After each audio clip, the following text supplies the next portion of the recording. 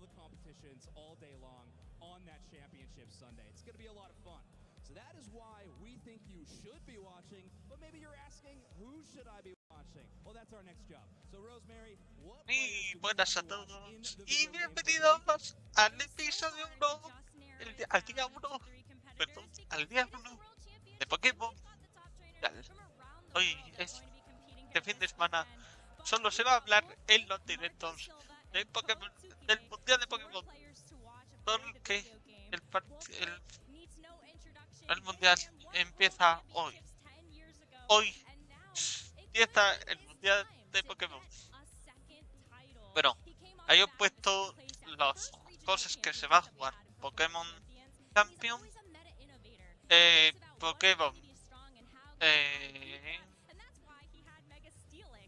Pokémon Trading Card Game y el Pokémon Go. No sé si hay algún juego más, pero sí hay un juego más. Bueno, no sé si lo van a jugar este año es ese, pero eso es lo más importante. El único que vamos aquí retransmitir es Pokémon Champion para ver, bueno, menos la final, que será con todos, que se van a hacerlo todos a la vez, uno detrás de otro, ¿vale? En ese sí echaremos todos, el único. Bueno, el partido, el directo empezó antes de las 6. A mí me ponía a las 6, digo, pues empezaba a las 6. Pero ha empezado antes, pero los combates empiezan a las 6, creo. Entonces, por eso es. Follower también está ahora en directillo, reaccionando también a los combates y todo eso.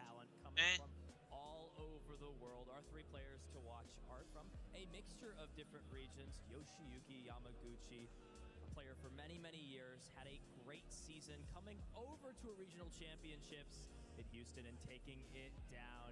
Eyes are definitely on him to see if Japan can win a world championship on their 10th anniversary. Toward Reklev, no introduction for this man. Did the global circuit, the Grand Slam, the only player to win all 4 international championships, is also missing that elusive world championship title. Got so close in Yokohama.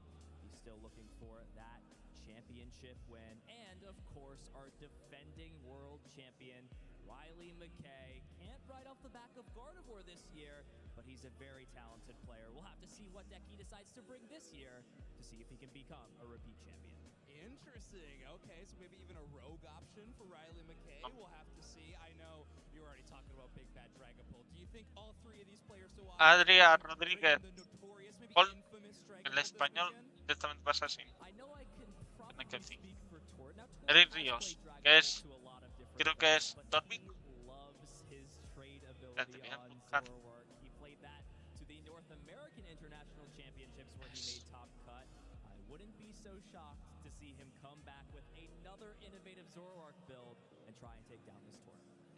Not the spirit of the World Championships. Trainers with their iconic partner Pokemon. I mean, that just fits the bill. How about for Pokemon Go? Any players to watch that we should have our eyes on? Oh boy, there are so many talented Go players, and I know that we say es Víctor Hugo.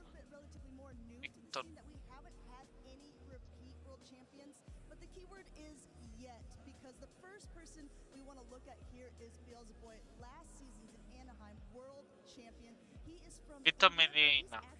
Had a chance this season to play a couple times in North America and also international championships, and has top. Víctor Medina se llama. He is still really going through this season quite ferociously. Next up, we have Nighttime Clasher. We're going to call him Mr. Worldwide at this point, because he's been playing in North America, Europe, and Oceania. He also got first place at the Latin American International Championships. Víctor Medina contra un italiano. No sé si me estáis escuchando bien.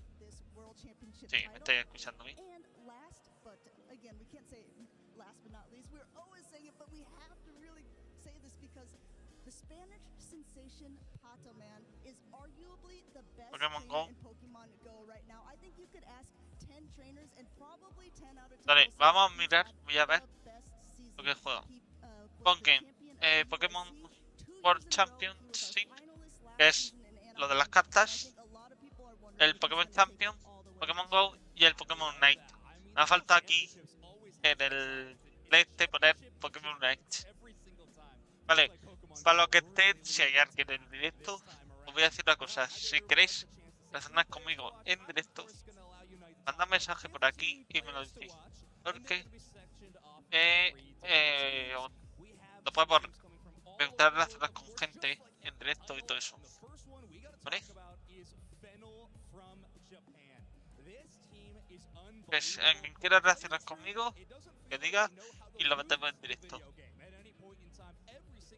Lo metemos, hago aquí, os pongo aquí debajo de mí y relacionamos.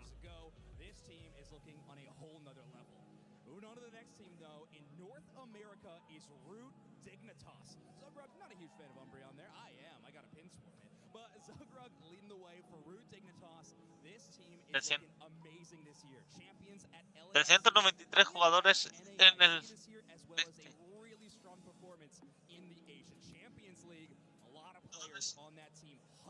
Vale, sí se escucha el directo.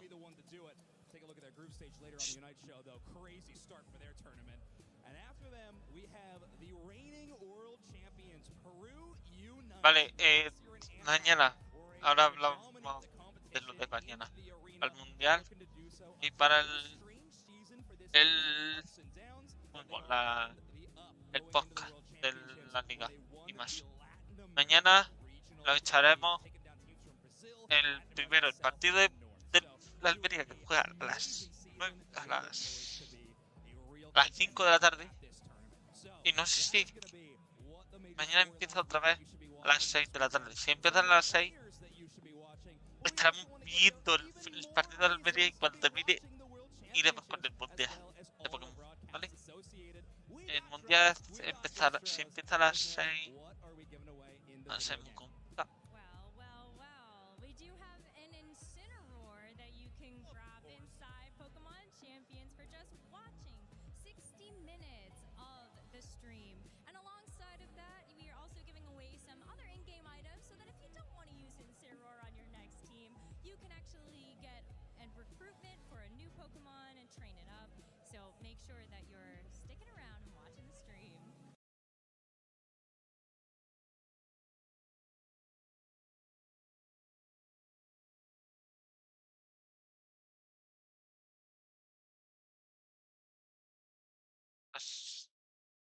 Están teniendo problemilla ahora. El directo. Creo que son ellos. Espérate. No digas que soy yo. Creo que voy a ser yo. Me cago en la mierda.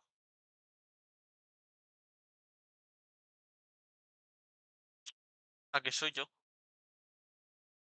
No, no voy a ser yo. No tengo tanto. Vale, ahora.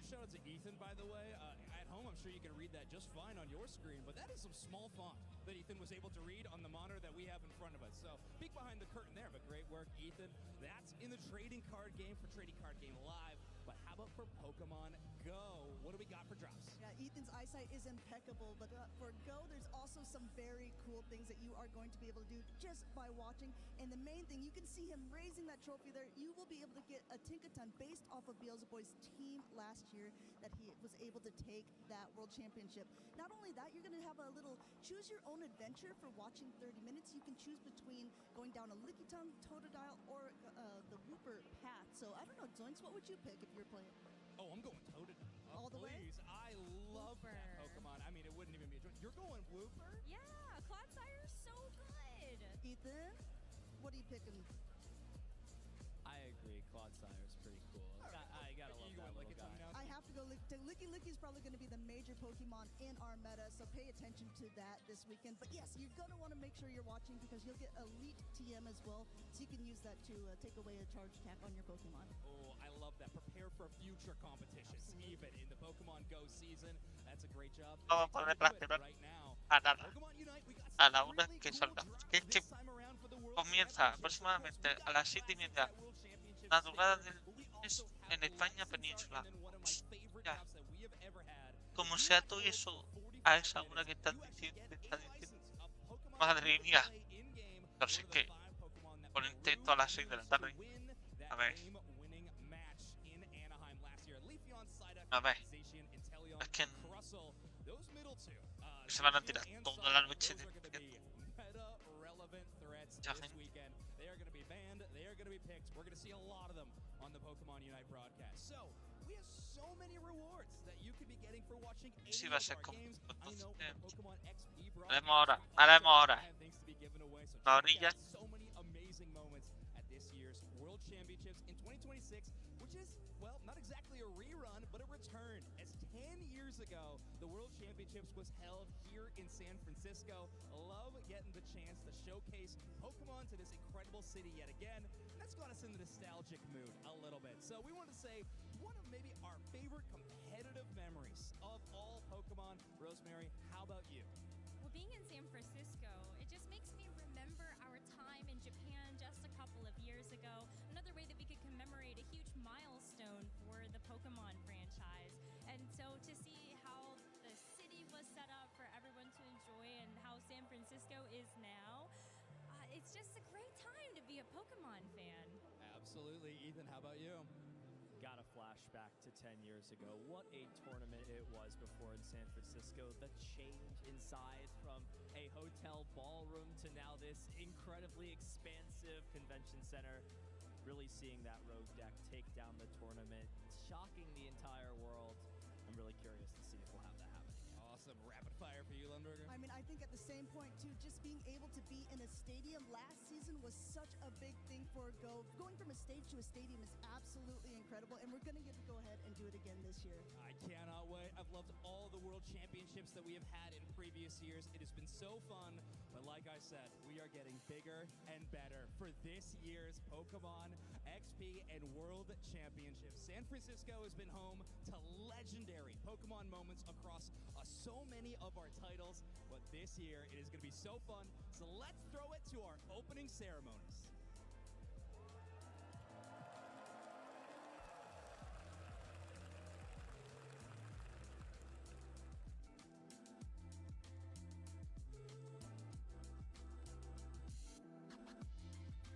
Esto lo vamos a quitar, ¿no? Que si no puede ser que lo echen esto para atrás.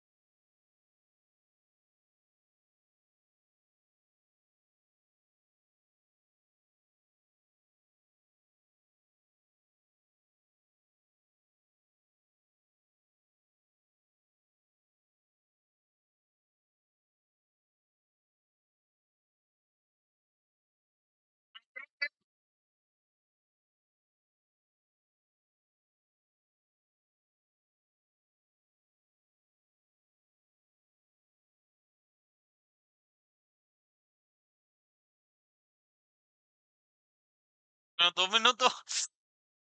2 minutos.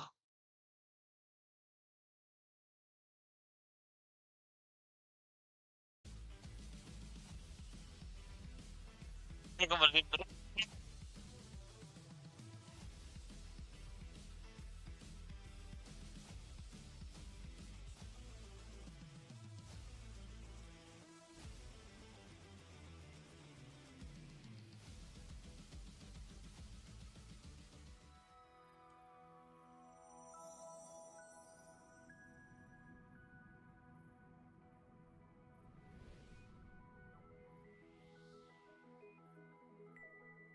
9, 8, 7, 6, 5, 4, 3, 2, 1.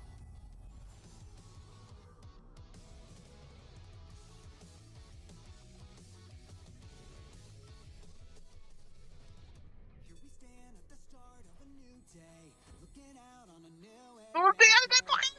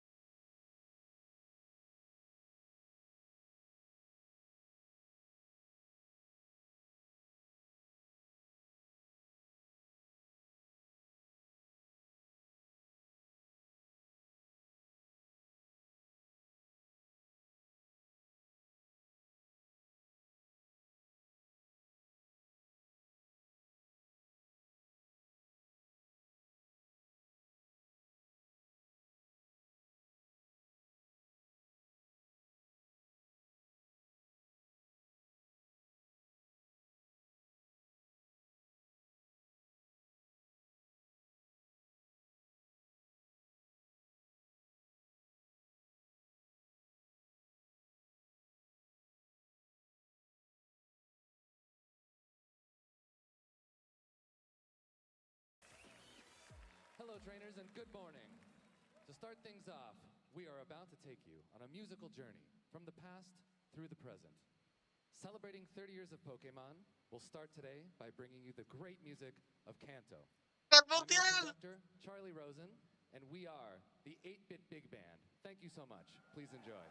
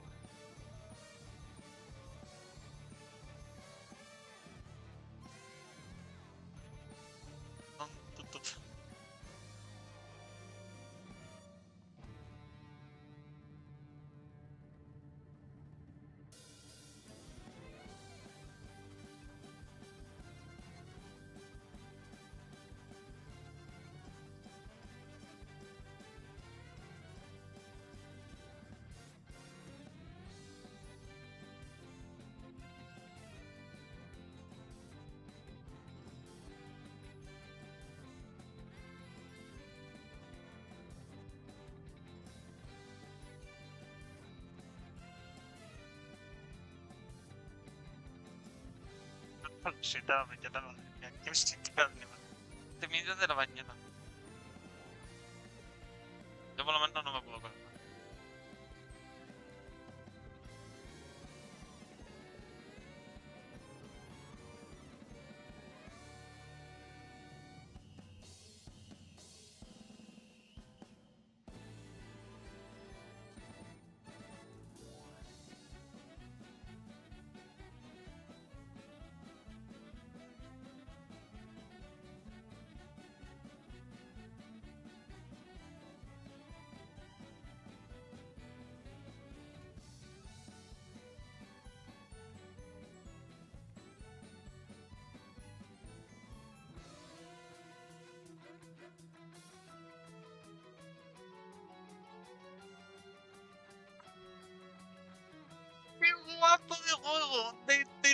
música, hostia.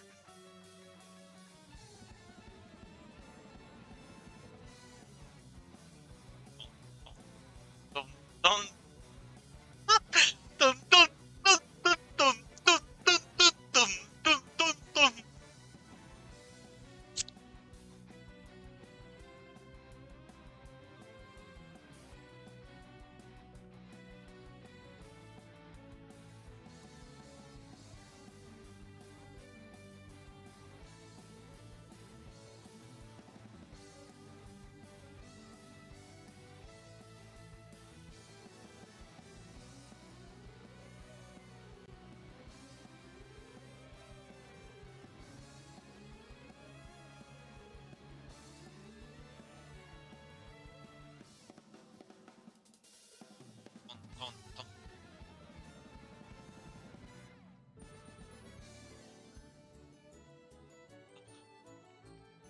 Tum, tum. Tum, tum, tum, tum, tum, tum, tum, tum, tum, tum, tum, tum, tum, tum.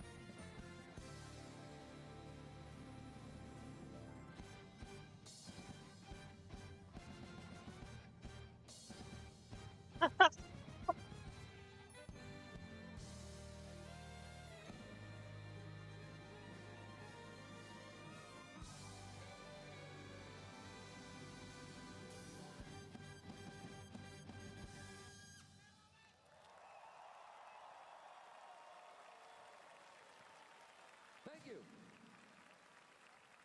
Thank you so much. Thank you very much. Well, that journey through Kanto was actually only just the start of our program this morning, trainers. Now, join me as we travel across generations to celebrate the amazing 30-year legacy of Pokémon. Thank you so much.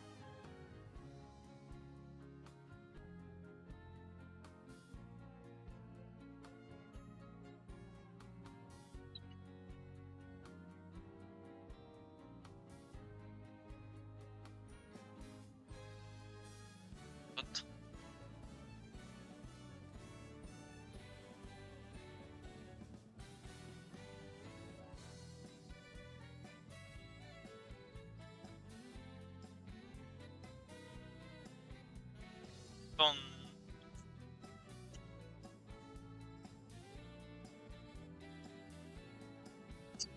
¡Hola! No sé si me escucháis bien. Sí. Espera un segundo.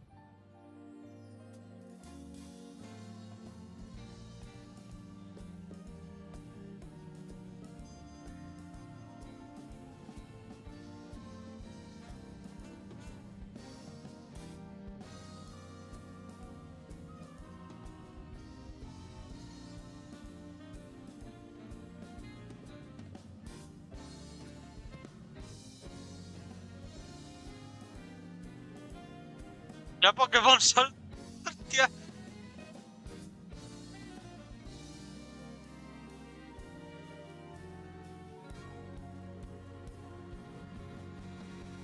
Pokémon espada y escudo.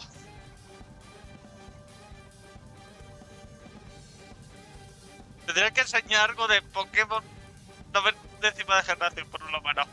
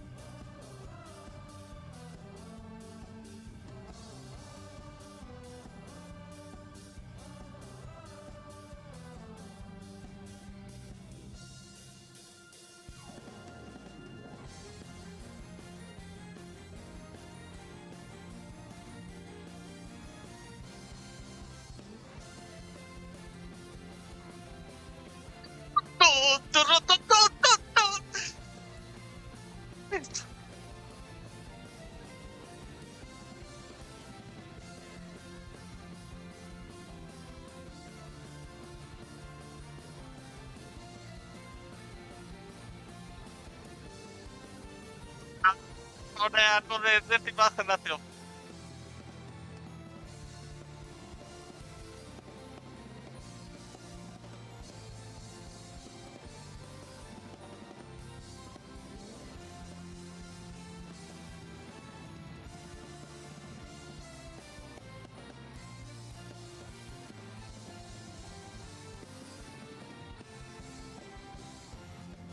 El juego.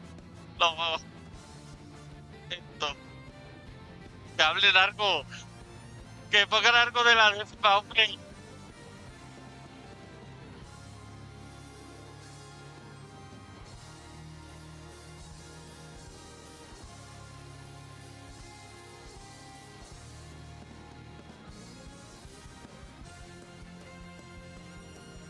Pokémon Go.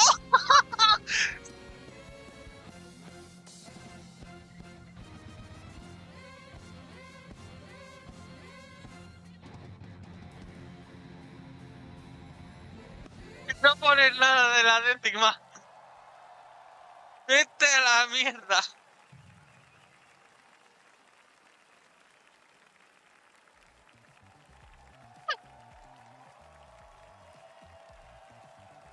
Toda la noche no dormí nadie. Porque va toda la noche. Como este. Está en directo.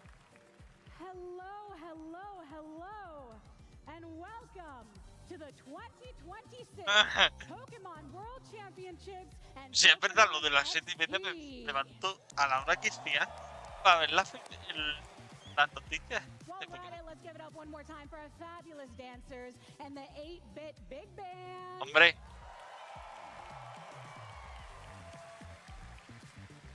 I mean, come on. No matter when you Es first que- discovered Pokemon, I hope hearing those medleys from our orchestra transported you back to some happy and cheerful memories. Hi, I'm Gabby Durden. I'm your host for this weekend's festivities. And just like you, I've loved Pokemon since I was a small child, forming my first core memories. So I'm beyond honored to be here on this stage, coming to you live from San Francisco, California. This weekend is me ando extra special enseñando for veando all of nuevo. us. One part of our event commemorates the hard work of our trainers as they conclude their journey to become world champions across 4 titles. Pokemon Champions, the Pokemon Trading Card Game, Pokemon Go, and Pokemon Unite. And even more adventure awaits with our first ever Pokemon XP, where we couldn't be more excited for you to join us for activities, panels, attractions, and much more throughout the weekend. All right, 2 incredible events, 1 unforgettable noche no me voy weekend. a And you better tirar believe chino. we're going to make sure it's one for the Son record las 3 books. noches hasta las 7 ya. But I think we should get things started, shall we? It is my pleasure to introduce to the stage the president and CEO of the Pokemon Company, Mr. Tsunekazu Ishihara.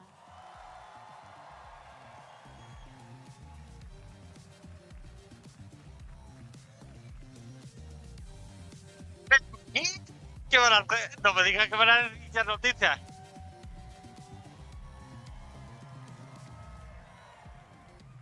Pokémon トレーナーの皆さん、こんにちは。ポケモンワールドチャンピオンシップ2020、そしてポケモン XP にようこそ。 Hello, trainers, and welcome to the 2026 Pokemon World Championships and Pokemon XP. 会場にお集まりいただいた皆さん、そして世界中からライブ配信をご視聴していただいている皆さんに、まずは心より感謝申し上げます。 First, I would like to extend my heartfelt thanks to everyone gathered here today, as well as all of you from around the world joining us online. 世界チャンピオンの座をかけて競技に挑む方も、ご家族やご友人とともにポケモン XP を楽しむために来られた方も、この場で一緒にポケモン30周年を迎えられることを大変嬉しく思います。 And whether you're here to compete for the title of World Champion or you've come with family and friends to enjoy Pokemon XP, I'm truly delighted that we can all be here together on Pokemon's 30th anniversary. ポケモン XP での数々の体験から日曜日にケースセンターで行われる決勝戦まで、この週末はたくさんの楽しみが待っています。トレーナーの皆さんにとって忘れがたい週末になることを確信しています。 And from all the exciting experience we have waiting for you at Pokemon XP to the World Championship Finals we're going to have at Chase Center on Sunday, this weekend is sure to be a lot of fun, and one that I think trainers will remember for many years to come. ここにたどり着くまで戦い続けてきた選手の皆さん、皆さんの努力、情熱、そして挑戦し続ける姿はいつの日かこのステージに立ちたいと願う未来のトレーナーたちの憧れとなる希望となっています。And to all of the Venga, competitors noticia de who have Pokémon, started venga. their way here, Que empiece con truly, your noticia ya. hard work, passion, and determination inspire future trainers to dream of one day standing on this very stage. You truly represent both an aspiration and a source of hope for the next generation. 皆さんが今日ここにいることが次の世代への夢をつないでいます。そのことに誇りを持って最後まで全力で競技を楽しんでください。 Just by being here today, you are helping pass those dreams on to the future. Take pride in that and enjoy every moment of the competition as you give it your best to the very end. それでは Anda. お祈りしています。 And with that, I wish you all the best of luck in your battles.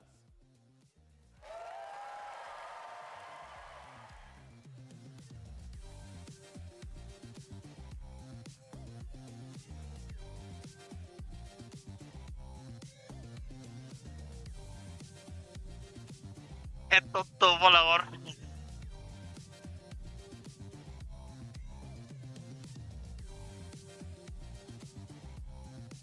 Que empiece ya los combates. For setting the stage. Oh, so beautifully. Ooh. I can feel the energy in this room. I can sense the excitement to compete. More than 2,000 trainers have descended upon San Francisco to test their skills and fight with all their might to become the next Pokémon World Champion. Nico, lo que tiene estos aquí, The time si has queréis come. ver, Please make your way over to the queréis front razonar tables to kick conmigo, off your matches. decímelo, que os meto en el directo. And before we get into the action, Y our hablamos. casters are ¿Vale? prepped to walk you through everything in store this weekend. So Sí, everybody, tendréis que poner la cámara para que veáis, para que se os caiga en el Pokémon directo. World Championships Si no queréis, begin. os pongo eso en el audio. No hay ningún problema. Decidí, vosotros tenéis que decirlo. Let's do just that. Hello, everybody, and welcome to the 2026 Pokemon World Championships here in San Francisco, California.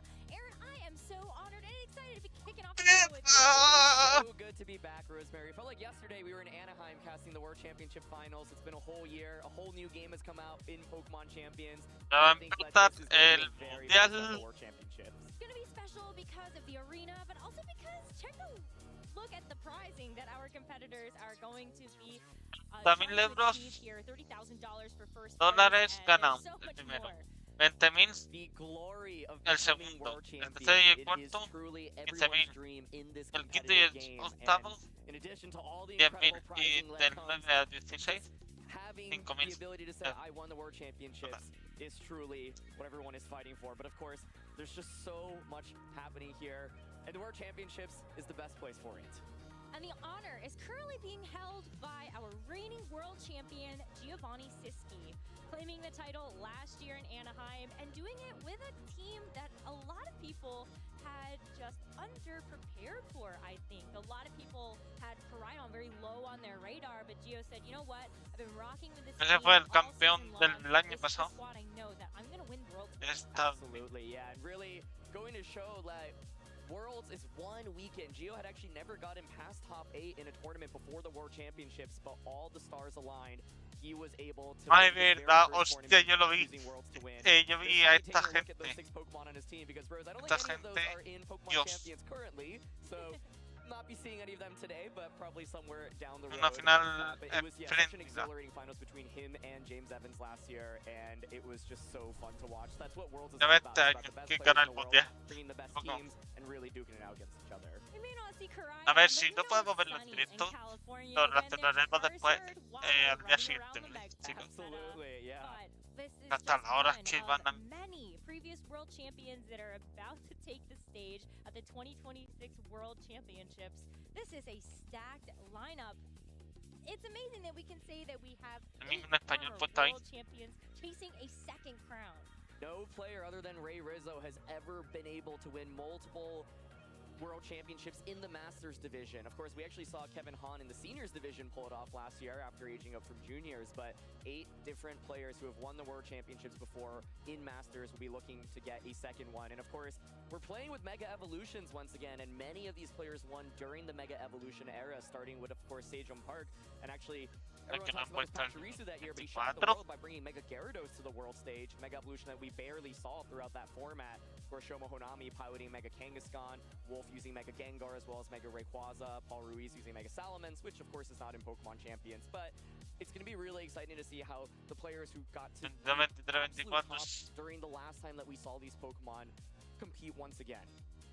I really wonder if Sejong's going to be bringing Mega Raichu as a small homage to the Pachirisu win.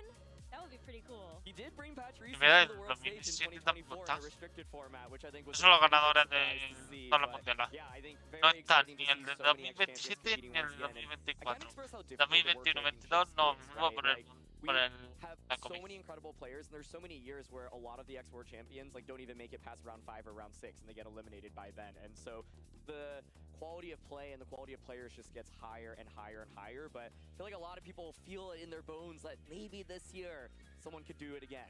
It does feel like if it's going to be any year, it's going to be this one. But there are a lot of other competitors hot on the tails of our previous world champions that are hoping to make a splash at this one. Let's start with some of our other players to watch from North America. We've got Paul Chua, Justin Tang, and Alex Underhill. Paul is a player that many regard as one of, if not the best player to not win a world championship. He is incredibly high up there. So many regional championship wins, coming off a win at EUIC this year, having won that tournament multiple times as well. He's a long-time veteran of this game, having been competing since 2011, 2012. And so he's made it as far as top 4 at the World Championships back in 2022. Can this be his year finally? Justin Tang, a rising superstar, very quickly rose through the ranks when he first launched onto the scene, getting 3 quick regional championship titles. This is a player that had just the best start to a season we have seen in a long time. He had 6 contiguous top 16 cuts across the events that he played at the very beginning. It's been a little bit more quiet as we've entered into the back half of the season, but if there's anyone that's going to be ready for the World Championships, it's Justin Tang. Yeah, absolutely. Coming off a top 32 finish last year as well, where he was using some really eccentric Pokemon like Groudon and Jumpluff in a format where they were not necessarily the most popular. So excited to see what team he's brought to the scene today. But of course, like you mentioned, just truly one of the fastest rising stars in VGC. He only started playing in Pokemon Scarlet and Violet, won the first ever regional championships he attended, and I think many are expecting a big finish for him today or this weekend. And then Alex Underhill kind of closes the bookends with a lot of experience coming into this World Championships. He's also been playing competitive Pokemon for many, many years. But I think maybe we'll be able to bring something special to the table. We talk about meta development. It's very hard when coming into the World Championships. This is actually going to be the first official tournament that we're going to be playing in this format. But Alex has been taking to those online tournaments and already coming up with some unique teams. Absolutely, yeah. I think him and his team building group, one of the premier groups to watch out for in North America, prominently actually debuting this dual weather team of Charizard paired with Pelipper, Archaudon, Grimmsnarl, Basculegion initially, now Mega Swampert, Venusaur as well. And so I'm very curious to see if he's brought that to this tournament, because if there was any player that I would expect to, it would be him and his buddies. This is just North America. We have lots more players to watch from our other competitive regions. So let's now talk about Europe. This is a tough one to narrow down to just 3 competitors as well, but we've got Marco Silva, Michael Kalsh, and Francesco Piopero. Yeah, 3 absolute titans in the game. Marco also still looking for his first World Championship victory. He's won so many regional and special events. He's won 3 international championships. He's come very close to winning the World Championships as well, and he's just been one of the most consistent players in the game over the last couple of years as well. I think many hold him to be Europe's best. Speaking of consistency, Michael Kalsh at the World Championship level has had that and then some. 2nd place at his first ever World Championships, followed up in the next 2 years by a top 4 and a top 8. Hopefully it's going to be better than just a top 16 this year. Top 16 is still pretty good. And it is very good, but you know that Michael Kalsh is one of those competitors that he's chasing that big win after being so close and knowing that he could taste the victory. It must be fire under your belly to know that it was in your reach once before. Absolutely, yeah. I mean, I spoke to him a while back, and he said, I want to be remembered as the greatest player of all time when I'm done with this game. And in just 3 years of playing competitive VGC, like you said, top cut every World Championships he's attended, he's gotten so close to the crown. And Marco and Maiko, actually both players I really have my eyes out on because I'm curious what teams they'll bring, because Mega Gengar is not a Pokemon that's very popular in this format, but both Marco and Maiko have actually had tremendous success with it. Marco winning a regional championship with it, Maiko winning a big online tournament with it with Swampert right before Worlds. And so I think Mega Gengar is really hard to use, but if there's anyone in the world that might be able to pilot it from Europe, it's going to be these two guys. Would be really exciting to see some additional Mega Evolutions come into the meta for the World Championships. But someone that knows that sometimes the tried and true is what makes it possible. It is Francesco Piopero, the NAIC champion, first IC champion in Pokemon Champions. Yeah, and he came off a top 4 finish at EUIC this year as well. He's been so incredibly consistent, having top cut every internationals. He was always kind of chasing that big win. He had made it to the finals of regionals before. He had made it to top 4, top A of internationals before. It just feels like he was always in top cut, but was missing that big win, but finally got it in NAIC. And I think like he is probably coming into this feeling a lot of confidence off that big win as well. And Italy is just such a dominant region, and you know, it feels like every tournament it's someone else's time to shine a little bit, and now it's Francesco's time after that big tournament. Next up, we have our competitors from Latin America who have traveled all the way here to see if they can grab that crown. First up, we have Alexander Canseco, and I think this is a player that I feel like has been a little bit underrated coming into the World Championships, and even when just thinking about it from a global stage. But this is a player from Mexico that you've got to keep your eyes on for this World. Yeah, definitely really consistent finishes across multiple events over in LATAM, and I think it's really awesome to be able to highlight these players a little bit more. And one thing that's especially exciting is next season, we actually will get to watch these players compete in Latin America because we'll have official broadcasts there. And so to your point, I think Alexander has not been able to get the chance to compete as much on kind of the global stage, right? But has had a lot of local dominance. And if you take a look at, some of the other players on this page, like Juan Salerno, probably one of the, if not the most well-known LATAM player, partially because he's attended multiple events outside of Latin America, has done very, very well, getting second at LAIC just this year back in his home region. Comes as one of the most dominant players in terms of championship points, has had so much consistent success across the board. Last but not least, we got Max Morales, a 4-time regional and special champion. I think that really does speak volumes, knowing that you have had that regional success, but now it is about being able to show up on that big stage, and maybe this is going to be the World Championships that Latin America will be able to get that second title after Paul Ruiz claimed it so long ago. Yeah, of course. I think it feels like, Juan in particular has really just had such a dominant season across the board, and I think his ability to venture into the other regions and compete in them as well, I definitely have my eye out on him, but I think all three of these players really, really have to pay attention to from LATAM in particular.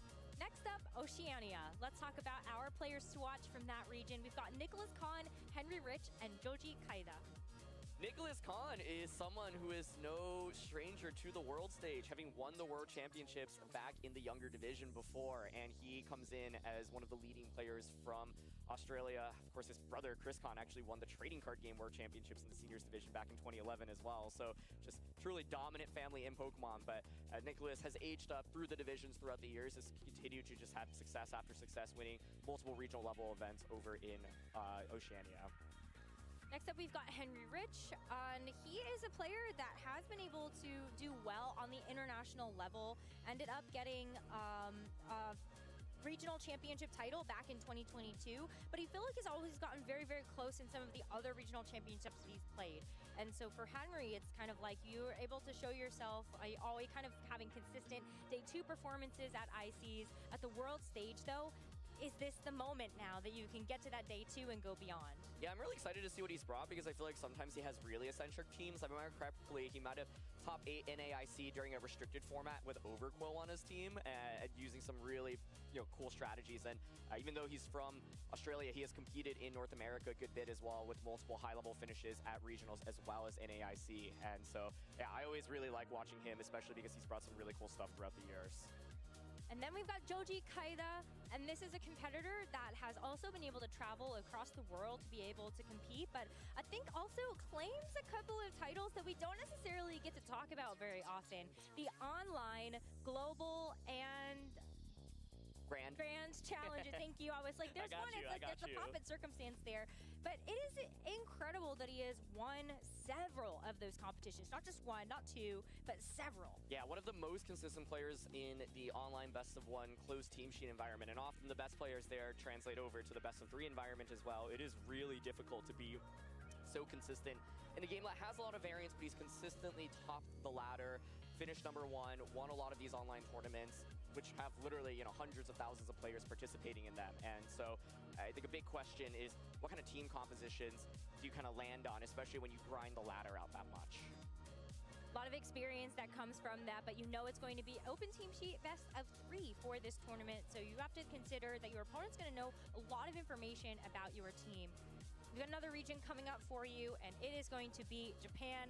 Japan, one of the strongest regions in competitive Pokemon. And we've got Ko Tsukire, Yuma Kinugawa, and Hiroshi Onishi. Any of these could walk away as world champion this weekend. Like, I think Japan in particular is just historically such a strong region in VGC, having had crowned multiple world champions.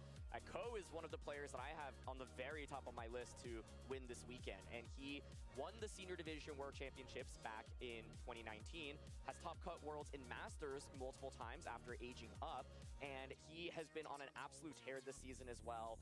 He's also traveled, outside of Japan to compete at the internationals, and just been so consistent. Every time I watch him play, I'm like, he I can see why he was a world champion, and I think he's here to prove himself. Like, I can win in seniors, but I can also win in Masters.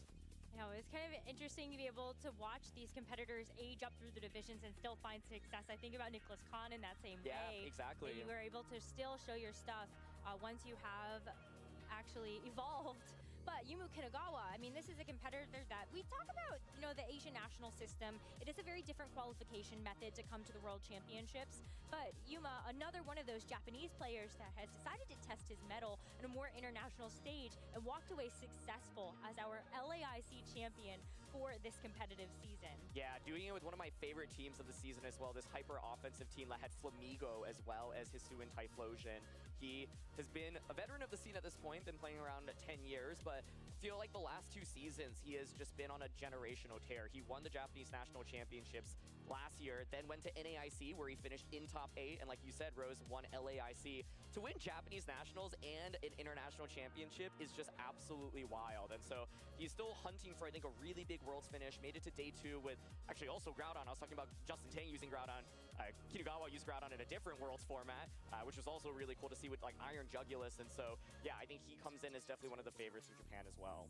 And of course, you have to talk about our current reigning Japan Nationals champion, Hiroshi Onishi. Ended up winning with the, kind of a very standard set of Pokemon there with the Charizard and the Floette, but I think it was really that Garchomp that really helped him stand out amongst the field when there were also so many other Charizards running around. Absolutely, yeah, and I think the Japanese national champion always has very high expectations coming into this World Championships. For a very long time, it was like whoever won Worlds was either the Japanese national champion or someone who had gotten top 4 at Worlds before.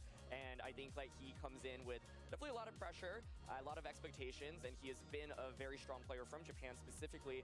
Don't think he's been able to compete at the world stage very much, and so be able to see, exciting to see how he'll be able to do. But like you said, yeah, he showed, look, I can play the standard composition, but I can play it better than anyone else, and yeah, comes in with a really, really big victory over in Japan. This is just a snapshot of our competitors to keep your eyes on for the 2026 World Championships. But if you're watching, then you're going to get something nice out of it too. Check out our distributions. Make sure that you have linked your account so that you can get an Incineroar to use in-game. But if you don't want to use Incineroar, then we also have some other goodies for you to be able to recruit a new Pokemon and train it up to be ready for your team. Of course, and we, of course, also have a distribution for all of you here in Pokemon Champions. If you want an exclusive hat, an exclusive t-shirt, I think this is actually one of the coolest things about Champions, which is being able to get exclusive merch that you can't buy within the store. All you have to do is use that passcode, Enjoy Worlds 26, and you'll be able to rock these in Pokemon Champions. Let your opponents know you are tuning into the World Championships. Maybe they'll tune in as well and they can learn a thing or two.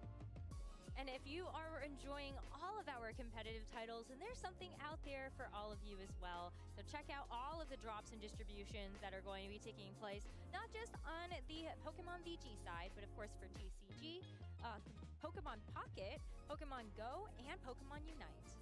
And of course, how do you earn these? Well, it's simple. You just need to log in.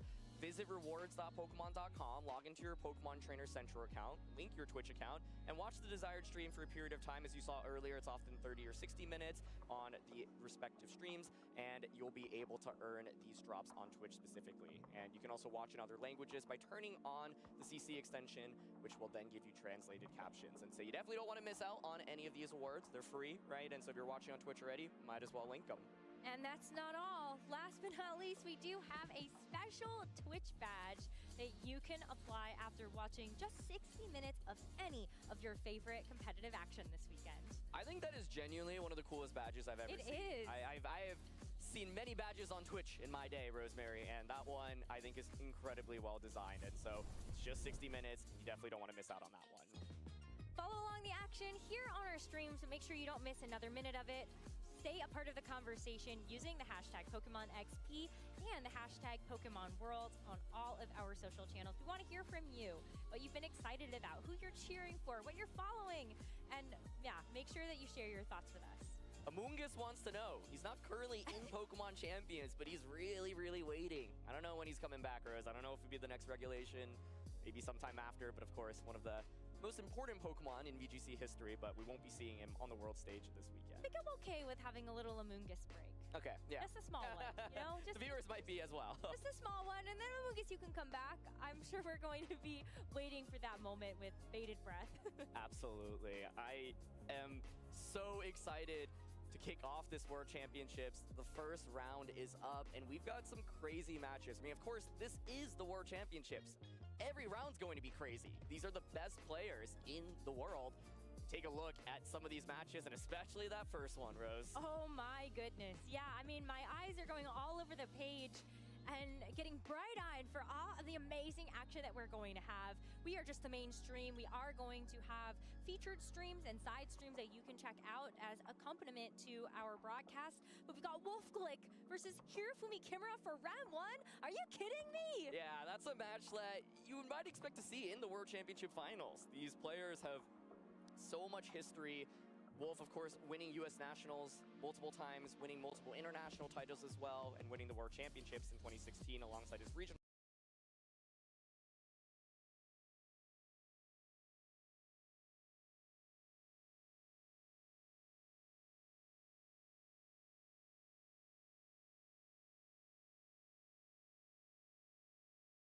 Every time he's been here. Second in 2019, he's top cut the last 3 World Championships with a top 4 finish last year as well. So it's going to be an unbelievable match. And yeah, I truly mean it when, you know, what's so exciting about Worlds is so many of these matches that you see on the screen. If you said, oh, that is what we would see in the arena on Sunday, it wouldn't feel like an absolute shock.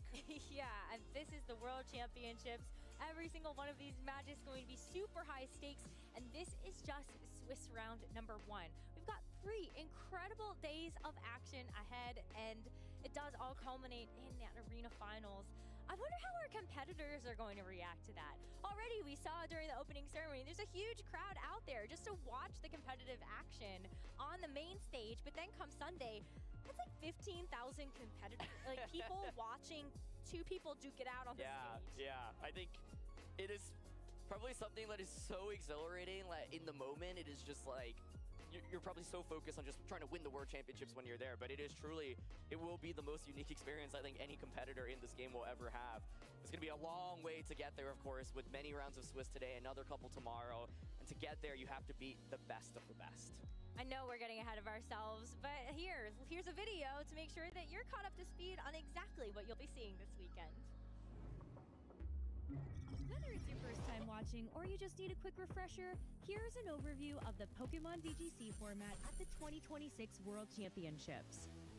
The best trainers from around the globe are here to compete for their share of a $2 million prize pool and the coveted title of Pokemon World Champion. The first World Championships played in Pokemon Champions will take place over 3 days. Phase 1 consists of Swiss rounds where trainers battle head-to-head in a best-of-3 format with open team sheets. That means critical details about each trainer's Pokemon are available to the opponent. Trainers advance to Swiss Phase 2 if they gain more match points than their division threshold. At the conclusion of Phase 2, the top 8 trainers and up to 8 additional trainers tied with 8th place will advance into an asymmetrical single elimination bracket until only 2 finalists remain. On Championship Sunday, these finalists face off in San Francisco's Chase Arena for our biggest finals yet. 2 will enter the arena, but only 1 will walk away as the 2026 Pokémon World Champion. Who will become the first world champion of the Pokémon Champions era? Which Pokémon will dominate the meta? We'll be here all weekend, so you won't miss a second of the action. With that, it's time to get today's matches going. Casters, take it away. Thank you, Pass Me, for that format. And now we're going to go into round number 1 between Wolf Glick and Hirofumi Kimura. You can't ask for a better way to start the World Championships, Rose. You truly can't. We saw this matchup and we were like, come on. That has to be the one that we show for everybody. So hopefully y'all are eating good at home. But let's talk about these teams, as we've already talked about the player accomplishments, both of them coming in with major successes at the World Championships. But you're not seeing things incorrectly. That is a normal Tyranitar and a Mega Staraptor facing off against Mega Blastoise and Mega Delphox. I think, of course, Wolf, a player that so many people are cheering for, and so many people are curious, what team is he going to bring to this tournament? This metagame, of course, feels like there are maybe around 10 teams that were incredibly dominant and established coming into this tournament, and for many players, it's a question of, are you going to use one of those teams, or are you going to build something new and try to break the metagame? And at NAIC, I think that was something where we looked at and we're like, okay, that's meta breaking. You've got Mamoswine, you've got Toxapex. And actually, a lot of people took that team and realized that Toxapex is going to be pretty good going into the rest of the Pokemon Champions format. But this particular team, it feels like it takes some of the best pieces of one of the archetypes that really started to emerge when this format was announced with Mega Staraptor and Mega Tyranitar. But of course, there's a lot of Wolf flavors behind it with something like that Nasty Plot Farigiraf. Yeah, and I think a couple of elements to call out here. You've got the Power Gem Life Orb Golden Go here, so that is used to cars are, of course, regular Tyranitar over the Mega Tyranitar, mainly because Raptor's a Pokemon that does like Mega Evolving so much, and the Tropical Berry just ensures a little bit survivability against things like Low Kick from King Gambit. And you've also got Whimsicott and Farigiraf. Now, this is a duel that won the World Championships in 2024, but in a much higher power format overall, of course, paired with Miraidon. And, of course, you've got the Nasty Plot on the Farigiraf. The Whimsicott here doesn't have Protect, which it normally runs, but the ability to switch in Farigiraf to block a Fake Out allows you to flex and have a 4th move on the Whimsicott. And then we've got Excadrill with Expert Belt here as well, without Rock Slide. You know, this is a little bit different from the traditional Excadrills that you will see. And I think overall what's interesting is that there is only one Mega Evolution on this team. A lot of the top teams in the format make you pick between, you know, 1 or 2 Megas, or you maybe even bring both Megas into a game. But Wolf says, I'm going to bet it all on Staraptor here, and I've got so many pieces to support it as well as possible. Trick Room on the Farigiraf, Speed Control in the form of Tailwind here on this Whimsicott. And you do have the ability to come in with Tyranitar, but you do have to be a little bit careful since you don't have that Mega Evolution. You've got one shot to set up the stand on Tyranitar and keep it if you really do want those extra boosts to your special defense. Let's take a look at the flip side of things, though, because while this might be a more unique take on that Staraptor and Tyranitar archetype, you're actually running something that is a bit more established. You've got a choice, and the Mega Fox or the Mega Blastoise really helps amplify. You've got a boosting move on either of those, and the idea here is pretty simple. You're trying to set up either the Blastoise or the Delphox, and then let them sweep. Exactly. Yeah, this is one of the top teams coming into the World Championships. There was a huge online tournament. Nearly 1,500 people participated in it. This team won. This team also reached rank number 1 on the ladder, built by a Japanese player a couple of weeks ago. And so it continues to be a huge part of the metagame. And Rose, what makes it so scary is that there's 9 different lead combos that feel good. Incineroar plus any of Blastoise, Delphox, or King Gambit. Sneasler plus any of those. Or Sinistcha plus any of those. Right? You have to respect all the different Pokemon that can set up and often just run away with the game. And so what makes it also difficult then, if you're using it, is, well, which one do you pick, right? Gambit kind of feels like a hidden Mega Evolution in that you can actually lead it and just try to start sweeping with it immediately. I think Delphox actually is a Pokemon that feels strong into Staraptor on Wolf's team in particular, but could see Hirofumi leaning into Blastoise or Delphox or even King Gambit as the lead. I think Incineroar, a really valuable Pokemon for him to potentially lead, get that immediate Intimidate off into Staraptor. It's one of the ways that you can neutralize Staraptor's damage output, because of course, if you bring Incineroar and Staraptor's already Mega Evolved, well, it feels really bad. So normally you might want to lead Incineroar to try to catch that Staraptor, attack immediately. And if Wolf wants to respond, you can try try to find ways to beat that Incineroar as quickly as possible, right? And so if you don't want to, get intimidated by Staraptor, things like Tyranitar and Golden Go can actually offer a lot of damage output, especially with Power Gem on the Golden Go, which is not the move you see super frequently. And the Sneasler here also has Quick Guard, which of course is a fun move that can help out against. Empiezan. La ronda 1.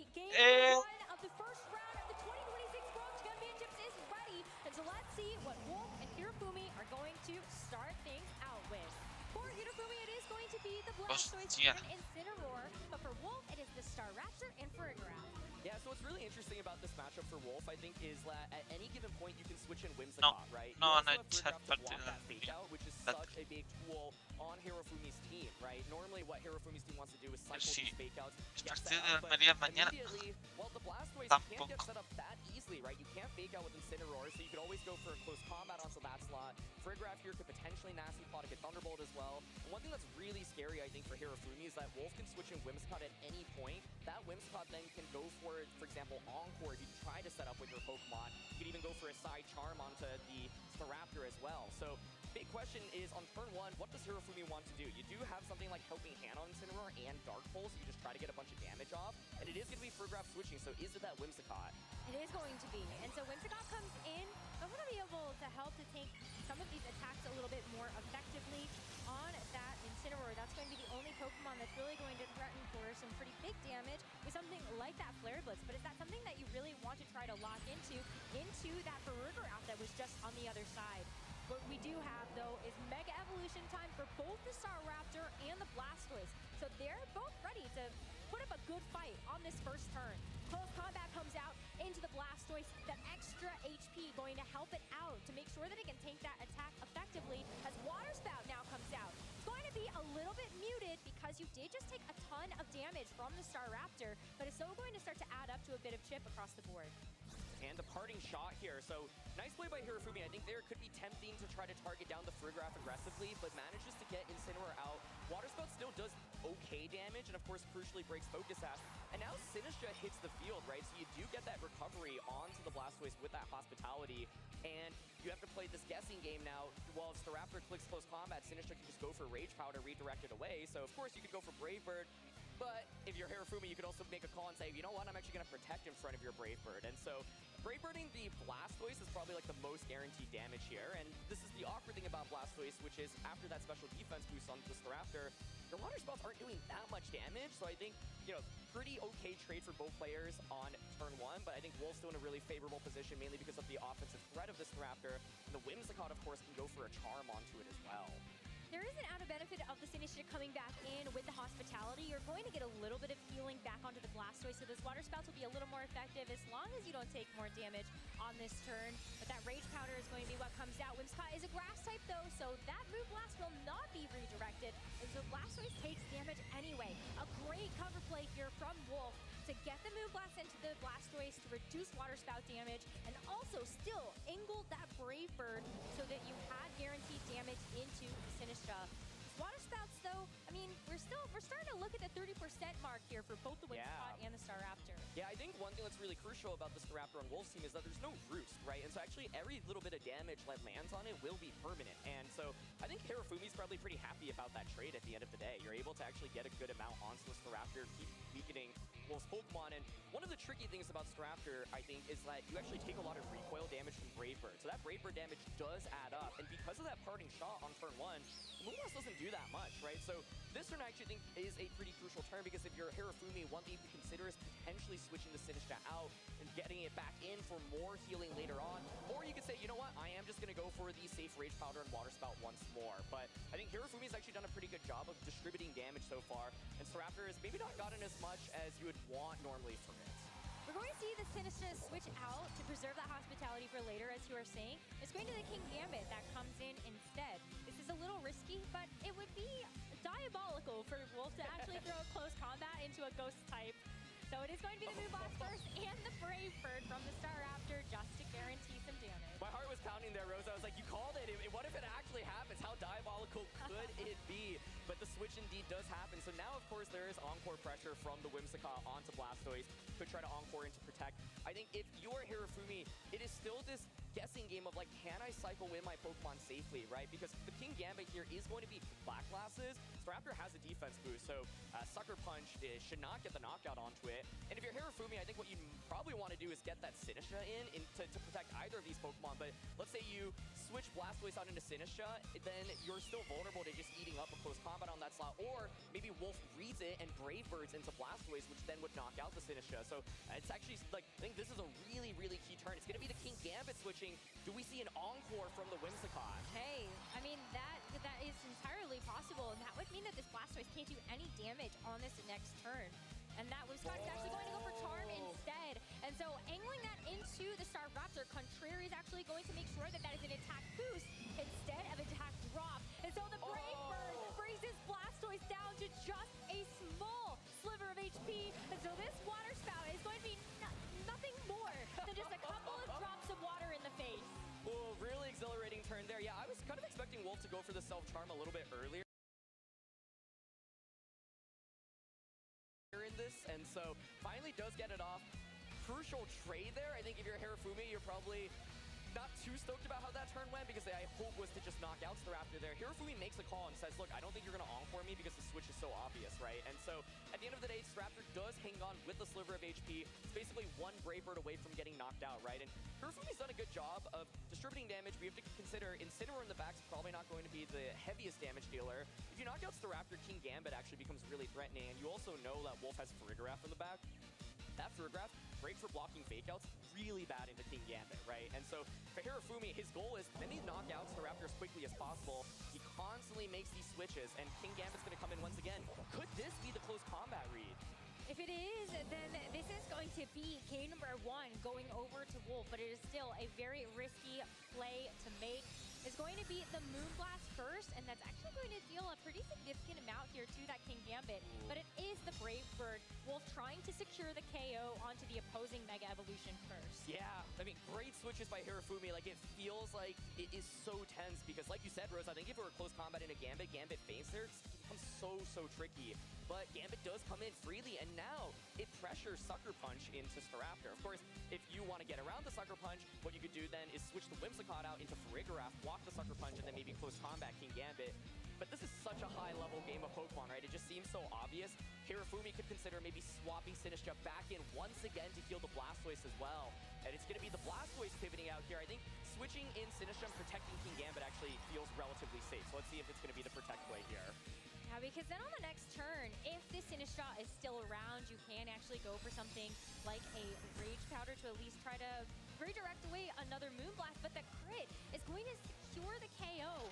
First one of this game after so many turns. And the Brave Bird into the King Gambit instead, maybe hoping that it was going to be the Sinistra on the other side. Exactly.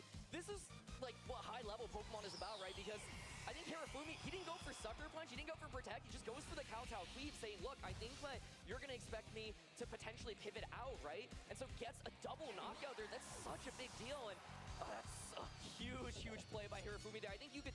Things felt really tense, especially with that critical hit onto Sinistra, because it meant that close combat could just go into King Gambit safely.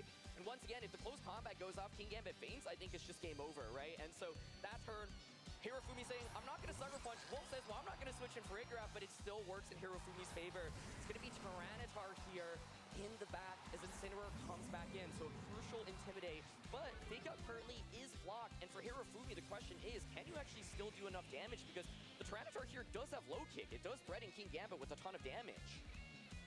That would end up securing a knockout here, but we do have that Intimidate drop, so it might be something that we'll have to wait and see. But there's also still that Blastoise in the back if you're trying to consider maybe Incineroar getting a parting shot off into the Tyranitar, reduce the damage, bring in the Blastoise instead and sacrifice it.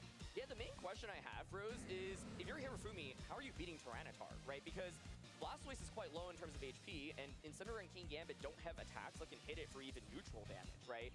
If there was no Farigiraf on the field, I'd say, well, you can just fake out, you can Swords Dance, but right now, I think it's actually still kind of dicey for Hirofumi because of the inability to fake out. So it is going to be the parting shot here. Incineroar actually moving first before Farigiraf or the Tyranitar.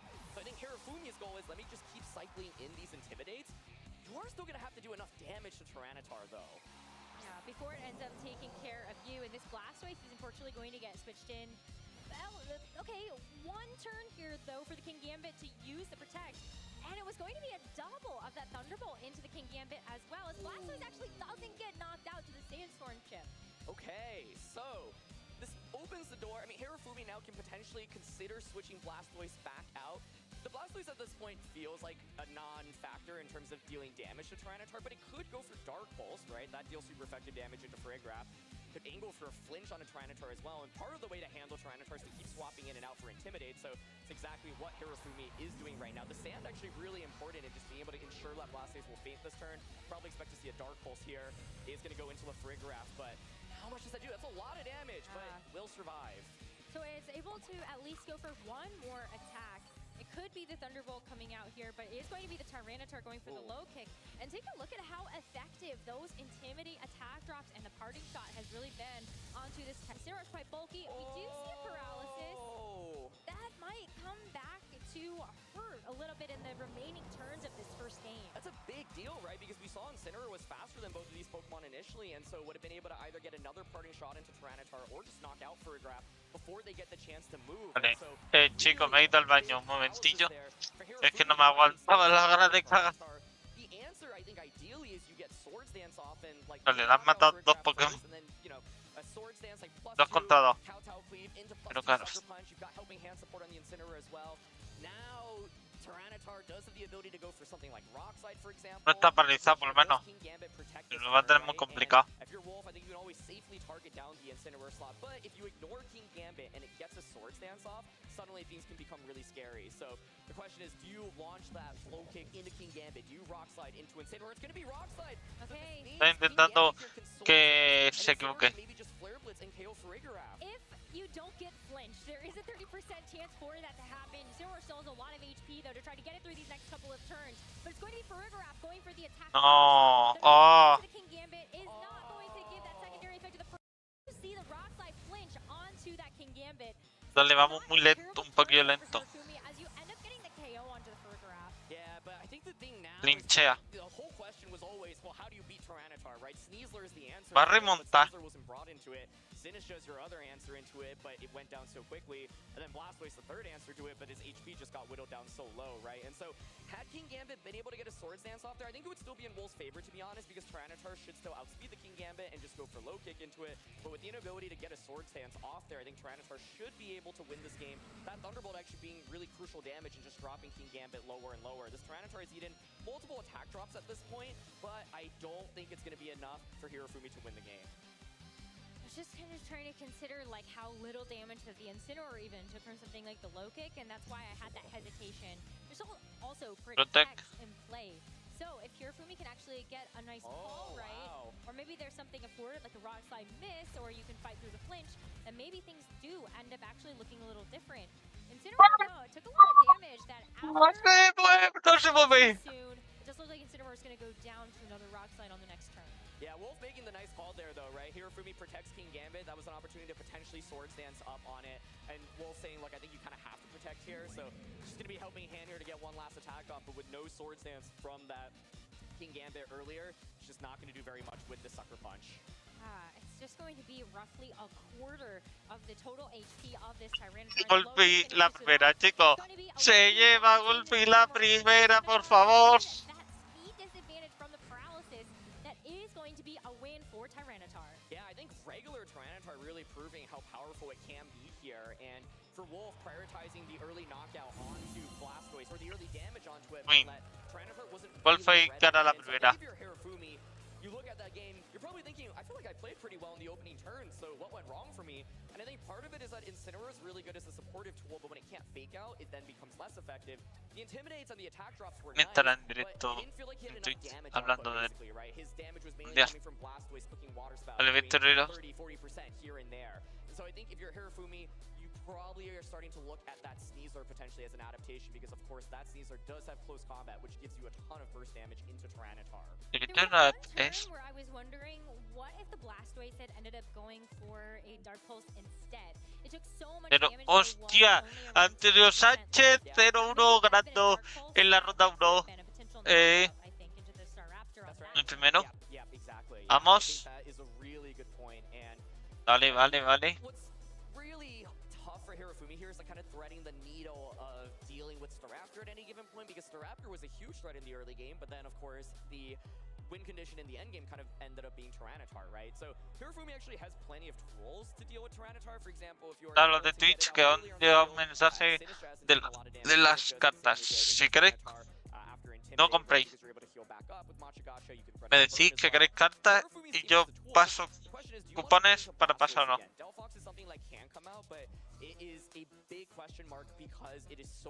Y yo paso los códigos. ¿Vale? O avisa para que... Hola, bro, soy nuevo. ¿Te puedo hacer unas preguntitas? Sí, claro, las que quieras.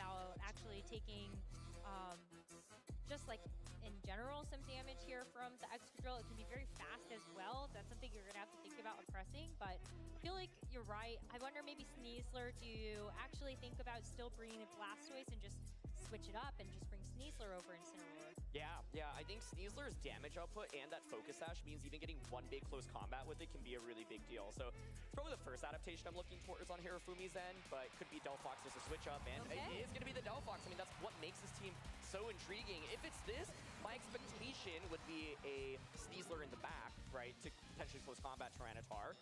We'll have to see. But either way, the Delphox here does threaten Golden Go immediately, but question is, can Golden Go survive a heat wave? Often it will be able to life orb Golden Go, then you can la pregunta que quieran las podéis diciendo, ¿vale? I think Hirofumi maybe hoping to see Staraptor here, right? If it's a Staraptor based lead, I think Delphox feels stronger, but Wolf mixes it up with Tyranitar Golden Go. Delphox is in an awkward position right now. No tengo problema. Because you don't necessarily, like, timing of the Mega Evolution is also incredibly important. So is this something where you say, I want to Mega Evolve the Delphox now, or do I actually want to try to switch it out and call something Pues Jesús, si no te está en el directo, yo voy a seguir viendo followers. Ah, vale. Tienes cosas de anime y si tienes tienes como peluche, monos, mangas, tienes todos los juegos de nombres físicos y es que cuáles tienes, cuáles videoconsolas tienes. No. Vale, chicos, yo no tengo nada de eso.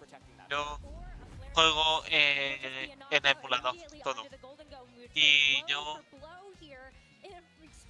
no soy de coleccionar cosas así, ¿me entiendes? I love this though. This is one of the, I think, most exciting things about the World Championships this year, which is dual Mega teams bringing both Megas and flexing it, right? And so it's going to be a single target rock slide here. It actually does decent damage at -2. No sé si...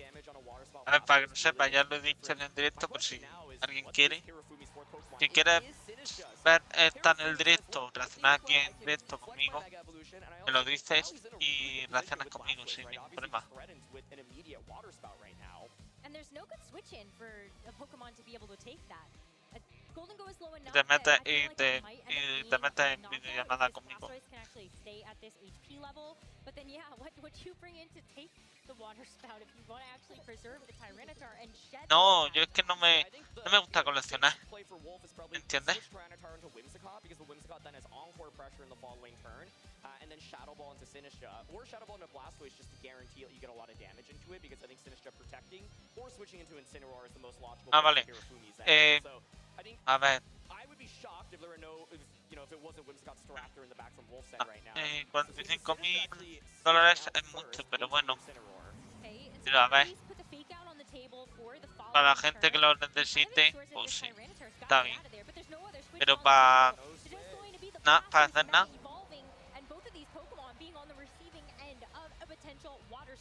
You do also have the Dark Pulse if you want to try to guarantee the damage into the Golden Go, but the Golden Go moves first before that Blastoise has a critical hit that is going to turn it down to 19%. These water spouts are going to be pitiful, but it's a Shell Smash instead. That's going to help increase. No lo sé, porque yo estoy ya empezando a trabajar. ¿Qué pasa? Que yo el dinero me lo tiene mi padre para gestionarlo y que no sé, y que yo pueda hacer todo eso. Para tener dinero guardado, ¿me entiendes? Y luego si lo necesito me voy. Tengo yo una tarjeta mía propia para para sacar dinero y todo eso, ¿me entiendes? Wolf makes the right call there, saying I am going to just Shadow Ball into the Blastoise slot, saying if you switch into Incineroar, why guarantee the damage? Pues tengo un año más que tú. Tengo un año más que tú. Yo tengo 23. And then the following turn, you just switch Incineroar into Sinistcha, heal back up on Water Spout, but now I just don't think there's enough damage for Hirofumi at this point. I agree with you there. There's not really a great way for the Sinistcha or the Incineroar to hit this Staraptor either, which still has the ability to Ya está, ya está, ya ha ganado. Wolfie ha ganado. Ya está, si solo le queda al otro uno. Ya está, este ya no, este ha ganado. And it goes to show basically how thin the margins can be sometimes with these setup-based teams because you often feel like you're going all in on whatever Pokemon you're trying to set up. I really like Hirofumi's call to try the Delphox as a lead here. What's tricky is like going full commitment on turn 1, right? Perdón, es que también estamos hablando, estoy con los derechos de a mí 22 años tengo esto para la gente de mi edad. No normal tener esa cantidad.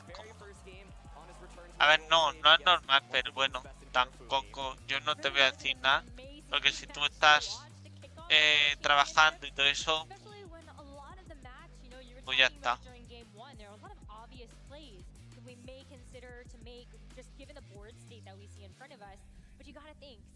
Y tú no has gastado nada. A ver, es verdad que si no has gastado nada, pues puede ser que tengas eso. Was a set where it felt like Wolf already was kind of in the advantage, and then Thunderbolt Para and the critical hit just bring it way too over the edge at that point, where it felt like Hirofumi was already trying to play from behind in both of those games, and I think once again, like it is so ha sido una ronda muy rápida esta, las primeras, con esto ahí. If you ignore Blastoise, it's a Shell Smash that turn, and Blastoise doesn't have that much damage, and Sinistcha can switch back in. It suddenly becomes a completely different ball game, right? And so for Hirofumi, he was looking for the perfect opportunity to get that Shell Smash off, and yeah, I really would have loved to see how that would have played out without the crit, because I think Wolf likely had, Whimsicott's Raptor in the back. The Whimsicott could still be able to set up a Tailwind, right? And match the speed from Blastoise. Ya mira a ver cómo va la otra. Quite difficult to deal with, and so yeah, I felt like it was still probably in Wolf's favor before the crit, but then the crit just like instantly wins. Vamos a ver cómo van los daños. Bueno, yo creo que él también ni habrá interno. No habrán ni dado tiempo. Sé que estos nidos, los de aquí, ha sido muy rápido, ¿no? Mega evolves Staraptor with close combat, and then also the low kick from the Tyranitar, and that is definitely enough to get that KO. So Hirofumi just knew the writing was on the wall, but that's still a great set to start off our day.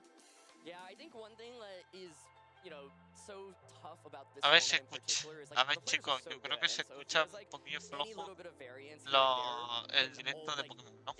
I wouldn't say it made or break this set at all, actually, because like I said, I think like Wolf had a pretty monumental advantage in Yeah. both of the games. Lo but it's subí one un of those where poquillo it's like más even para que one se flinch, escuche one más. crit, can often just be the difference between having it, like the game being somewhat neutral or to like completely blowing up, right? And so I think that Hirofumi's team is one where you ideally want to get set up with your Pokemon, but he basically never got the chance to set up. And part of what Wolf did really well in that game was saying, look, any opportunity that you have to potentially set up, I'm going to potentially look to scare you, right? Se escucha un poquillo más, ¿no? Once again, the Farigiraf to block the fake outs and the Whimsicott to be able to switch at any point and potentially on for you is really scary. Yeah, just really did make that Ya a mí Incineroar se me feel escucha más. so much Que lo less he subido useful. a mí el Those máximo, fake outs being y a ellos off the les field, subí you un never know poquillo if más that Farigiraf's just para gonna poder switch in, even if escucharme it's bien not on the field. y That's escuchar gonna do ellos it for también bien. us for round number one of Directo our escucharlo bien. World Championships. We've got our analysts on the other side to break this match down even further.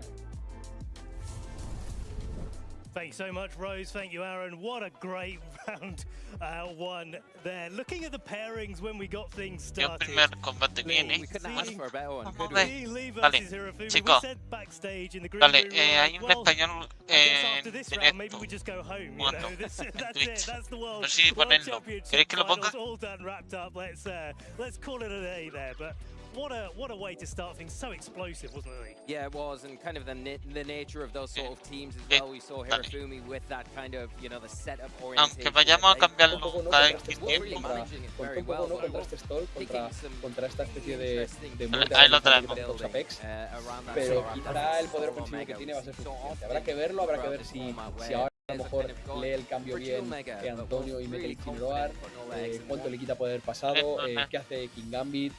Son turnos complicados. Al final ese King Gambit te presiona mucho porque ya de por sí, como bien has dicho, presiona mucho a Charizard con ese Sucker más... ese golpe bajo más poder pasado, pero es que si saca a Incineroar en la posición de Charizard es que le suma +1, entonces, y además Toxapex es que no puede hacer daño, sí, puede meterle el acoso, pero no puede envenenarle, que es la principal baza. Es un Pokémon que hemos visto que una doble protección ha funcionado, ha acertado, Sí, bueno, así la verdad es que claro, hombre, esto le pone le pone esto la partida muchísimo mejor, ¿no? Porque evidentemente con esa doble protección es verdad que yo creo que a lo mejor aunque no me salga, ¿no? Aguanto el poder pasado, me evito que me mate con Sucker Punch, sigo teniendo a Charizard y le va a tener que targetear él sí o sí luego con King Gambit. Vale, no aquí va el español. No salido, ¿no? La doble protección, yo creo que a lo mejor piensas un poco eso, ¿no? Que este va a ser salga, sobrevives el turno, ¿no? Porque el Sucker Punch no puede hacerte nada. Y ahora, no lo sé, ¿qué haces? Entras con Incineroar, evidentemente al King Gambit intoxicarle no le puedes intoxicar. Entonces depende mucho de si ese Infestation consigue debilitarle. Yo creo que sí que se la puede llevar Po esta. Habrá que ver. Sí, de hecho, no sé ahora mismo si esa doble protección le ha podido incluso venir mal, en el sentido, ¿vale? De que si hubiese fallado la doble protección, habría aguantado el poder pasado si hubiese sido crítico, ese Sucker, ese... Ya, y que te aseguras que ahora también, ¿no?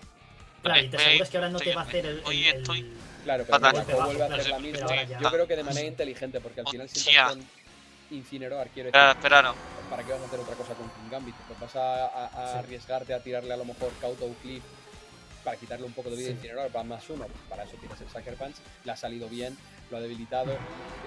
Es cierto que los dos Charizard que se van para el pozo, pero claro, esto al final va a ser King Gambit contra Toxapex. ¿Cuál es el problema de esto? Que King Gambit va a estar +1.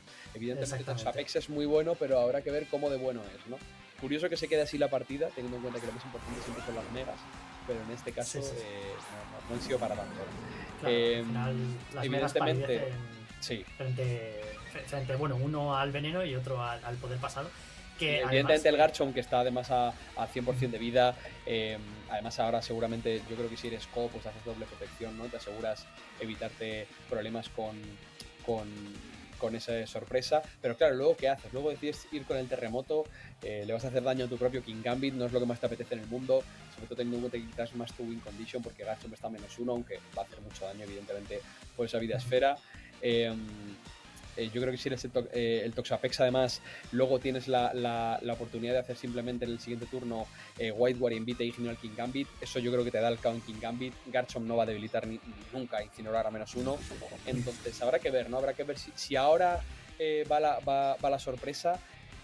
No va la sorpresa. Vale, pues entonces lo lee bien Co, ¿no? Lee seguramente lo que hemos dicho, este White War Invite Ignio. Ahí vemos esa garra dragón, le hace cierto daño. Pero le hace muy poquito. Y además se le activa la Citrus Berry.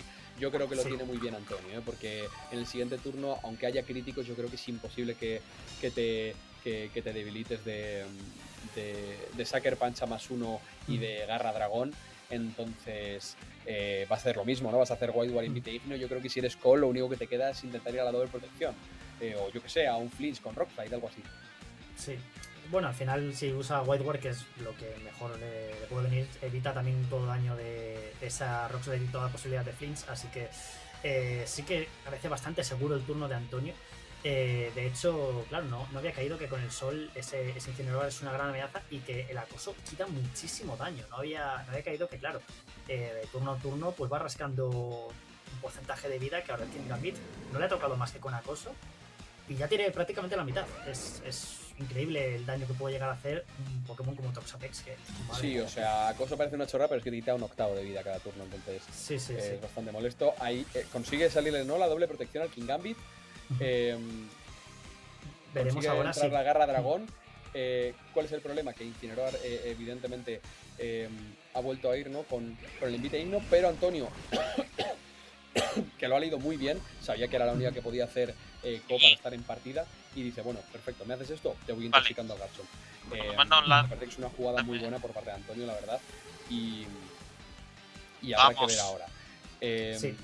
Ahora no sé si quizá un daño Y la quita de bastante. está +1 el King Gambit, así que quizá una garra dragón más un Sucker contra un Yo golpe creo bajo que contra Incineroar. está ahí, ¿no? Va a estar ahí. Sí. ¿Cuál es el Envenenado, problema de esto? quita Que lo que no me he fijado, no sé si te has fijado cómo se si todavía tiene el King Para Gambit, la Infestation Para el activa. daño. Si la tiene, casi que le viene sí mejor a Po.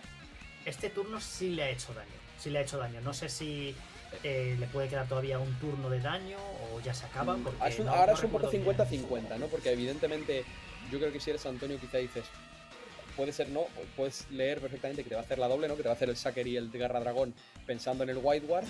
Entonces habrá que ver. Evidentemente también tiene esta opción muy inteligente que es de hacer protección con su Incineroar. Y con Toxapex decide hacer Baneful Bunker, ¿no? Que es lo mismo, el equivalente a la protección. Evidentemente con esto es que no pierdes absolutamente nada. Lo que estás haciendo es que reciban más daño a los dos Pokémon rivales.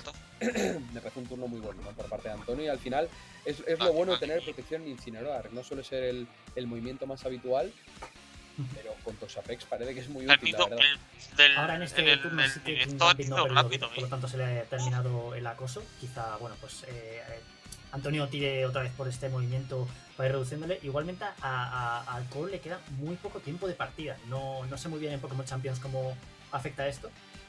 De la misma manera, pero al final ahora había muchas jugadas a hacer.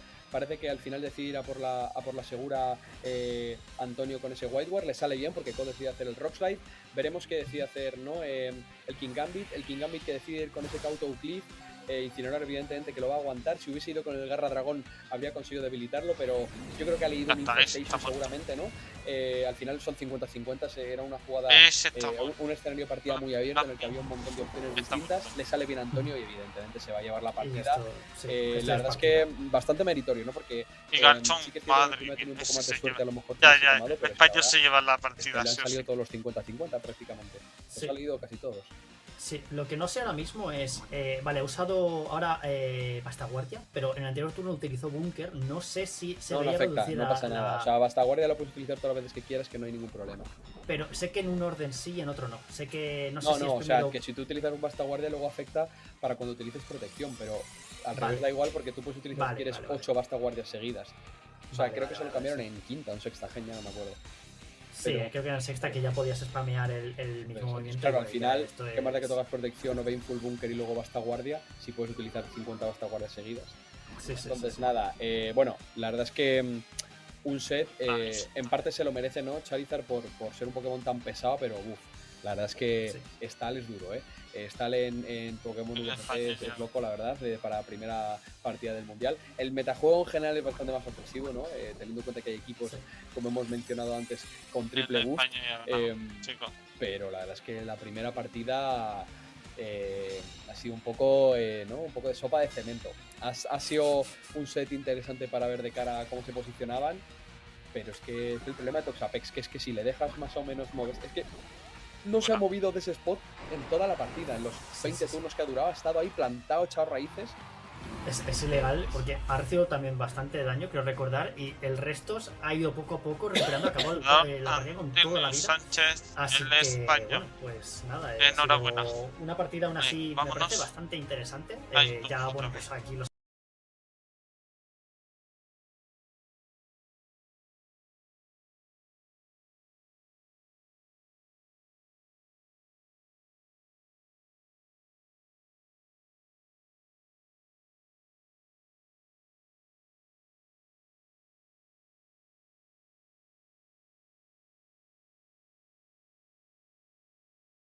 ¿No ha ido la otra española?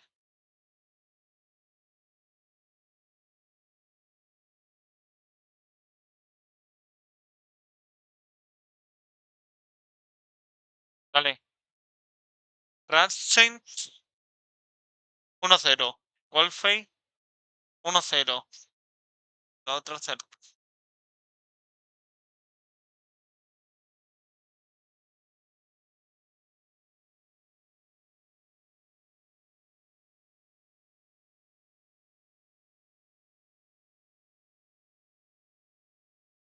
sure we'll see a little bit more action from Hirofumi. He's lost round 1, but he's certainly not out of the tournament, and Wolf definitely on the right path going into round 2.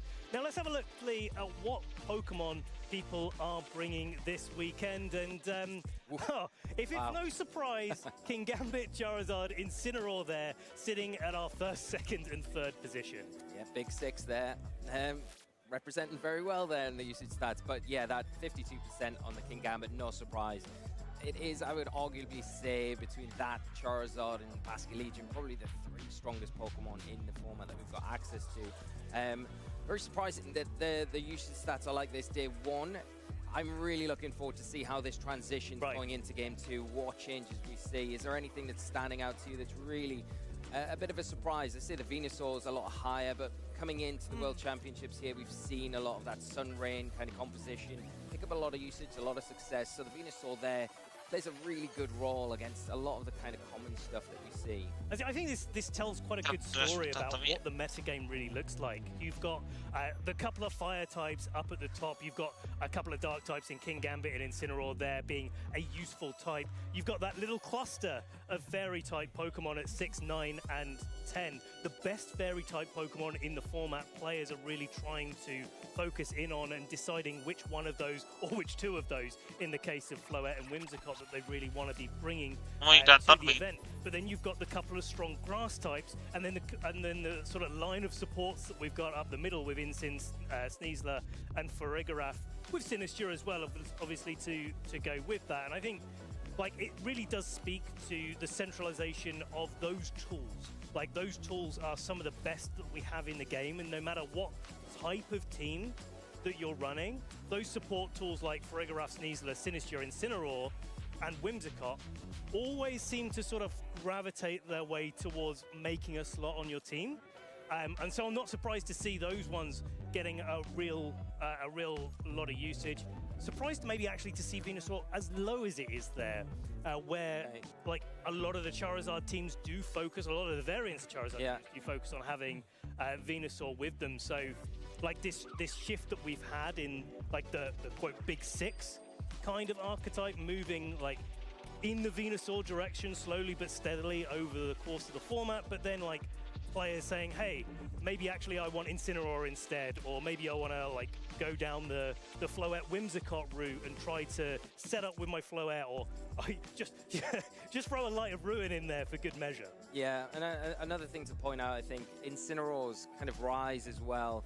It would be no surprise to people more familiar with the circuits from previous years, but I think Incineroar probably started out as not the most used, but it has become one of the more staples on these teams because of just the ability, time and time again, with the ability to just support well, be an offensive threat when it needs to be, and just probably one of the best. I don't know if anyone knew at home, Incineroar is kind of a good Pokemon. It took us a while to figure out, I feel like. I feel like when we started, this was like the most difficult time, certainly starting in MA, but even in the transition to MB is like, this is the most difficult time Incineroar's ever had, and well, look at it go. You're doing well, Incineroar. Congratulations on continuing to be like the best Pokemon that we've ever had in the game. Right, should we have a look at the Megas, Lee? Let's have a look and see what this distribution is looking like. Right, so Charizard we knew was going to be kind of on top, Mega Floette there, but there's a little bit of a drop-off there down to Mega Staraptor, which has seen such a rise in usage since its introduction in MB. I feel like we had that period of time where we were all like, hey, new toy syndrome, let's see how we can have a little bit of fun with Contrary and side parting shotting, side charming. That hasn't necessarily gone away, but I feel like players have really matured in the way that they're approaching, certainly into the World Championships, how they're piloting their Mega Staraptors. Yeah, I think, to start out with, they were a bit more glass cannon-like. Now we're seeing them probably get a little bit more towards that defensive side, just so they can stick around on the field a little bit longer. Some iterations are relying on Roost as well to kind of prolong that longevity and allow the Staraptor to perform those roles that it needs to a lot longer on the field. But I love it. It's one of my favorite Megas that was introduced in the MB format, the Contrary ability. It can be a hindrance sometimes because we've seen the adaptation. A lot of players, will then start putting swag on there del Mundial y lo han sacado y ya no pueden jugar, lo han baneado 100%. And I think it forces a lot of conditions as well where players, if they have got access to Intimidate, you're almost forced to lead that out in the early stages before it Mega Evolves, so you can get that all-important crucial Intimidate, which opposing players can take advantage of. And then you lead with King Gambit. Yes, next to and you're laughing, it's great.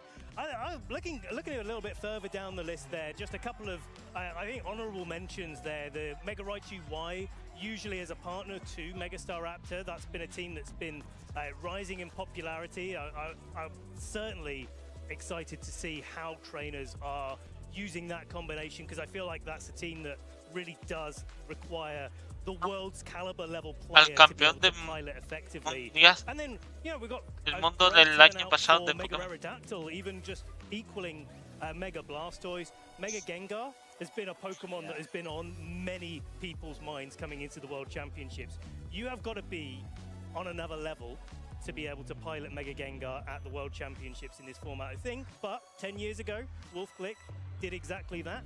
He was able to win the World Championships with it. We know that he's not running it this time round, but it's certainly on a lot of people's hit list. Yeah, I think out of all of the Megas that we're showing now, I think Gengar, for myself, has probably got the most potential of the lower down-ranked ones to potentially win the World Championships this weekend. It's so good, so versatile, but you say there is a high ceiling, the skill level with it. But if you've been playing it in the run-up to the World Championships, maybe you've achieved that level and you're bringing all of the action here this weekend in San Francisco. And I'm really interested to see Mega Swampert. You know, we've got such a high usage of Mega Charizard and that Sun. But Mega Swampert, if it can get in the right scenario in that rain, we all know how hard it hits with those big muscles that it's got. Big muscles, big muscles. That's what we're going to be doing all weekend, trainers. Now we've got a little bit more round one action. So we're going to throw it back to our casters to see our next match here on stream.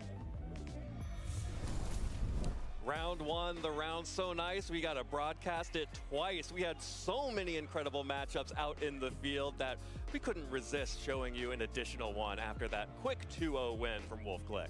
That should be a lot of fun here. You know, you enjoyed rounds 4 a few months ago, so now we're going to try rounds 1. No tournament other than the World Championships, I think, where you enjoy seeing multiple round 1 matchups so much. And we're going to have another one with 2 really great trainers who would have just been a shame not to get to see on broadcast. Absolutely. And so I am thrilled that we are going to be able to see our 2 competitors in our second round 1 match of the day.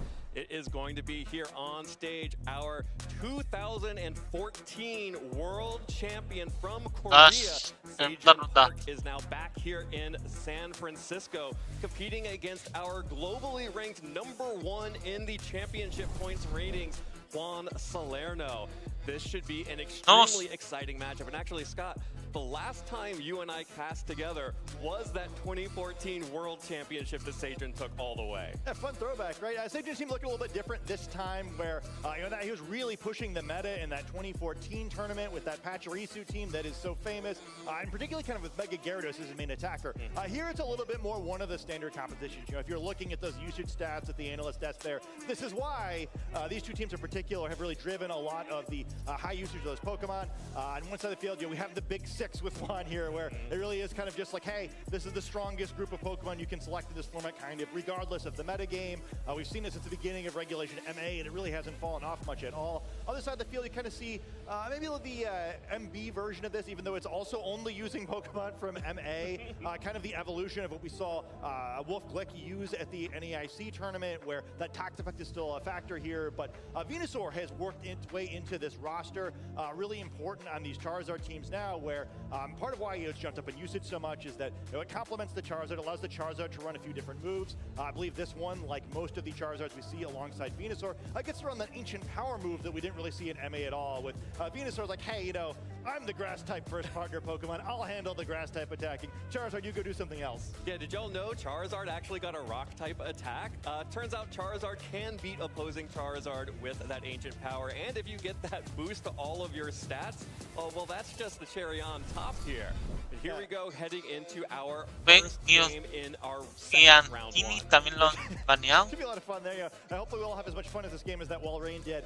So we see this team here, and yeah, this is kind of just the expected version of this composition. Very powerful. I think Lash Out on Incineroar maybe standing out is something that we don't see as commonly with that interesting dark type attack choice. But the rest of this is pretty much what we're expecting. Venusaur going to have that focus sash item. Sometimes you do see Life Orb instead. It's a little bit harder to fit on this version of the team because you didn't argue for that Garchomp. That's something that we've seen a lot on Garchomp, where in the previous regulation we more frequently saw defensive items or the choice card, which does still show up some. On this particular version of a team, it's on Basculegion instead. So only so many great items to go around. Kind of have to distribute all these great Pokemon. Yeah, well, Garchomp is always happy to hold that Life Orb and get that extra boost to its damage. Also important to note here, because that Charizard has Ancient Power, the Rock type coverage is being covered by Charizard, which opens up Garchomp to use both of its ground type attacks here in Earthquake for multi-target damage and Stomping Tantrum, so you aren't dealing super effective damage to Pokemon next to Garchomp like that Toxapex or Incineroar. Yeah, it's really big on this team where you'd love to use Earthquake, right? I think especially when you have the combination of Garchomp and Charizard on your team, just being able to threaten that big Heat Wave and that big Earthquake is so powerful. It really forces your opponent to respect that combination of Pokemon. But the rest of his team is terrible next to Earthquake, right? The other 4 Pokemon are all hit by it. 2 of them are weak against it. You really don't want to be whacking your own partners unnecessarily, so having the option of that is really nice. Like you said, you see the combination of these Pokemon allowing Seijin and all the other trainers playing this archetype to drop some of their coverage moves. Speaking of that Ancient Power as well, one thing to keep in mind, you might think, Charizard 4 times weak against rock type attacks. Charizard, great special attack. Surely that's a one-shot in opposing Charizard. It can be if you've got a truly frail Charizard, but typically you're going to see that do about 80 to 90% to opposing Charizard. So pretty much any chip damage going to be enough to put it in that Ancient Power range, but you're not just going to see the trainers full sending that in turn 1 very often. But even like a Heat Wave is enough to easily put an opposing Charizard in range of that Ancient Power. So, kind of fun cat and mouse where you do want to get a little chip in there before you try to pick up the knockout. Yeah, some chip damage from the Heat Wave, also chip damage and a trap from the Toxapex with that Infestation or Toxic. So be on the lookout for what Pokemon, if Seijin decides to bring the Toxapex, which Pokemon is Seijin trying to trap in with the Toxapex and whatever the partner Pokemon is. Yeah, well, lots of powerful Pokemon on this other side of the field. You see the trainers exchanging their team sheets here, and we'll see the Big Six. The Big Six. Yeah, this is the team you have to have a matchup into in this tournament. Yeah, we struggle to define what Big Six is. There's approximately Big 60 Pokemon that could be in it, but I think this is the real Big Six here. The Pokemon that were considered kind of the strongest combination of Pokemon in the previous regulation, and they haven't needed to change things too much in this format. You'll see the Life Orb appearing on this team, but otherwise, it's a team you could have just assembled in the previous regulation. You would have looked really good doing it. Absolutely, and again, the Ancient Power on this Charizard as well, so Juan has also opted to forego any Grass-type coverage, which does help very much into the Charizard mirror, which when we saw those Charizard usage stats at over 40%, looks pretty good. Swampert only at about 9%. Yeah, maybe that's just a matchup you choose to throw away. I think the one Pokemon it tends to be really good on that we see more frequently is that Basculegion that we saw near the top of the usage stat, so it can be a little bit more difficult for Charizard to deal with that, but you really don't want to play that matchup more than you have to anyway. There's lots of ways most teams can get Basculegion to be faster than Charizard, and even with the Sun Up, Wave Crash is, if it's not a one-hit knockout, it's very close, so you really don't want to be taking that anyway, preferring to have your friends help you deal with that particular Pokemon. Well, like we mentioned, Juan Salerno is the #1 championship points leader in the world heading into this tournament. And he has done it by playing extremely well and extremely consistently. And a team like this Big Six team, gives you so many different options to always stay in the game. You're almost never out of the game completely when you run a comp like this. I think options will be really fun to watch how these Pokemon are trained throughout the course of this set. Many of these really popular teams we see are pretty tough. Big Six, you can kind of do whatever you want. There's a lot of different freedom you have as a team builder, and I think that's really great for a trainer like Juan. Well, here it is, the classic lead pairing, the Dragon-type Garchomps against the Fire-type, not Dragon Charizard. But like you mentioned, you like to lead because you always immediately threaten Earthquake and Heat Wave into your opponents, but not so strong against the opposing Charizard Garchomp. Yeah, fun matchup here. 3 of the 4 Pokemon also have Rock-type attacks. It's only the one Garchomp that does not. So the Charizard probably all feeling a little bit threatened there. Rockslide will not chip the Charizard. It will probably just knock it out.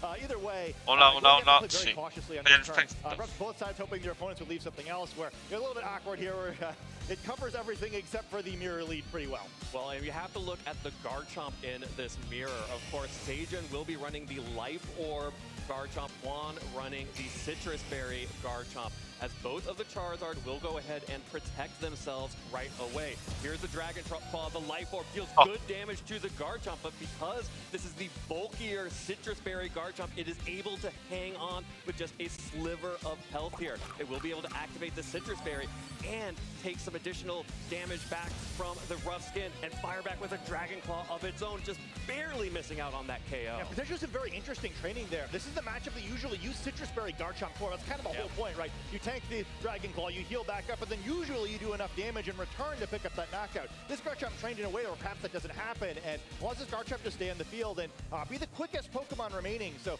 threatening a lot of damage in this turn. That's a really nice trade for Sajin. Maybe again a little bit of a trap for Juan, who probably expected that to be a knockout. Absolutely. Definitely expect that to be a knockout if you are running that Citrus Berry Garchomp. Like you mentioned, that is why you run that set. Juan will go ahead and retreat in favor of the Whimsicott now. So Charizard switches out for Whimsicott, hoping to Dragon Claw on the switch in. But Sage is just going to go immediately for the Mega Evolution on his own Charizard. Juan will go ahead and protect Garchomp this turn, trying to get in a position where a Tailwind might allow that Garchomp to do something on the next turn. But Sajin's is not falling for anything here.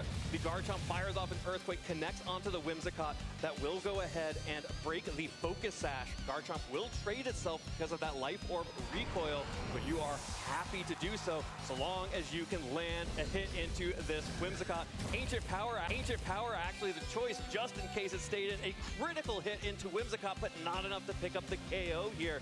So Juan does at least get Whimsicott next to Garchomp to threaten Tailwind. Yeah, maybe get the wrong low percentage roll there where instead of getting the Ancient Power boost, it's the critical hit. Critical hit not going to matter too much there, but and there's a knockout kind of going the wrong direction with the Garchomp picking up a knockout but knocking itself in the way. Pick up the knockout and the Whimsicott's looking really good where you can bring in something like Venusaur or Basculegion and threaten the speed advantage, but because that option isn't available at the Whimsicott, almost certainly about to use a Tailwind there, especially with the Garchomp having blown its Protect already. And since the Incineroar going to come in, and it does a bunch of interesting things here, right?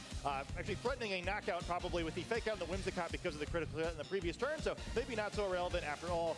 Intimidating that Garchomp, where now the Charizard probably can survive an attack from it, and really improving this position for Sajin a little bit. So down in the Pokemon count, but especially both these Pokemon weakened so much, still in a pretty good position. And even better, Garchomp went for a Protect last turn from Juan's side, which means that Garchomp is extremely vulnerable to a Fake Out and taking damage from the Charizard. Either a Heat Wave or a Weather Ball into that slot would be enough to pick up the KO onto Garchomp. Whimsicott does have the option to go for a Protect, so it's not safe to Fake Out into that slot, but Garchomp's wide open here.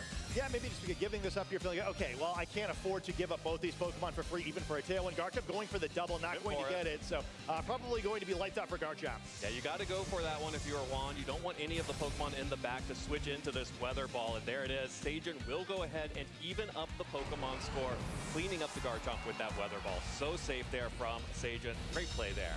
And we see the lash out from the Incineroar, so potentially could have gotten away with a cheapy Tailwind if he'd wanted to, but a little bit too risky to go for it. Maybe trying to fish for an aggressive switch into Basculegion or something, and why not, right? You know that's almost certainly going to be a fake Protect anyway to avoid any shenanigans there and giving up a free KO. So hey, maybe you try and hit the home run. Well, here is the Charizard out on the field for Juan. Both of these Charizard are at full health, so neither is necessarily in that Ancient Power range. So both of these Pokemon should be able to tank a hit from the opposing Pokemon.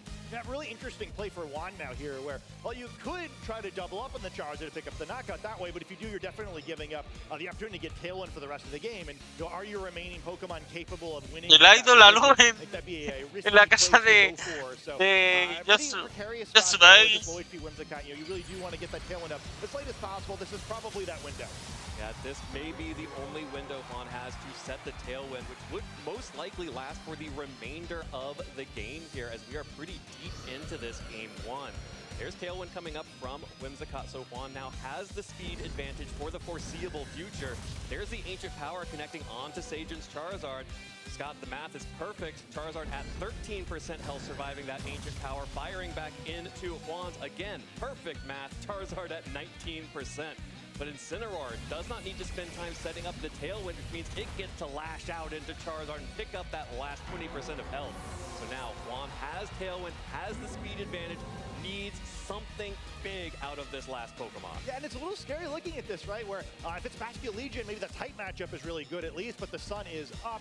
And critically, there aren't many Pokemon remaining on one side of the field that have spread attacks, right? Yeah. You really want to burn through this quickly, especially with Whimsicott also kind of on the brink of being knocked out. But it's not a super efficient way to close this game out. You know, the only Pokemon remaining with spread type moves is that Floette, which you'd assume is not the final Pokemon. It is the King Gambit, now facing down 2 fire type Pokemon.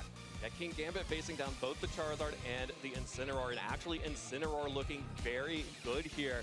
Very difficult for Juan to deal big damage to that Pokemon. Now Juan is running the 4-attack version of King Gambit, so does have access to low kick, but Incineroar with that Citrus Berry should be able to tank that pretty easily, even a low kick and a Moonblast from the Whimsicott. But you have to get that Charizard off the field, otherwise you're just going to get blown up by a Weather Ball or a Heat Wave. Yeah, absolutely. It's just a scary spot here too, where, you know, maybe you just full send, right? Like, okay, well, Charizard's going to get knocked out, but I don't know if I need the Charizard, right? And if you attack with both Pokemon, there's going to be some fire type damage going the other direction. Well, there's the Moonblast to even up the Pokemon count once again.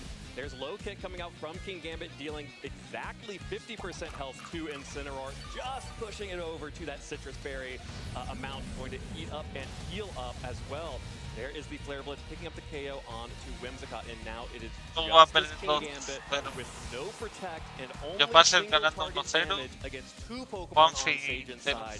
That Incineroar will be able to pick up a KO with the Flare Blitz, but this is the worst possible Pokemon for Sagen to have in the back. Should Juan be able to pull Pokemon for Sagen to have in the back? Should Juan be able to get this Incineroar off the field somehow? Yeah, maybe there's some way he can get through this. Certainly, Toxapac's not going to be able to Toxic the King Gambit, going to have to only use the Infestation, but Incineroar doesn't get critical hit, and this is going to be a huge Flare Blitz the other direction.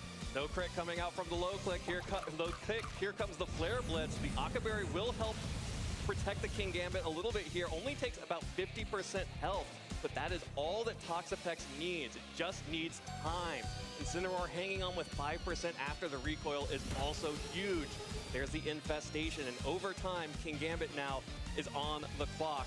Needs to be able to get a KO on to this Incineroar and onto the Toxapex, and I don't think Juan has enough time here. Yeah, I mean, if Toxapex is good at one thing, it's staying on the field, and don't do any more damage itself other than that damage over time, but you know, King Gambit's still going to have to invest a turn knocking out this Incineroar here, who otherwise would just pick up the knockout on it, and at that point, Infestation will already almost be done.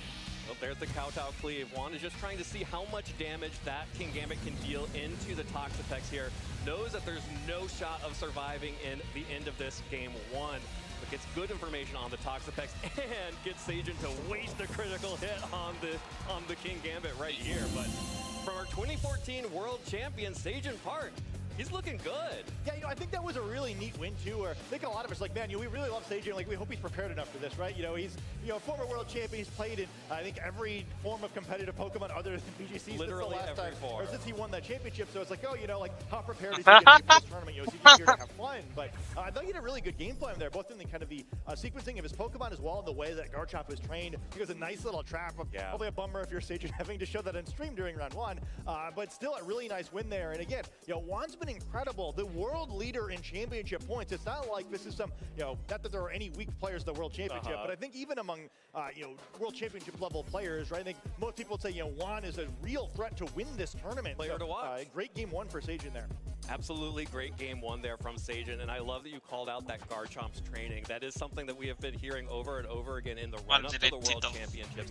How important the Garchomp mirror can be, and especially the Citrus Berry Garchomp is supposed to win that mirror. That is the whole point of Citrus Berry Garchomp, and Sagen realizing that I can flip that on its head.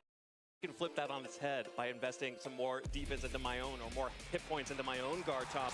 Incredible play there, incredible practice in the run-up to the World Championship. Now, here is a adaptation from Sagen. This is the other lead for this team, Incineroar and Toxapex. And this is a pretty good lead for that Toxapex and Incineroar to catch. Yeah, a lot of things to kind of enjoy here. First, you get the Intimidate out. We saw how well Incineroar did against these Pokemon in the previous game, where resisting most of Charizard's attacks, although, hey, thanks to Ancient Power, doesn't tank it quite as well as it used to. But Toxapex is really the Pokemon to look at here. Has the option of trying to Toxic or Infest one of these Pokemon to build up damage, and critically has that Wide Guard to counter all those front attacks. It's the whole point of this lead combination. Yeah, and Garchomp can only deal super effective damage to Toxapex with that Earthquake. So if Sagen is able to get some poison damage down, get the Toxic going, get the Infestation going, Juan could find himself just locked out in this game too. Charizard is going to go ahead and protect here because Juan just needs to see what is going on.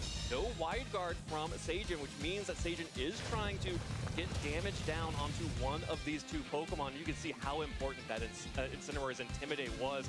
Neither Pokemon taking more than 39% there, even though it was super effective damage. And a parting shot. This is disastrous for Juan if that Garchomp is about to get stuck out on the field against this Toxapex, especially as Garchomp switches in. The 2 levels of reduced attack, and there is that Infestation coming down. So Garchomp not going to leave the battlefield, but that does get a little damage on the opposing Toxapex there with the rough skin. It's a really tough position though now, where Sagen got exactly what we wanted out of a turn. Charizard protecting pointlessly there. The Earthquake damage is nice, where at least Juan wasn't afraid to go for that Earthquake despite the possible Wide Guard. But this is exactly why it was worth that risk, where Garchomp now full health facing down to Charizard that counters, and opposing Garchomp that has had attack reduced so significantly, and that isn't super powerful offensively to begin with because it's that Citrus Berry variant. Toxapex now looking pretty excited as well, where a Wide Guard would really shut down most of what these Pokemon can do. So great positioning for Sagen, and another really strong game plan we see with this team's other mode. Absolutely. Toxapex is sitting pretty with the -2 Garchomp stuck out on the field, and Charizard unable to deal super effective damage into the Toxapex either. Of course, Charizard is able to deal good damage with, Weather Ball in the sun, but Juan is not going to let that Pokemon get stuck against the Toxapex. Too many options here for Sagen, and Sagen just going on the offensive. Life Orb Garchomp. The important thing was just getting that Garchomp stuck on the field so it could not retreat from this Life Orb Dragon Claw. Garchomp goes down for Juan, and here comes Whimsicott on the switch in. And it's not going anywhere. Yeah. Hey, why don't you hang around, bud? Infestation going to pick up a little bit of damage, going to break that Focus Sash, and I really like that. I think that the temptation there is to play that defensively. We've seen that a lot with Toxapex players. This Pokemon has picked up popularity over the previous few months. Like, all right, I'm going to lower something's attacks. I'm just going to play with it for a while, leave it on the field, and I really like this, where I think that would have been a great counter to a more defensive play. Whimsicott switches in on a Baneful Bunker from the Toxapex, gets the Encore in the previous turn, and then who's trapped with who at that point? Instead, picking up the knockout there on the opposing Garchomp, which I think is also kind of just clever. It's like, hey, well, you just barely survived the Dragon Claw, so all I need is this little bit of chip. And then now Whimsicott is a Pokemon in the weaker position here. Kingambit going to come in, and at least in a fairly favorable position here where it can do some stuff here, can't be toxic. Incineroar going to be not something you really want to switch in and activate the Defiant, but still not like a fantastic situation for Juan. Sagen really had a great line into this team. Now on the plus side for Juan, Kingambit is good into the Toxapex, and Whimsicott threatens super effective damage onto Garchomp with this Moonblast. Not enough to pick up the KO though, needed to double target and finish it off with a Sucker Punch. Instead, that just means Garchomp gets to fire off a Stomping Tantrum into Kingambit. Down to 23% hit points, Garchomp will go down to the recoil, but you trade that every single day at the World Championships. And now, that's going to mean that Kingambit firing off a Kowtow Cleave into Toxapex. You cannot KO this Pokemon. And now both the Kingambit and Whimsicott are trapped on the field. Which Pokemon do I want to face off against these two? Because I know they ain't going nowhere. Yeah, it's a really tough position now, too. The Kingambit is kind of taking just enough damage. Another one where, assuming thinking run the math on this, it's a really nice bit of damage where Infestation will pick up the knockout on Kingambit next turn. So now if you want to, you could bring that Incineroar in, just pin it down with the Fake Out, and then, well, it doesn't matter if I've given an attack boost because it's going to knock out anyway.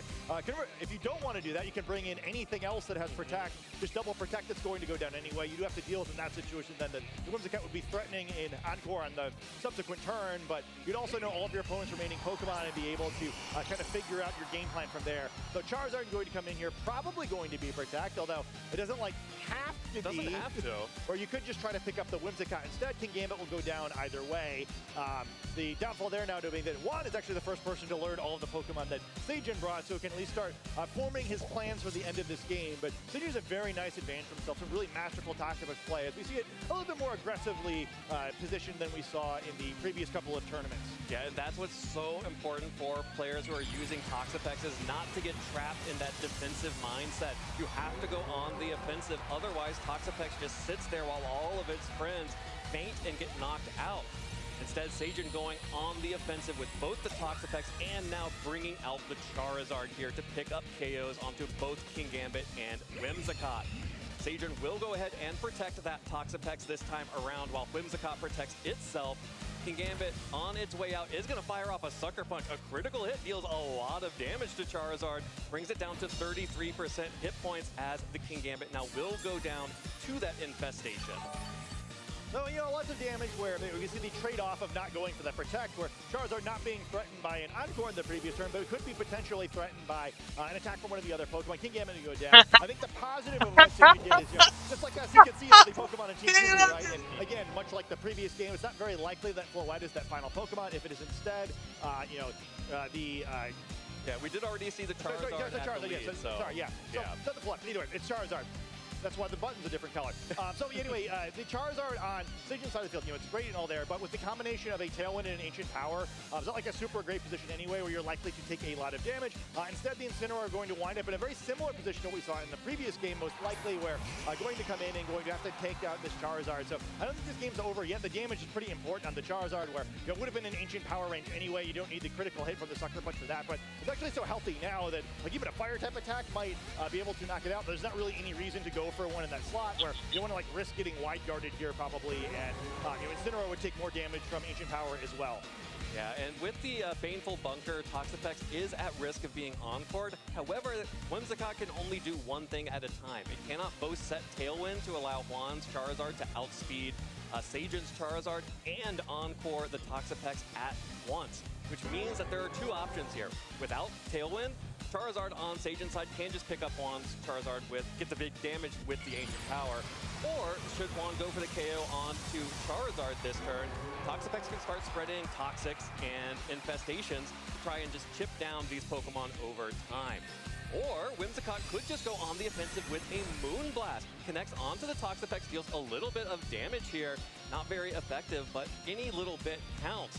There's the Weather Ball coming out from Seijin's Charizard. Connects on to Whimsicott, picks up the KO there. With Juan targeting down the Toxapex with Moonblast, you have to wonder if he was softening it up for a Heat Wave to try and pick up a double KO. No, just going to be the Ancient Power into Toxapex, but you cannot KO this Pokemon. Toxapex hangs on and Toxics right back. I love this little guy. Yeah, it's a huge set for the Toxapex so far. That Toxic is almost going to end this one. You know, the Charizard can theoretically use spread moves to try to burn down these Pokemon before the Toxic is able to deplete all of its HP, but Toxapex says, hey, wait a second, you know, I will make you single target Pokemon with the Wide Guard most likely. Could protect first if it wanted to, you know, the protect on Charizard here, like, hey, you know, like, let's make this last as long as we can. Yep, and no risks need to be taken here from Seijin. Double protecting the Charizard and the Toxapex. Juan has no options here. That toxic damage is just going to keep ticking up and up and up, locking him out from this game too, meaning that Seijin Park, the 2014 World Champion, is now 1-0 here in 2026. That was a really impressive set by Seijin. Hey, you know, like, yeah, you know, I might be a former world champion, but that doesn't mean you can take me lightly this world championship either. I think a lot of players kind of weren't sure what they were going to get from Seijin this year. I think I would be afraid after watching that set there. We kind of see really impressive lines into that Big Six competition, or composition rather, and I think that's also kind of a really great match to have on stream during this first round, because it gives us a lot to think about, right? These are two comps that all the trainers knew they needed to be prepared for going in, and while the Big Six may be the most powerful comp in the terms of stats and damage and kind of having all those Pokemon on the top of the usage stats, the weakness of that is that that players have put a lot of thought into how they want to handle this matchup. And Sage had a really great plan, both in Game 1 and Game 2, put Juan in some really difficult positions, especially in Game 1, positions that deceptively looked like they were favorable for Juan, and it wound up not being so. And perhaps this is just what we're going to see throughout the course of this day for these Big Six players. Other players are like, hey, you know, I didn't come all the way to San Francisco for this World Championships not to have a plan for the most important team. Yeah, if you know this is going to be one of the most dominant team compositions coming into the World Championships, you gotta have a plan. And Sajin knows that. He has not only competed in the World Championships here for the video game championships, he's competed in the trading card game, he's also competed in Unite, he's competed in Pokken Tournament. Sajin knows what it takes to compete at the top levels for all of the pillars here at the World Championships. Yeah, there's even the Pokemon Go Invitational. Yes. Yeah, he's caught them all. I mean, yeah, he's such an impressive player. I think maybe the purest fan of Pokemon in the world in that way, where well, he seems to be good at everything. It must be nice. But what a great set by him there. Certainly, I wouldn't be too concerned if I was Juan yet either. Where going 0-1 is tough. Where you're gonna have to go a long way from this point until the single elimination force of the tournament without losing more than one more game. But hey, no shame in losing to Sajin. One of the most famous trainers ever for a reason. Absolutely, and showing off here in round 1. The Toxapex composition is not easy to play. It is so easy, especially when you go the Toxapex mode, to get stuck in situations where you have no momentum and you have no pressure because you're just trying to set up those traps. And sometimes you whiff and you trap the wrong Pokemon in with you, but Sajin looked like he was in complete control of that second game from the jump. Yeah, I think it's a really difficult Pokemon to pilot for that reason. We were talking about it a little bit during the game, but yeah, it's so easy to kind of get trapped in playing slowly. And I think one of the reasons why Toxapex for so many years just wasn't used in the Pokemon Video Game Championships is that it was viewed as a single battle Pokemon. Yep. Like, oh, that's a stall Pokemon. All you can do with this Pokemon is stall. And some games you can win by stalling, right? Especially against these more defensive teams. But the whole point of this Big Six team is it's doing a ton of damage, and what are you going to do about it? And playing it a little bit more aggressively like that, I think, is the key. Being able to be flexible, really well-played game. And I kind of expected to see a few more Toxapex in the tournament where we were looking over the teams all of the trainers were using. And I don't think Toxapex is really the sort of Pokemon that ever is going to show up in like the top 12 most used Pokemon. But I think the Charizard, Venusaur, Incineroar combination is going to be very popular this weekend. And even though going into this tournament, that was the most popular version of the composition, many players did choose to opt to drop that Toxapex, go for something a little bit different, but worked out really well for Sajin. Absolutely, and I am so excited to hear from Sajin. Welcome back to the Video Game Championship, Sajin Park. Let's go ahead and toss it down to the stage to hear from the man himself. Thank you so much. I'm here with Sajin Parker, 2014 World Champion. And Sajin, congratulations on winning your round 1. How does it feel? It's amazing. Thank you. I see you have Pachirisu with you, right near and dear to your heart. Everybody here loves Pachirisu as well, of course. You've competed in Pokemon Go, Pokemon Unite, the TCG. How does it feel to be back playing in the Video Game Championship Series? Yeah, I played in a lot of other games and competed, but it's really happy to be back in VGC. I've been really losing a lot on the stream matches, but finally I can win in the stream, so yeah, it's feeling really great. Yeah, and I can't help but notice you're also running a very, what I would consider standard team for this meta. What was your thinking coming into the tournament with what some would call the Big Six, the big Pokemon to beat coming into this event? So, unfortunately, Pachirisu is not in the champions yet, so I cannot start building from there. So I tried a lot of things, but in this meta, I think the pretty standard team is always good to go. So yeah, that was my conclusion. Yeah, I mean, I'm certainly developers are watching, so I'm sure they heard the ask for Pachirisu just now. But you talk about the standard Pokemon, but the Ancient Power Charizard was certainly a twist that's coming into this event, and it came so much in handy in that matchup. What was your thinking in that positioning against Juan's own Charizard? So my Charizard is timid, so I can even outspeed their Garchomp and Charizard. So I was in the pretty mirror match against their Charizard. So todo lo otro hasta la semifinal. So yeah, it turned out really well. Yeah, and that end game with the Whimsicott as well. Was there anything going through your mind when you locked in those moves? So they have a very limited way to KO Toxapex if I knock out their Garchomp. So I focus on targeting, getting rid of Garchomp on the board really quickly, so that worked. So after that, it was a really Toxapex game, yeah. A Toxapex game indeed. Seijun, it's been so great talking to you. Do you have any shout outs you want to give to anybody who might be watching at home? So really thank you a lot for cheering me for me in Korea and all the world. I'm really happy to be here and back in the VGC. So yeah, I'll try my best to claim another champion trophy. So thank you very much. Thank you very much as well. Best of luck this weekend in the competition. And let's go ahead and take a look at that matchup with our analyst, Ben Kiriakou, over in the Analyst Lounge.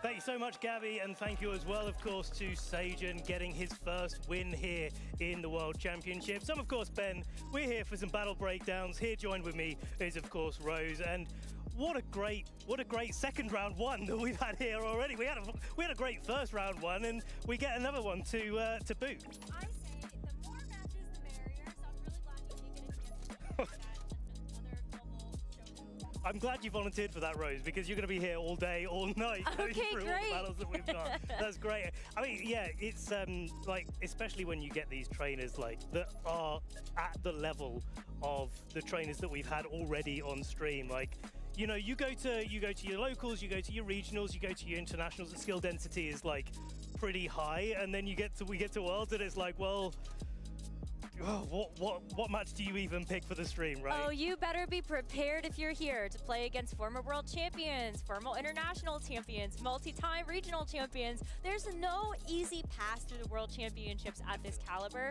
and so we are going to be treated with such good matches all day long. Since we're in the early stages of this tournament, Rose, I thought what we'd do, rather than getting into the nitty-gritty of the match, there's a lot to go over there, of course, but getting into a little bit of the nitty-gritty of the teams that our players were using in this round, because we know that Charizard is one of the most common megas that we have, like 43% usage overall.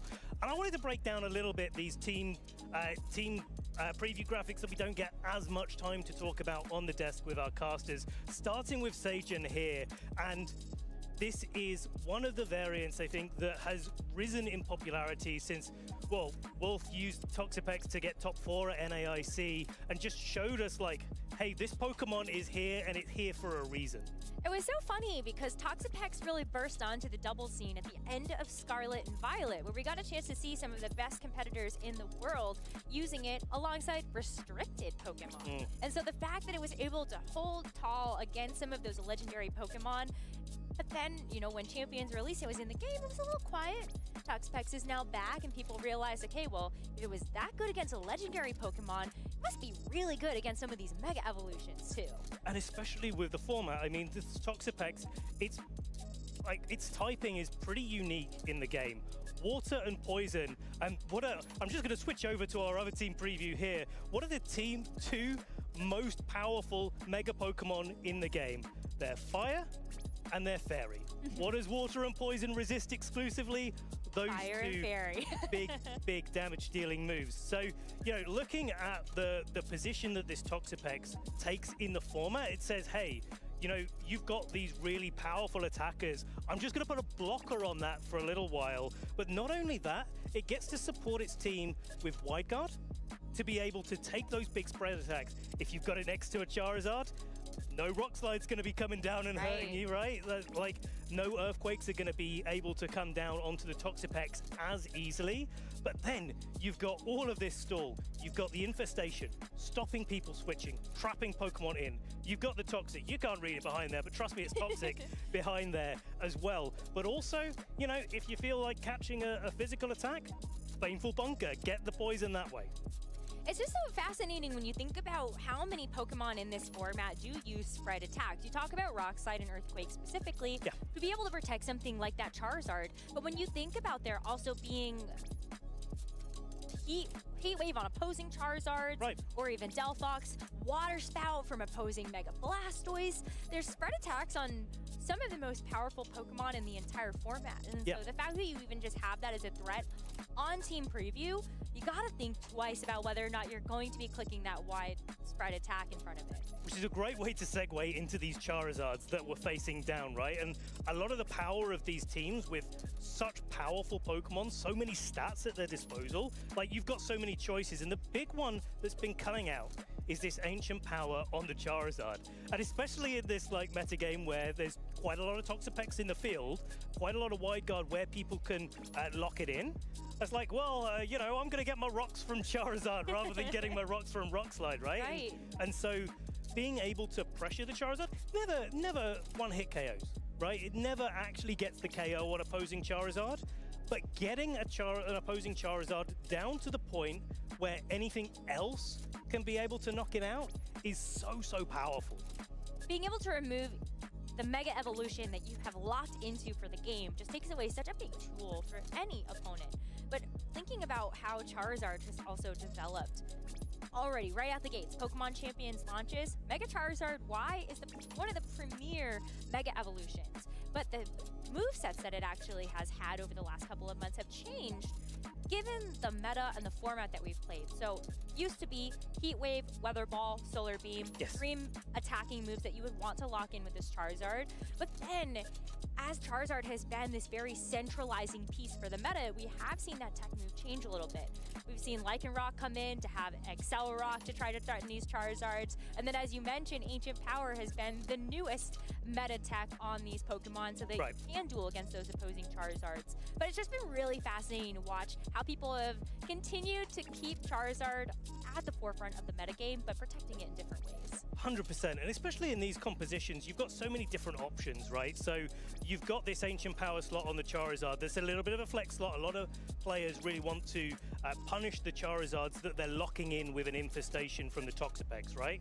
But then you've got so many options on Basculegion, and I feel like Basculegion is one of those Pokemon that we've seen evolve as well. Like, Sajan's running the Choice Scarf here, right? It's going to go quick, it doesn't need setting up, it doesn't need to be in the right position necessarily. This was the first item that everybody was slapping on their Choice Scarf Basculegion with the adaptability. Last Respects coming in is like, hey, you've taken some Pokemon of mine, let me return the favor and get some key knockouts on here. But nowadays, you see a lot of this item change, right? You see Life Orb, you see Mystic Water, you see Citrus Berry as well. You have that flex slot of like, how do I want to run my Basculegion? What speed control do I have on my team? So where you look at all of Sajan's team here, this Toxapex Venusaur composition that's really been quite dominant in the lead up to the World Championships, it's like, well, I don't have any speed control, so I've got to force a speed ceiling, right? You've got to say like, hey, I've got to have something there with the Venusaur that's going to be able to outspeed a bunch of my opponent's Pokemon. Sometimes it's on the Garchomp, but this one's a Life Orb, and so like Life Orb, Citrus Berry, Choice Scarf, and you know, depending on how you want to run that. The other thing I just want to point out here, just as a quick one before we move over, is Lash Out on this Incineroar. I think it's a really cool tech on Sajan's team. It's like saying, hey, if you want to intimidate me, I'm going to do a little bit more damage this turn just to put the pressure down onto my opponent. I was sitting backstage with Aaron as we were watching this match, and I turned to him and I went, I don't think I've seen Lash Out in like 4 years. Yeah, it's been a long time since I feel like this particular attack has been meta relevant, but I really love this unique choice on Incineroar. I think there are a couple of different tech moves that this Incineroar can have. Sometimes you end up seeing Darkest Lariat if you want to just have a flat dark type damage that's going to be getting a same type attack bonus, but you've also seen things like Helping Hand that's going to be on Incineroar. Depends on what you feel like the team really needs in order to have the best chance in the tournament. 100%, and then, you know, there's loads of options on the Venusaur. I think we've been talking about Sajan's team and this sort of composition for a little while, so let's jump over to Juan Salerno's team. Now this is the sort of quintessential, well, we were talking about this during the match. We're not going to call it Big Six, are we? Are we going to call it Little Six? We're going to call it Mid Six, like Medium Six? What are we going for, Rose? The jury's still out on that one, but it's just because when you think about Big Six, you think about some of the historical teams that have existed earlier on and earlier days of competitive Pokemon. So we'll come back to you on that. But I thought particularly this team is the perfect illustration of what you were talking about. Item differences on the Basculegion and the Garchomp. You can really see, even though the movesets are quite similar between the two Pokemon. Chicos, hay uno que todavía no ha terminado la ronda 1. Todavía. Pero ¿qué tardones son? 100%. It's like a lot of the early variants of this team. I want to talk a little bit about Mega Floette before it comes away from the spotlight and we start talking about Charizard all weekend. Y el Junior ya ha ido a la ronda 2 ya. Really very strong. We identified it pretty quickly as like, hey, look, that's got Fairy-Aura plus big stats. It's like Xerneas at home kind of thing. No Geomancy, which I think everybody was maybe happy to see that it couldn't do something quite as strong. Exactly that, and that's the set that we were seeing so commonly on the Mega Floette compositions. But the thing that's really evolved and adapted over the time in this composition, a lot of players choose it. You can absolutely still run Calm Mind if you want to play a little bit of a slower game, but if you want to do some damage, Light of Ruin there is really strong. It does do recoil to your Mega Floette, and so it changes the dynamic. It's been so fun, like seeing in Regulation MB, right? Like, how fast are you running your Floette? Is it like modest, a little bit fast, a little bit far? Oh, wait, no, we're going timid now because like, yeah, everybody. Vale, ya tenemos ronda 2. Víctor Jiménez con un español contra Don Young. A little bit of space to just fire off those big damages, put a dent in somebody's team that they can't necessarily recover from. But that's where you can see having the Whimsicott on this team actually allowed this Basculegion to lean a little bit more heavy into the offense with something like that Life Orb. Contrary to what we ended up seeing on Sajin Park's team, Whimsicott has that priority tailwind because of that prankster ability, and that means that everything else can be maybe a little bit on the slower side. You've got the Adamant Basculegion, which is going to increase attack instead of that speed. And same thing about Timid Floette, this one can be modest and lean a little bit more into the special attack output that way. And it's exactly what Juan has decided to go for there, having the modest Floette. Javier Corrales Martínez contra, que es español, contra André Block. Damage is the priority, but my Pokemon can set up that condition where I don't necessarily have to battle it. If I'm against another one of these compositions, maybe the español contra Leonard go like toe-to-toe with Floette to Floette and try to manage that Pokemon a little bit differently. But then going through the team, I mean, we've talked about the options on the Basculegion, and that obviously changes how you run it, how you train it. The Jolly versus Adamant Natures, the ones that we usually see, but also then King Gambit, which I think is the item that I see like has evolved the most over the time, where players started on Chopper Berry because Sneasel was everywhere now, and then it's like Alex Gómez Berna contra Yuki, que es español, contra Yuki, Zuni, Adrián Rodríguez Paul con el que es español, Tajun Park. The ability to go for a sucker punch, maybe even go for a sword stance in front of these kind of team compositions. Alberto And the moveset Cano here García is like contra something that es also español changes contra quite a lot, Jax. right? It was like this one's 4 attacks, but we see so many double dark sword stance King Gambits on so many different compositions as well.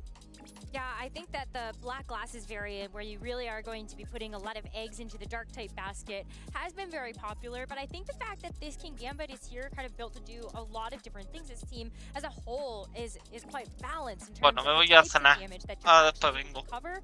Hora de la cenita. 3 different Luego se va ahí. where A ver si Broken ahí is going to mandado have mesa. issues. You don't have another fighting Por type aquí. on the team like that Sneasler that could try to shore up no hay damage for nadie you, and you still want to be escribiendo able por to el have directo. something like an Yo Iron me voy Head, a so cenar that you y do vuelvo have super después de effective cenar. damage into opposing Floettes and Whimsicott. Es que voy a poner que estoy cenando, Incineroar's pero not on the team. We need se va a quedar. the glue somewhere else. And King Gambit's like the perfect combination of coverage to be able to do that. And I think both of our trainers had such a great showing of their teams in our round 1 part 2. But we're going to throw it to a quick break now while we get round 2 set up. So don't go anywhere, trainers, because we'll be right back.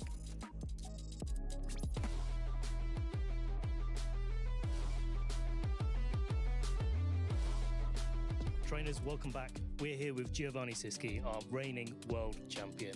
And we're going to be having a little bit of a chat to see how his season has changed from becoming the world champion in 2025 to now coming into the World Championships 2026. So Gio, thank you for joining us. Let's start with a really basic question. We'll keep it zoomed out to start things off.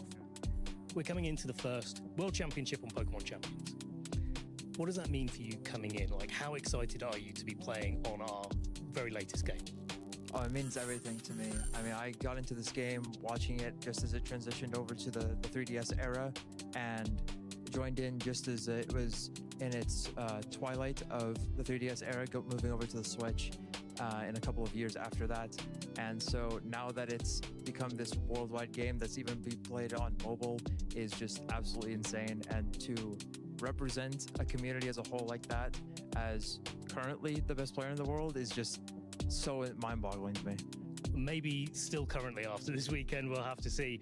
Gio, becoming the World Championship is something that very few people have been able to say in their careers. What has that meant for you over the season, transitioning into the 2026 season, like your expectations going into events, how you're preparing, like has anything changed for you? I think it's only made me more hungry, to be honest. Going into the 2025 season, I had results that weren't really indicative of what I believed in myself, and I was finally able to string together a number of really amazing results. Finishing off, of course, being crowned the world champion last year. Live fans watching! Unprecedented in Pokemon video game history.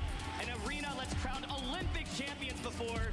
Gio now can call himself world champion. You know, I've taken a step back a little bit, haven't played as many events, but I've still had some good results throughout the season. And of course, with the auto invitation to the World Championships, I always had that locked in as well. So I was really just looking to test myself and push myself and my abilities every event I go to. I'm glad you said about, you know, the way that you're playing less events, you've got the auto invite locked in. How's that changed? What teams you're locking in? Like how you're approaching, like taking a swing at the format versus just doing what you did last season, tried and tested all the way. Yeah, I mean, going into every tournament, I always like to just play my style of Pokemon. That's kind of always been my thing. I want to stick to my brand as a player. I don't want to just play something because it's good. That being said, I might play things that are also very, very strong. Good Pokemon are good, right? But I also tend to experiment a little with some more niche picks or that might catch people a little bit off guard, might surprise some people. So I'm really looking forward to the events where I get to do that. Okay, well, I've got one last question for you, Gio. Got a little bit of a hot take coming up. So last year, I saw you on Saturday night. We went out for dinner.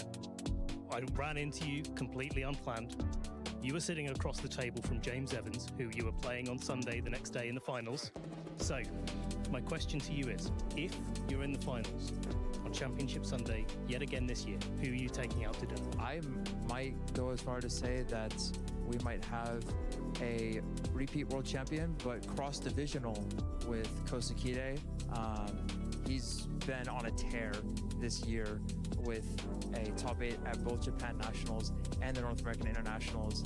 And he even won a very prestigious grassroots tournament just a couple weeks ago where a lot of Japanese representatives at the World Championships this weekend were in attendance as well. And so he's got to be one of my picks for a favorite.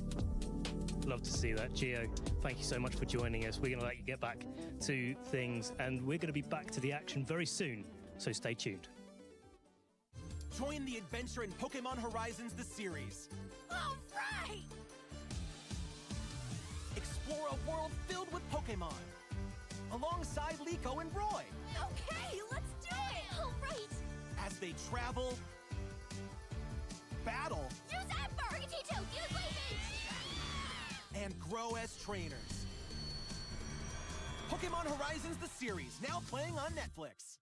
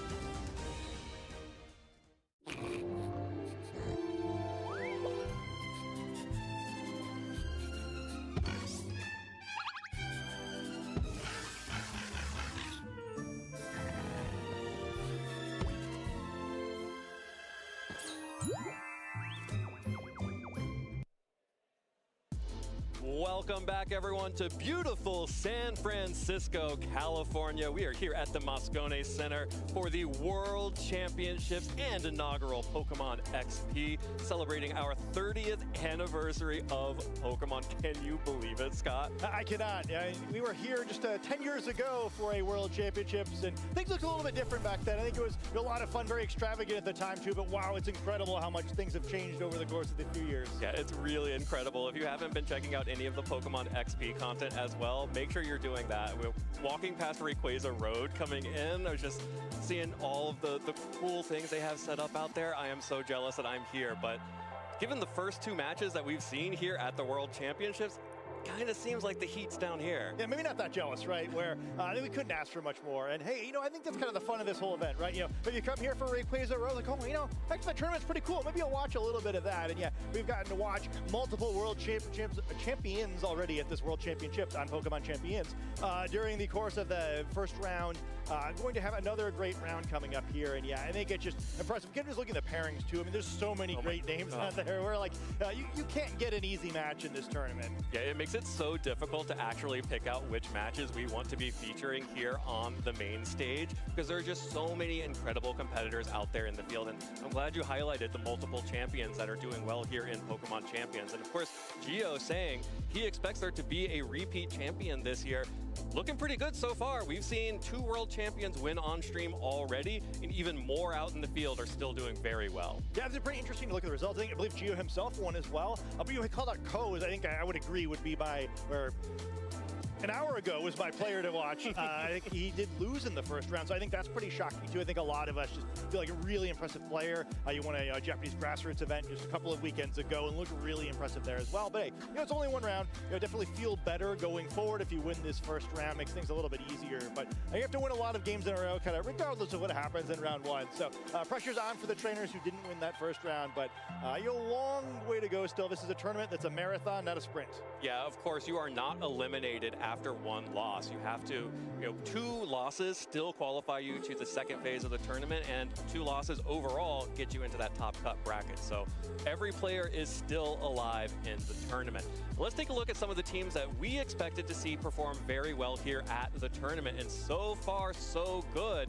I see you and Sierra both being on the team Toxapex here. Sajin made that Pokemon look extremely impressive. Yeah, I think it was one, I was a little anxious to lock it in myself, just because how many players are actually going to opt to do this at this World Championship. But we've seen a lot of development on this team throughout the past few months, where I think Wolf's finish at NEIC, even though we'd seen it get second place at Hong Kong Nationals, as well as in the last regional championships here in North America in Scarlet and Violet. Triz started to respect the Toxapex, but the top 4 at NEIC is like, fine, this is a real Pokemon, we need to develop this. A lot of Japanese players picked up as well, which is, maybe what I was thinking when I locked the team in there, like, oh, surely some of the big names will actually bring this, and I think that's pretty good to be invested in. A lot of different teams here. We see, 5 Charizards, so we managed to find 3 teams that didn't have Charizard on them. Please be proud of us. Please put the gold star for us on your fridge. I mean, not for like us, but for the other 3 casters. Yeah, for Ben and for Aaron and for Rose. We did already get to see the Blastoise and Delphox team in that first round. Of course, it did lose to Wolf's team in that first round, but some other teams, I expect to see Ben's team, the Frostlass and Scovillain. It's been affectionately dubbed Italian Ice. One of the teams that wants to feast on Charizard teams. And if Charizard's at 40% plus usage, you would expect that team to be doing very well. And of course, Aaron highlighting one of the newer adaptations using 2 of the new Megas introduced to Regulation MB in Raichu Y and Staraptor. Yeah, I think one of the biggest disappointments maybe the fact we didn't get to stream too many tournaments in Regulation MBs. I think Raichu is just so much fun to watch. I hate playing it. I hate playing against it, where it's a very read-heavy Pokemon. Right? Yeah, I think I have similar defensive stats to Mega Raichu Y, which is not a compliment to the Pokemon. But I think it's just so much fun to watch, where it's very read-heavy. You have tools to win every matchup if you get all of your turns right. But boy, do you have tools to learn to lose quickly if you don't get them wrong. I think those of us who maybe prefer a more defensive style of battling can look another direction, but I think it's a really powerful Pokemon we're likely to see throughout the course of this tournament, especially at this level where everyone is good enough to be able to do some damage with a very difficult Pokemon to use. Yeah, and I also have to shout out my co-caster Lee there, who has also chosen to go for the dual weather Sun Rain team. Usually you don't see a rain Pokemon next to a drought Pokemon like Charizard, but the way this team works is so dynamic and interesting and engaging. It's the most fun I've had playing Pokemon in Pokemon Champions. It's been playing that Sun Rain team, and I would not be surprised to see it go deep just because it gives you so much flexibility. I very rarely feel like I'm completely out of the game. And it's one of those teams that allows you to bring both of your Mega Pokemon. You're usually looking at the Charizard and the Swampert. Both of those Pokemon are very good non-Mega as well. Yeah, I think it's a lot of fun to play as well, where another one that maybe is not quite my style, but I got most of my reps practicing for this tournament on that team as well. It's like, okay, I think this is going to be a big thing. Like, I want to be prepared enough to talk about it. And yeah, I had a lot of fun with it, where I think Mega Charizard, or non-Mega Charizard, I should say, in particular, is a lot of fun, where I remember during the last World Championships in London, spending some time making fun of the trainers who would bring Charizard and then not Gigantamax. It's like, but regular Charizard is terrible. It's not so terrible now. It's gained a lot of moves over the course of the last couple of games, where with both Weather Ball and Hurricane, it does a lot of damage as regular Charizard. Its special attack stat is pretty impressive even in its regular state, and it's also just so much fun to play against, where I think a lot of Pokemon is very suspicious if you don't Mega Evolve it immediately. It's like, oh, is there another Mega in the back? Where Charizard keeps you guessing a little bit longer, because Pokemon you're naturally holding Mega anyway often to try to get weather control, especially on that team where you have a second weather Pokemon. I think it plays a little bit more fun, where I always like playing the double primal compositions in the GS Cup. Yeah. It's kind of a similar thing with Kyogre and Groudon. But I think they were much more in each other's way, maybe like in a lore appropriate way, where I think with Pelipper and Charizard kind of both having ways to power up each other's moves, I think they feel a lot more like a combo, instead of like you have like 2 really powerful forces that are great to have on your team, but maybe don't work so well together the way that the legendary Pokemon did. Yeah, and it's the move Weather Ball that really ties that team together. Of course, Weather Ball gets a power boost and changes its typing based on whatever weather is on the field. So it can be water typing if rain's on the field, it can be fire typing if sun is out, but it can also be rock typing if sand is up, or ice typing if the snow is up as well. And that gives this team so much flexibility and really does allow your Charizard to be effective in rain, especially because Charizard does not really have great flying type options except for Hurricane, which is terrible in the sun. But if you get rain going next to Charizard, all of a sudden you have another flying water type attacker that can also deal some damage to steel types if you need to with the fire type Heat Wave.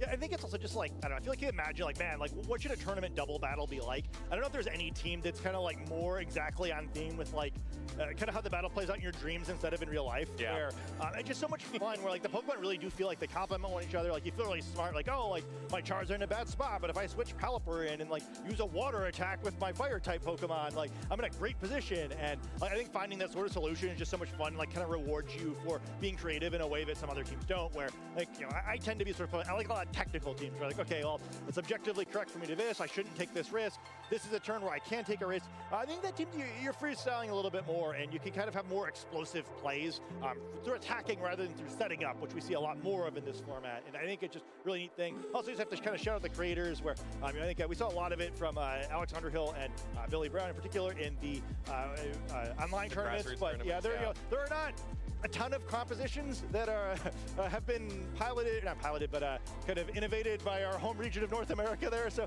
I'm happy with the players over here contributing something to this metagame, so thank you. Absolutely, and it is a really interesting team because you do have a lot of improvisation in the team, like you mentioned, but it also has such a high skill ceiling because it's also in a pretty low skill floor because it's actually very easy to get in your own way with this team as well. You never want to end up in a situation where you have the wrong weather up. You have a lot of different tools to get your weather correct, but you also do have a lot of anti-synergy on the team. So it takes a really, well-practiced pilot to make sure that you're getting the most out of all those options and keeping the most options open for yourself throughout the entire game. So I'm really excited to see it. We may be able to see it very shortly, but over the course of this tournament, I expect it to do very well. That's why I picked it for my caster predictions. Yeah, I hope we get to watch it. I think it doesn't quite look right when I'm doing it. Where I think particularly one thing I kind of learned playing the team is that it's very important to lead well because it doesn't pivot super well. Where again, the anti-synergy, if you're having to make a bunch of defensive switches, you're in trouble, right? Where I think one of the things that makes the comp really powerful is like you should be the one setting the tempo, right? If pivoting tools, you have multiple weathers, like your opponent should be reacting to you. And as soon as you're playing reactively, I think it tends to be really weak, particularly if you give up a knockout too early in the game, where it's really hard to avoid the anti-synergy. Where it's like, well, I don't want the weather from the Pokemon that's not currently in battle. That's the only thing I can switch in, and something is pins. Like, well, guess I get to pick a bad option. That's awesome. And yeah, I think you need some foresight to play that team well. Absolutely. And of course, here at the World Championships, we only have players that have shown that they can do well enough to, have that foresight because they have qualified for the World Championships. It's what makes this tournament so special every single year. And it's why, when we saw that we were going to do a second round one, I wasn't like annoyed or anything. I was ecstatic. I was like, we get to see another one of these great matches. We have so many talented players here. We have multiple world champions, 8 out in the field trying to get a second world championship. And that's just in the Masters division as well. Yeah, definitely, stay right here. But keep in mind after this tournament, like, man, I really wish I got to watch more Pokemon battles. There's a side stream, or a feature match stream from Victory Road with even more matches. I think definitely going to be fun to review those after this tournament is over, where it's so much fun. I think this format is really neat where even though you kind of like a pretty definitive pool of like the top 15-ish best Pokemon, there are some fun Pokemon you can slide in there, and then the way that teams interact is really interesting, where you can change your team a lot by just swapping 2 or 3 Pokemon out and a few moves. Like suddenly it feels and plays very differently than kind of what you started with, and I think kind of just seeing more of those different combinations is really interesting. I think this is a tournament where we've kind of been talking a lot about Big Six, but like I don't think there is a clear strongest composition coming in, right? There's not like a real favorite. I think this is a tournament where trainers kind of just need to identify like, okay, like what am I the best at? What fits the best for me as a trainer? And then, hey, I just gotta make my reads. I've got to know my lines. I've got to just do my best, and it's going to come down more maybe to me than my 6 Pokemon in this one. And I think that's going to make it more and more fun to review because, yeah, like one person playing a team and someone else who's been prepping it since NAIC is going to look very different. Absolutely. And because we have so many incredible matches out in the field, that means we have so many notable matches to take a look at. And as we are getting ready for our round 2, here are all of the players out in the field right now. some of the most notable pairings here. And of course, you can see our feature match is going to be the 2022 World Champion Eduardo Cunha versus Alex Underhill, one of our players to watch from North America. But some also incredible matches out here in the field. I'm looking at that match between Michael Kelch and Wei Chier from Taiwan, the most decorated player from Taiwan, up against a player who has not failed to do worse at the World Championships than top 8, which is a wild statistic. 3 World Championships, he went 2nd, 4th, and a top 8. Yeah, what a player. And yeah, I think it's been a really strange early tournament for Michael, where, his first round he played a mirror match with a team that you should not have to worry about playing a mirror match with. And this round, against a very strong opponent he's probably not played against. So it should be fun for him. It's 4th World Championships in a row. He's been very strong. Hey, give us a little bit different this time. You want to keep the experience fresh for him. Absolutely, and some other great matches out here. Of course, world semifinalist last year, Montana Mott, will be playing against Sebastian Escalante, one of Latin America's longest tenured at this point and top players. So exciting matchup out there in the field. Of course, our colleague Yuki is playing up against Alex Gomez-Berna, also out in the field. Those are all going to be incredible matches. Victor Medina versus Arath Almaraz. I would love to watch that match. There are so many good matches out in the field, and I'm so glad that we're going to be able to at least have VODs for most of these. Yeah, it's going to be great. And I think it's just going to be fun kind of as this tournament progresses, where I think one of the things that's going to be really fun about this World Championship in particular, while they're all great, it's so hard to team diff someone in this format. Oh, yeah. I think there's going to be way fewer matches where someone just just drawing dead is like, oops, I got the opponent I wasn't supposed to play against. And there's a little bit of that. But I think because this is so much more of a format where it's like, okay, well, I've got to make the right choices in team preview. I've got to play well throughout the game. It's more about kind of knowing your lines and executing game plans. I think as the deeper we get in the tournament, the sharper everyone's going to be, because this is a tournament where you're just not going to stay alive unless you're playing really hot. So I think we're going to see maybe some of the best Pokemon we've ever seen over the course of this tournament. Yeah, well, I'm really excited to get into it. We have so many great players out in the field, and especially having some additional weeks of Regulation MB after the tournament as well. That is one of the things that I most enjoy after the World Championships, is seeing, we've had a pretty extensive off season in between North American International Championships and the World Championships here. So a lot of players have been saving some of their adaptations for this tournament right now. And now we're going to have a few more weeks afterwards to really see what won here, and then also be able to experiment and see what still is left in the tank for MB.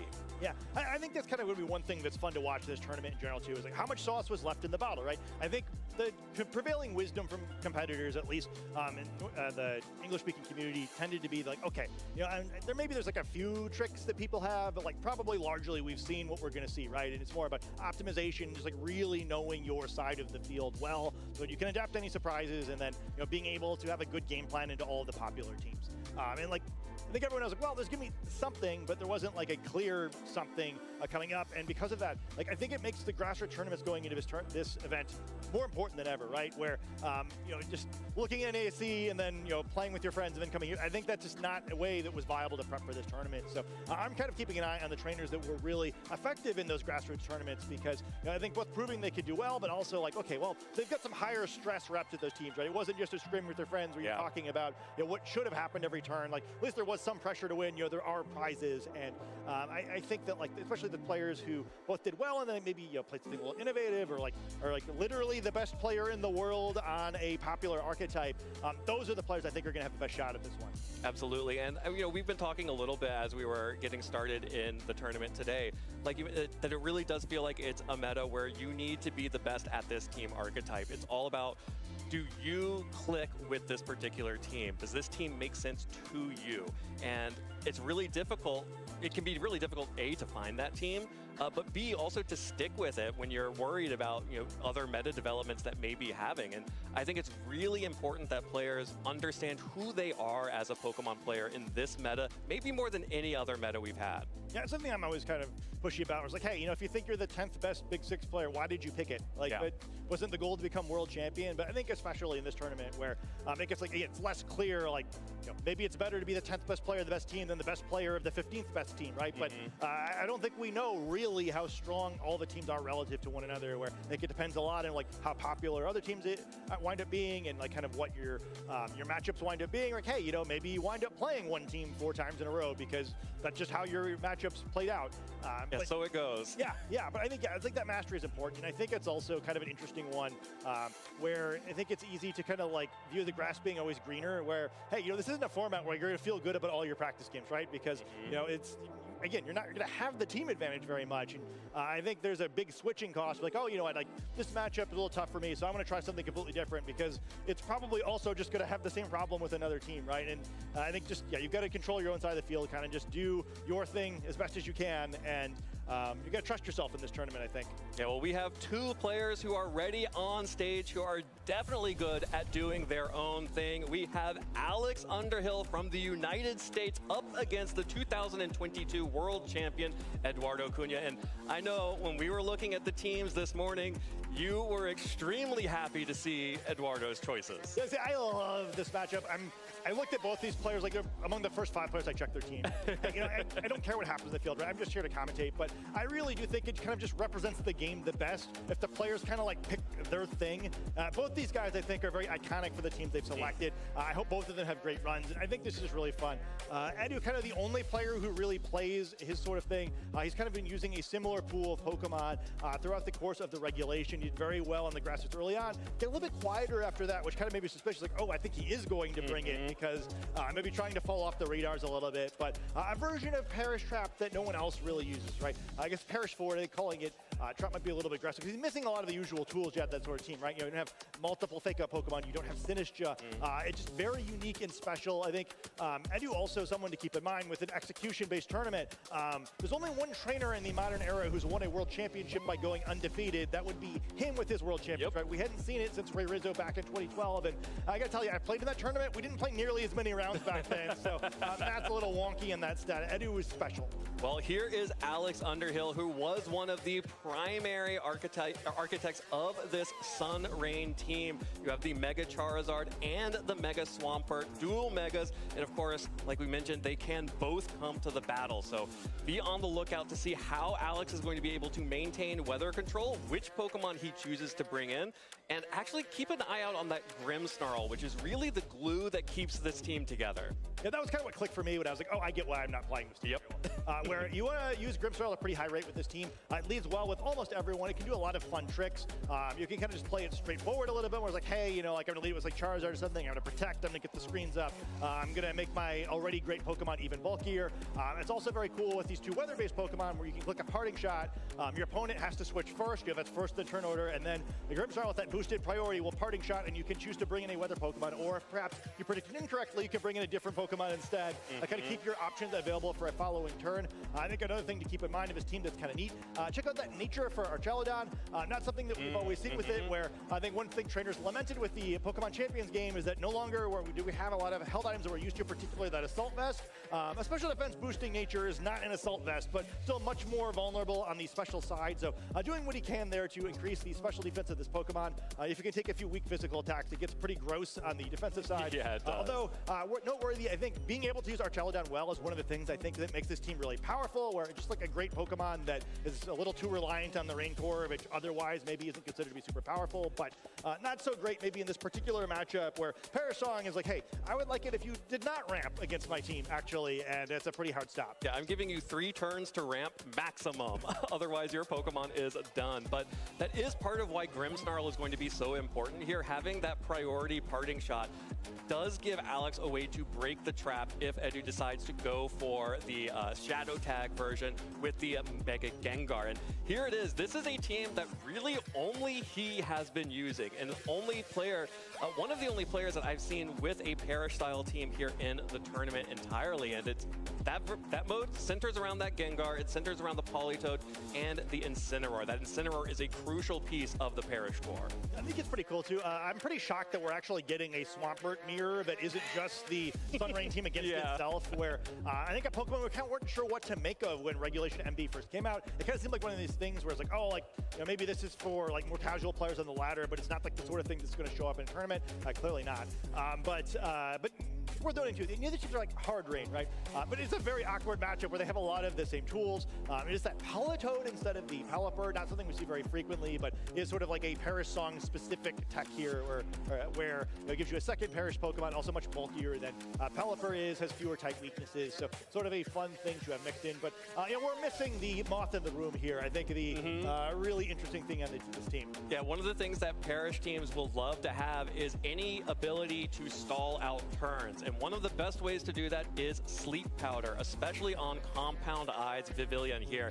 That means that those Sleep Powders are going to be much more accurate than usual. And if Edu is able to sneak out 2 or maybe even 3 turns of sleep, that's enough to knock a Pokemon out with Perish Song. Yeah, there's a lot of fun synergy there, right? Because you can do it that way, or hey, you know, his own Archeldon doesn't have to worry about Perish Song because he can just not click the button, right? So if he's the one ramping, or if his Swapper's on a rampage or something, I think it's really interesting. We do immediately see those trademark Pokemon, the Gengar and the Vivillon, and get a more common lead on the other side with that powerful Charizard Venusaur combination that going to drive that offense right from turn 1. Yeah, one of my favorite titles as well, Gengar, the historic genius, out on the field alongside Edu's Vivillon.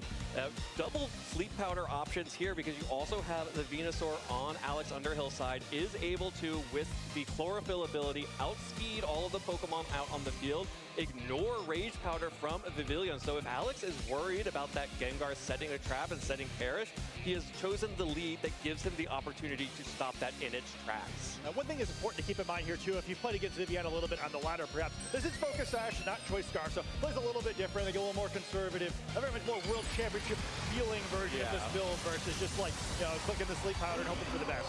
Well, there is Mega Gengar, a Pokemon that typically gets slept on up until the World Championships.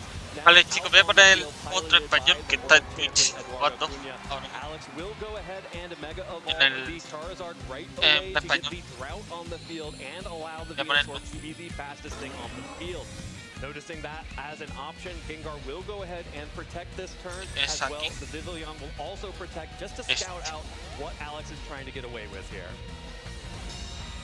Ooh, into the Vivillon and not the Gengar, so calling out that the Gengar was being threatened, but Eduardo with that double protect, making sure that there is no risk of any damage or any wasted turn. Yeah, so double protect great for a lot of reasons there. And you kind of always love to get that protect Mega Evolution out of Gengar where you can. Right now, if it does switch out of battle, you can immediately threaten a trap when you switch it back in versus the switching in the regular Gengar, which is very frail and also like, not immediately providing any value. Also very fun this matchup where the Charizard did Mega Evolve. I think whether Alex chose to commit that or not was very interesting on the first turn. Now potentially either player could bring in their own Drizzle Pokemon and change the weather, which would Venusaur down enough that it's slower definitely than Pokemon TV. Yep, well, there is the Vivillon going to switch out for Politoed, immediately remove the Sun.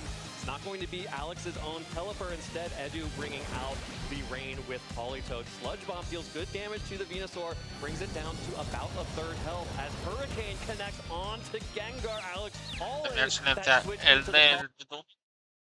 Y voy a encender y voy a poner el de Twitch.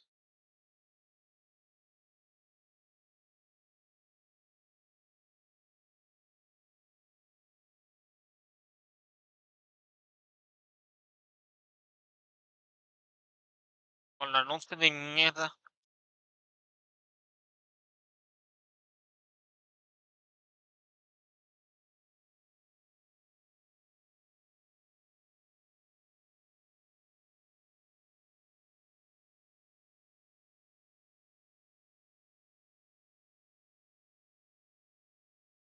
Course, we see it not being brought, but the protect from the Wims got, making sure no Focus Sash and no KO is forced onto it this turn.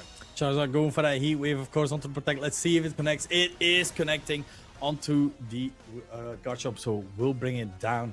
Now, one more Pokemon remaining could very well be that Basculegion, so it is going to be important. Oh, the sun has dissipated. That means Solar Beam is no longer on the table. That means only Thunderbolt from Ferrograph really an option. Now, it is still good that Ferrograph is quite healthy, as a Wave Crash will not be able to kill it, but 2 Thunderbolts might bring plus a Heat Wave chip, might bring this Basculegion into range of this. It's still a little bit interesting to see because I do think maybe a double up from Basket Legion and Whimsicott onto the Farigiraf could prove to be effective. But as long as you have that Citrus Berry on that Farigiraf and you're able to just survive something, it gives you the option to just attack again in the following turn. Yeah, it's something you're gonna have to maybe lean in towards, making the read of the double into one slot or into the other as best as possible. Like we said, the Basket Legion, I don't know, I think it will probably run away with this, even though it's in a spot where it's not gonna be able to get a KO with an Aqua Jet, but because of the Armor Tail. But the question here is the Heat Wave. Oh, it misses on the Basket Legion, maybe hoping to try to get a burn in order to be able to survive this.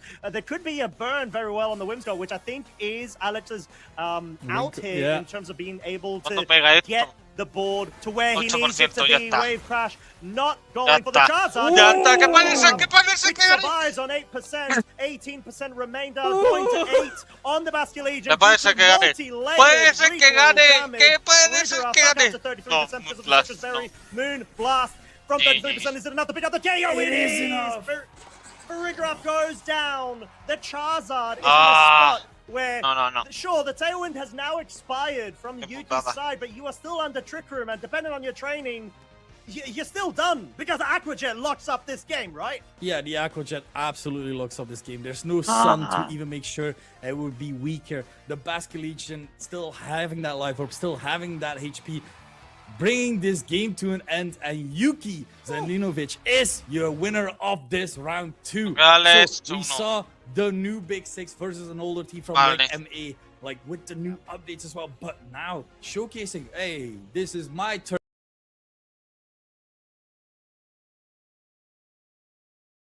Torvik.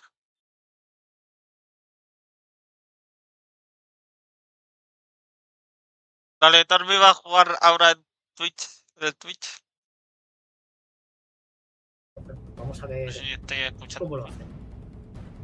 Sí, veremos. Además también, normalmente en estos equipos de Delphoc Blastoise, el King Gambit que suele tener, ¿no?, danza-espada, con lo cual tienes esa triple amenaza de busteo tan peligrosa y tan ofensiva. En este caso el King Gambit no lleva danza-espada, lleva cabeza hierro, ¿no? Normalmente suele llevar doble ataque tipo siniestro y cabeza hierro. Sí, lo estoy escuchando y viendo. ¿No? Veremos cómo enfoca la partida. Desde luego es un equipo más balanceado que lo que nos tiene acostumbrados en los equipos de Blastoise. Sí, vemos que Víctor comienza con la core del sol. La core soleada para que Venasur pueda meter desde el principio mucha presión con ese somnífero o atacar. En este caso, bueno, Tierra Viva es una buena opción para cualquiera de los dos enemigos.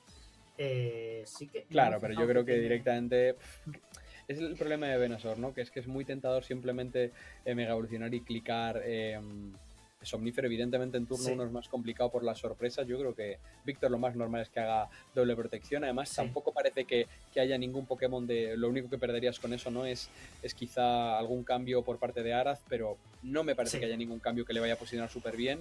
Y ahí vemos que evidentemente la doble protección era lo más esperado. Sí, vemos ese Poison Jab. Bueno, algo de daño le habría quitado. No me ha evolucionado seguramente para no perder turnos de sol a lo tonto. Al final, pues ¿para qué? Realmente. Y ahora sí que sí, seguramente puse la mega evolución e intenté, bueno, quizá con Venasur pues una Tierra Viva, o veremos ahora si decir, bueno, ya hemos visto que cambiar no lo ha cambiado, sabiendo que va a aguantar cualquier golpe con esa banda Focus, pues puede estar más tranquilo. Mira, ha optado por ese somnífero, se ha jugado al 75% de aceptar y le ha salido bien, así que sí, ahora veremos, ¿no? A ver, el problema con esto no es que evidentemente Incineroar está acampando a sus anchas y seguramente puede hacer ese invite ígneo. Evidentemente yo creo que no te quedas tan mal, ¿no? Porque veremos a quién va el Charizard, sorprendentemente. Seguramente haya ido con un doble target, ¿no? O quizá un doble target con ese Poison Jab, a ver si eras capaz de debilitarlo. Iba a decir que si va el Venusaur no es tan horrible, porque es como, vale, le bajas a la Sash, pero él pierde mucha vida por el recoil. Tú sigues ahí tan tranquilo tirando, porque aunque te baje a la Sash, eres tan rápido que es que te da igual. Entonces me parece que la situación es bastante buena, ¿no? Para Torviva al final es lo que tienen los equipos de Venusaur. Si aciertas el somnífero sueles estar perfecto, y si lo fallas, pues ya, ahí te la juegas. Veremos cómo se ha predecido ese cambio a Blastoise, o ha optado por eso, Tierra Viva en este caso.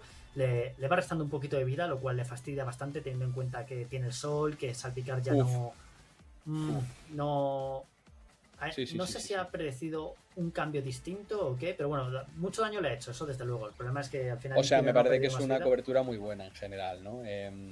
Porque al final, ¿para qué le vas a atacar al Incineroar si sabes que tampoco te está haciendo tantísimo? Es lo que digo, te puedo hacer el envite ígneo, pero tú con Venusaur aguantarías en las as tan tranquilamente.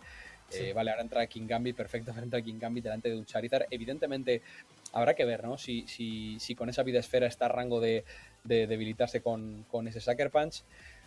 Pero claro, también Venusaur puede ir durmiendo, Venusaur también. Puedes cambiar a Charizard, luego ya le vuelves a meter. Además, recordemos que Charizard está -1. Sí, a ver.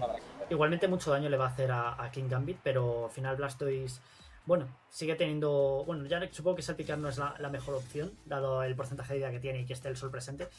Opta por protegerse el King Gambit. Vemos a Bomba Lodo, que le va a terminar de debilitar. Bueno, hemos visto la evolución para registrar la Pokédex, ¿no? Porque después ya el pobre no podía hacer mucho más. Por favor. Sí, o sea, en general yo creo que está jugando muy bien Torvik, ¿no? Está manejando muy bien los tiempos del combate. Además, es lo bueno, ¿no? De estas leads, es lo que hemos dicho antes, ¿no? De Charizard Venusaur, es que si no tienes nada preparado contra esto, tu única opción es que falle el somnífero. Evidentemente va a fallar en algún momento. Sí, uno de cada cuatro, pero... Yo creo que si eres Torvik dices, es un torneo con tantas rondas que me acabará compensando. Sí. Lo que me parece curioso es que aquí no ha optado por doble protect, teniendo en cuenta que al final King Gambit no tenía la posibilidad de chetarse con Danza Espada. Pero bueno, vemos que le ha conectado la Tierra Viva y a lo mejor decía, a lo mejor ya Charizard aquí no tiene tanto, ya está a -1, tampoco le importaba demasiado. Ya ha puesto el sol y ha hecho lo que ha podido, así que no sé muy bien por qué no ha preferido directamente no usar doble protección. O sea, me parece que está muy bien, ¿no? Porque al final, vale, o sea, saqueas a Charizard, ya está a -1, ha hecho su daño, entras perfectamente con Garchomp, que Garchomp entra aquí espectacular, ¿no? Espectacular. Y tiene la posibilidad de protegerse ahora sí con Venusaur, quizás sí que ha sido... no, porque si hubieses hecho doble protección... O sea, puedes hacer protección terremoto, ¿no? Directamente... sabes que el Garchomp protegerse no se va a proteger, ¿no? Porque es Scarf, pero claro, quiero decir, vale, entras, te quedan 3 Pokémon, que los 3 son más lentos que Garchomp y los 3 son débiles de terremoto, entonces me parece que la situación es muy buena, ¿no? Para Víctor. Encima, para más Inri, tiene ese Tierra Viva, ¿no? Que le pega súper efectivo a los mismos 3 Pokémon que terremoto, evidentemente. Claro, y tipo Tierra es muy bueno ofensivamente. Que se quede encerrado, encima con Pataleta. Exactamente. Quedarte encerrado en terremoto. Es muy buena opción porque al final... Sí. Es muy buena opción al final la Pataleta aquí porque además, ahora, como se ha protegido, creo recordar que se duplica el daño, es como si fallase. Y además, eso, es que no golpeas a tu compañero, no pierdes las as, se ha terminado el sol, eso es verdad. Pero bueno, ya Venusaur ha participado, ha hecho el combate Venusaur prácticamente, hasta ahora. Vemos esa sorpresa, ya le quita las as, pero bueno, ya para lo que le queda, la verdad es que el pobre no puede hacer nada, Araf, así que simplemente... vemos que ha aguantado bien el King Gambit. Me parece... quizá eso, no le duplica la potencia, la protección debe ser. No, claro. Pensaba que sí.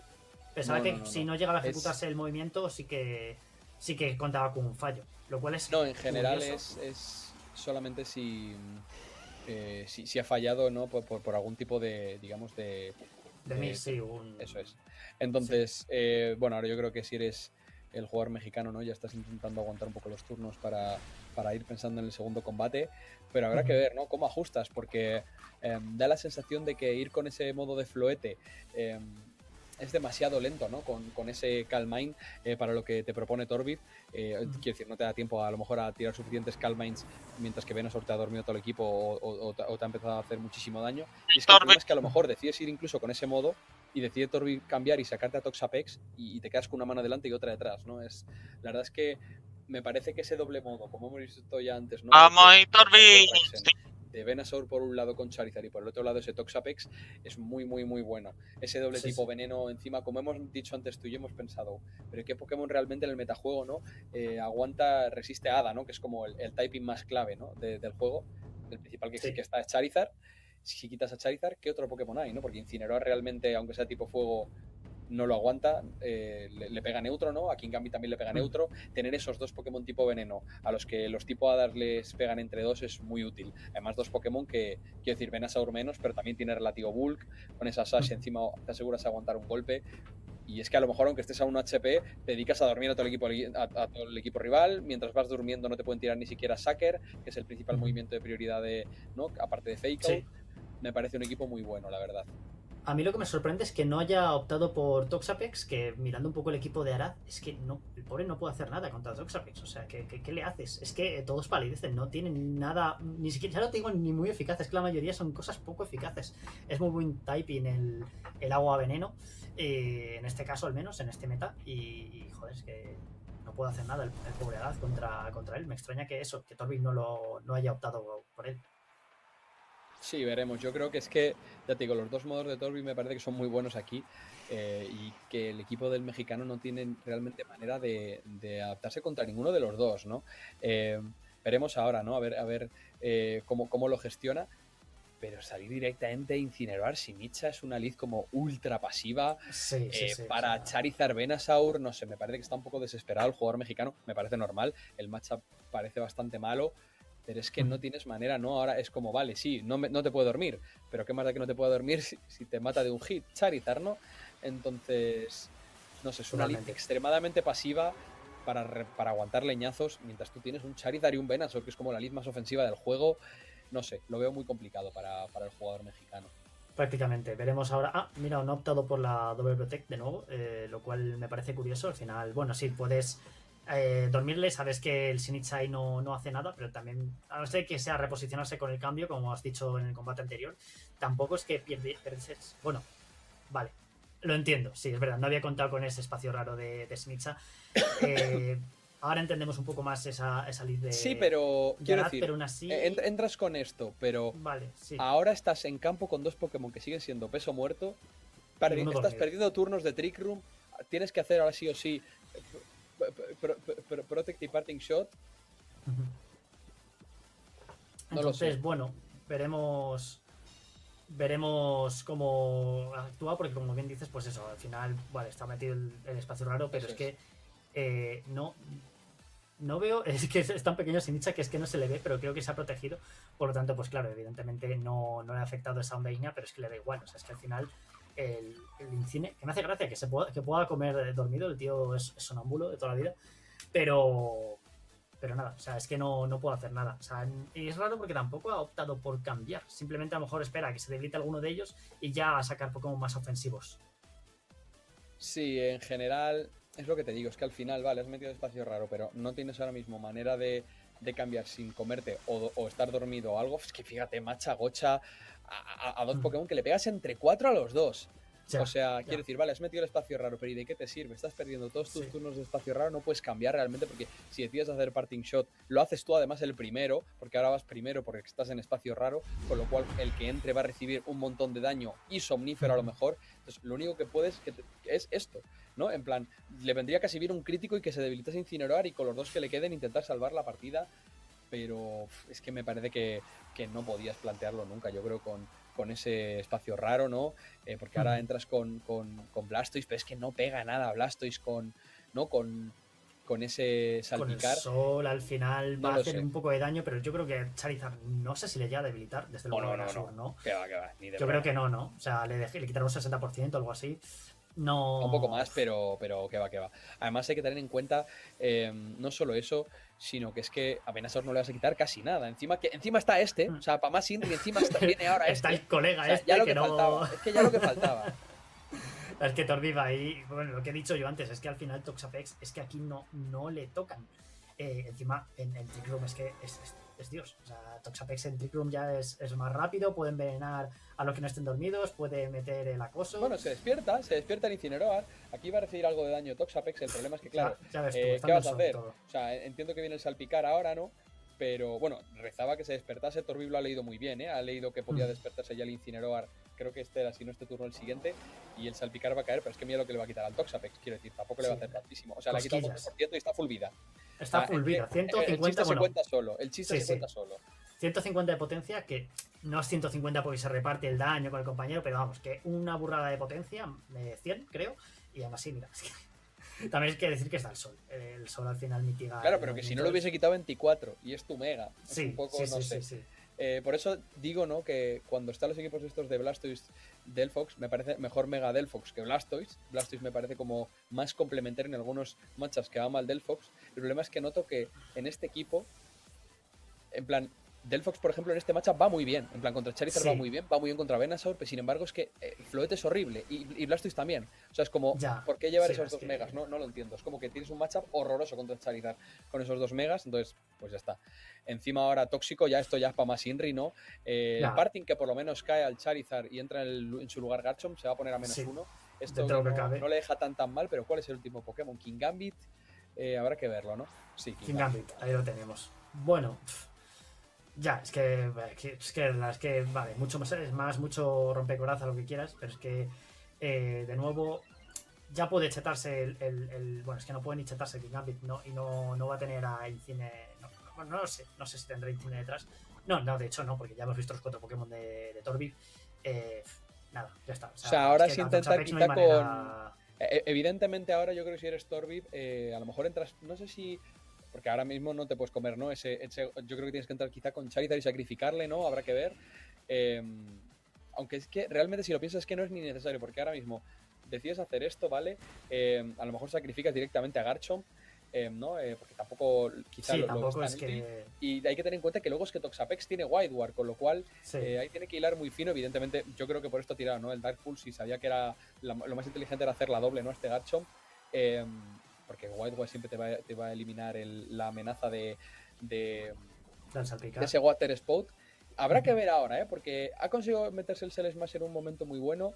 Al final es lo bueno que tiene, digamos, Blastoise delante de Toxapex, ¿no? Que es como aceleras mucho antes de lo que él te empieza a hacer daño. Evidentemente luego vas a estar, o sea, aunque no te haya hecho Infestation, ya es que no vas a cambiar a Blastoise, no vas a cambiar a un Pokémon con el que ya has tirado el Smash.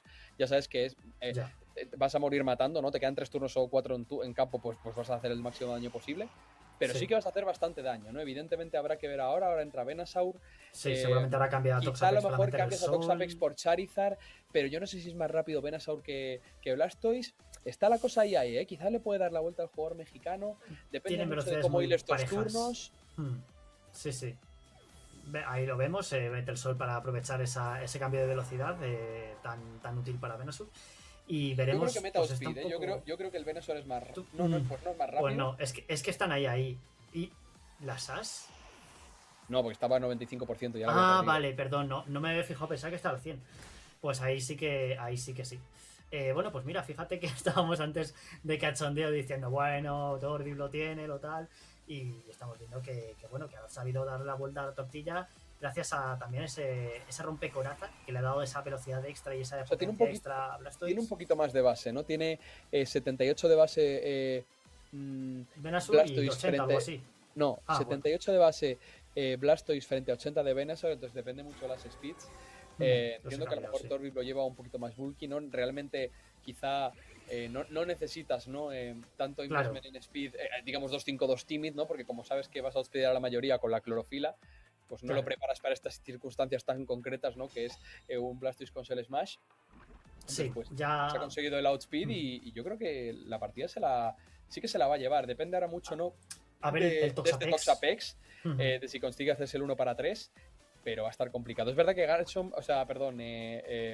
Blastoise, en este siguiente turno, si no va a caer, va a estar a punto, pero claro, necesitas a lo mejor, evidentemente vas a hacer el Sucker.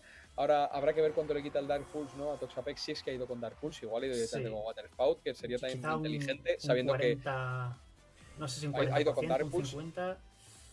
Sí, vale, me equivocaba muchísimo más. Nada, pues ya está, sí. O sea, yo pensaba, sí, en general, no por la habilidad, ¿no? Ahora yo creo que evidentemente, claro, no había tenido en cuenta. El problema de esto no es que, vas a recuperar vida, evidentemente sí, el King Gambit que va a perder ahora con el Infestation, pero es que Blastoise no va a caer y puedes cambiarle ahora si quieres, entonces eso yo creo que es bastante importante. Quizá no habría sido mala el Infestation a Blastoise para evitar que se cambiase y en este turno ya asegurarte al menos su KO. Porque pierdes igual, ¿no? O sea, pierdes igual, solo te queda Toxapex y el otro tiene un King Gambit entero. Sí. Sí, ¿no? Sí, supongo que por mucho. O sea, da igual lo que hagas, quiero decir. O sea, lo tenía ya muy perdido cuando ha perdido el Outspeed, yo creo, Torbif con el Blastoise contra el Venusaur. Sí. Al final ha sido muy clave que el Venusaur cayese de un solo golpe. Bueno, pues nada, ahí ya pues lo típico que se dice, ¿no? De que supongo que ahora iba a decir Toxapex está pensando en el siguiente combate. Seguro que sí, pero Torbif también. Y ya pues viendo que hay que evitar que ese Blastoise se le chete, se buste en la cara, porque ha sido un poco la perdición, ¿no? O sea, al final estábamos hablando de eso, de que bueno, que el espacio raro, que el salpicar ya no tal, pero es que al final no hace falta tener salpicar para hacer también muchísimo daño con Mega Blastoise. Así que, bueno, es tener cuidado con eso. Sí, la verdad es que eso, estamos nosotros diciendo que estaba muy perdida la partida y tal, pero yo creo que se ha dado, perdón, una de las pocas circunstancias que sí que le viene muy bien al equipo del jugador mexicano, que es que se han quedado en campo Toxapex contra Blastoise, ¿no? Entonces al final ahí Toxapex, que sí que es verdad que te va fastidiando lentamente, y ahí sí que ha sido capaz de acelerarlo muy rápido el jugador mexicano, ¿no? Con Blastoise, tirándose ese Smash, ¿no? Y haciendo mucho daño, evidentemente, mucho más a los compañeros que a Toxapex, pero claro, muchas veces si dejas solo a Toxapex, no hace tanto por él mismo, ¿no? Porque necesita muchos turnos para conseguir debilitar al rival. Sí. Y ahí vemos ya cómo termina con él. El colega lo intentó. La verdad es que no era para nada mala opción contra el equipo de Araz, pero bueno, al final, pues como bien has dicho, ese Blastoise supo el turno en el que meterse el rompecoraza. Y ya, bueno, a ver qué ocurre en este tercer combate, pero tengo ganas, me ha gustado, me ha parecido muy interesante. Y si bien es cierto que el equipo de Torbif pues es más estándar, me gusta bastante cómo juega contra Araz, cómo ahí se van desarrollando. Ese Venusaur yo no lo he visto tanto, pues bueno, no hemos visto todavía ningún miss, ningún fallo de somnífero. Habrá que ver que no se le cruce la cosa, no se le complique a Víctor Medina. Estoy pensando, ¿no? Quizá en vez de meter a Toxapex, meter Incineroar o Sylveon, pero tampoco es que ninguno de los dos sea extremadamente útil, ¿no? Porque al final Sylveon no es que tenga tanta presión, no es de los que tiene hiperrayo. Funciona muy bien con Toxapex, con ese bostezo Infestation, pero no tanto por sí solo. Entonces quizás sí que Toxapex es el mejor último Poké. Y depende mucho, ¿no? de que meta bien al Blastoise, pero ahora parece que Araz cambia completamente, ¿no? Porque ha entrado directamente con ese Floete, que en los primeros dos combates no había salido. No sé, se le queda una situación un poco rara, ¿no? Floete ahora mismo que le hace daño poco eficaz a los dos Pokémon de Víctor. Y veremos hacia qué va la sorpresa, veremos qué hace Floete, si decide comitear directamente, que parece que sí, a tirar ese Calmine a lo mejor ya turno 1. Pero no lo sé, porque yo creo sería raro un Calmine. Le tienes que tirar fake out al Venusaur seguro, ¿no? Porque tienes que evitar que te duerma sí o sí. Evidentemente ahí está el fake out al Venusaur, le rompes la Sash. Va a ser más rápido seguramente el Floete, ¿no? Que Charizard. Bueno, en este caso no, suele estar ahí. Y la rascas media vida prácticamente. Que te comes ya, ¿no? La Calmine, te la pones ahí la primera, está perfecto, pero claro, ya estás a media vida. Habrá que ver, ¿no? Evidentemente, seguramente puede ser que esté el caso de Sinicha. Antes lo hemos visto de Lead, seguramente ahora esté a la back. Entonces, vas a recuperar ahora 25%. Eso sí, a lo mejor entra Sinicha y en el mismo turno se debilita. Entonces, habrá que ver, ¿no? Ahora, evidentemente, el Protect Parting es bastante safe. Habrá que ver si la ha leído Torbif, que sí que la lee muy bien. Jugada muy buena por parte del jugador español. Y habrá que ver qué hace Charizard, ¿no? Quizá otra Heatwave. Sí, la verdad es que Torbif siempre se le ha reconocido, ¿no? Dentro de España como el jugador que mejor juega los 50-50 o que mejor lee a los rivales. Y aquí pues lo vuelve a demostrar, ¿no? Lee muy bien esa jugada segura de reposicionamiento y se pone en una posición muy buena, ¿no? Porque ahora, evidentemente, Floete sí o sí, a no ser que falle el somnífero, que entonces estamos hablando de otro tema, pero si le consigue dormir se queda en una posición muy buena, porque ya el Heatwave si conecta también le dejaría en un rango muy, muy bajito, así que habrá que ver, ¿no? También incluso puedes hacerle la doble, puedes hacerle bomba, lodo y meteorobola quizá y acabas con él. Habrá que ver cómo decide hacerlo Torbif. Opta por la doble protect, que no ocurre, no conecta ese 30%. Ya con esto Torbif tiene la partida prácticamente hecha, sí. Vemos si ahora opta por la meteorobola o por la onda ígnea. Ahí vemos justo, mira, lo has predecido a la perfección. Sí, es que al final es muy inteligente, ¿no? Porque aseguras que no haya nada de RNG. ¿Para qué vas a tirar Somnífero si lo que quieres es quitártelo de encima? Incineroar no hace absolutamente nada. Se ha despertado igualmente Incineroar, con lo cual si le llega a salir la doble, perdía a lo mejor la partida Torvid. Pero bueno, ahora con esto, Incineroar que consigue debilitar a Venusaur, la verdad es que aquí bastante suerte, entre comillas, por parte del jugador mexicano. Incineroar que se queda un poco más de media vida, ¿no? Ahora con la Citrus. Pero claro, es que si eres el Araz, has perdido a tu Mega y tu game plan entero, ¿no? Porque el game plan al final siempre va a girar cuando vas con Floete en torno a que pueda tirar los Calmines. Seguramente ahora le quede Snirtler y habrá que ver si es Sinicha el último. Pero es que ahora te entra con Garchomp Scarf, puede clicar terremoto cuando quiera. Si ahora mismo con Snirtler le decides clicar Fake Out al Garchomp, pues te comes un Onda Ígnea con Charizard que te va a dejar a los dos tiritando. Me parece que la partida la tiene Torvis muy por delante y ha sido todo gracias al turno en el que ha leído la protección del Floete, ¿no? Y le ha tirado el Somnífero al Incineroar. Sí, ahí vemos cómo opta con ese refuerzo. Vemos qué va a hacer, que seguramente una garra nociva, algo así. Sí, para intentar debilitar a Charizard seguramente. El problema es que, claro, a cambio, vale, vas a debilitar a Charizard, pero ¿y con esto qué hacemos? Ya sí, te quedas ahí con un 1%, el de las As, y vamos a ver qué ha optado por hacer Snirtler. Sí, además, yo creo que Snirtler ahora, encima de decir con el Close Combat al Garchomp, ¿lo va a debilitar en ese caso? No, ni siquiera le debilita. Bueno. No, entiendo que entonces es un Garchomp relativamente relativamente bulky, ¿no? Bueno, sí que le va a debilitar, ¿no? Por el veneno. Por el toque veneno. Sí, totalmente. Pero bueno, o sea, igualmente con ese debilitado a Charizard, habrá que ver qué tiene Torvis de último, ¿no? Pero yo creo que si eres el jugador mexicano vas a tener o bien a Sinicha o bien a King Gambit y ninguno de los dos va a hacer nada en esta situación ya. Supongo que quizás Sinicha por el tema de que llevaba al Floet para redireccionar, pero bueno, es que aún así... pues no, es King Gambit. Bueno, es cierto que en este caso entonces... en este caso concreto te vienen mejor, pero... Sí, pero quiero decir, el siguiente turno ahora es protección Meteorobola y el siguiente turno es Meteorobola en Vite Ígneo. Sí que es cierto que hay que ver, porque ahora evidentemente yo creo que se va a acabar, ¿no? Bueno, ¿qué estoy diciendo? Da igual, si no... O sea, aunque se acabe el sol, no tienes nada, ¿no? Con ese King Gambit no tiene ningún ataque tipo lucha para incinerar, con lo cual la partida está acabada. Sí, o sea, ya... Bueno, Torvis la ha ganado, lo ha hecho todo lo mejor posible Agaz, el jugador mexicano, pero contra Incine es que ¿qué vas a hacer? Encima no falla la onda ígnea, ya está. Porque además, lo aguanta, ¿no? Fuera del sol, sorprendentemente.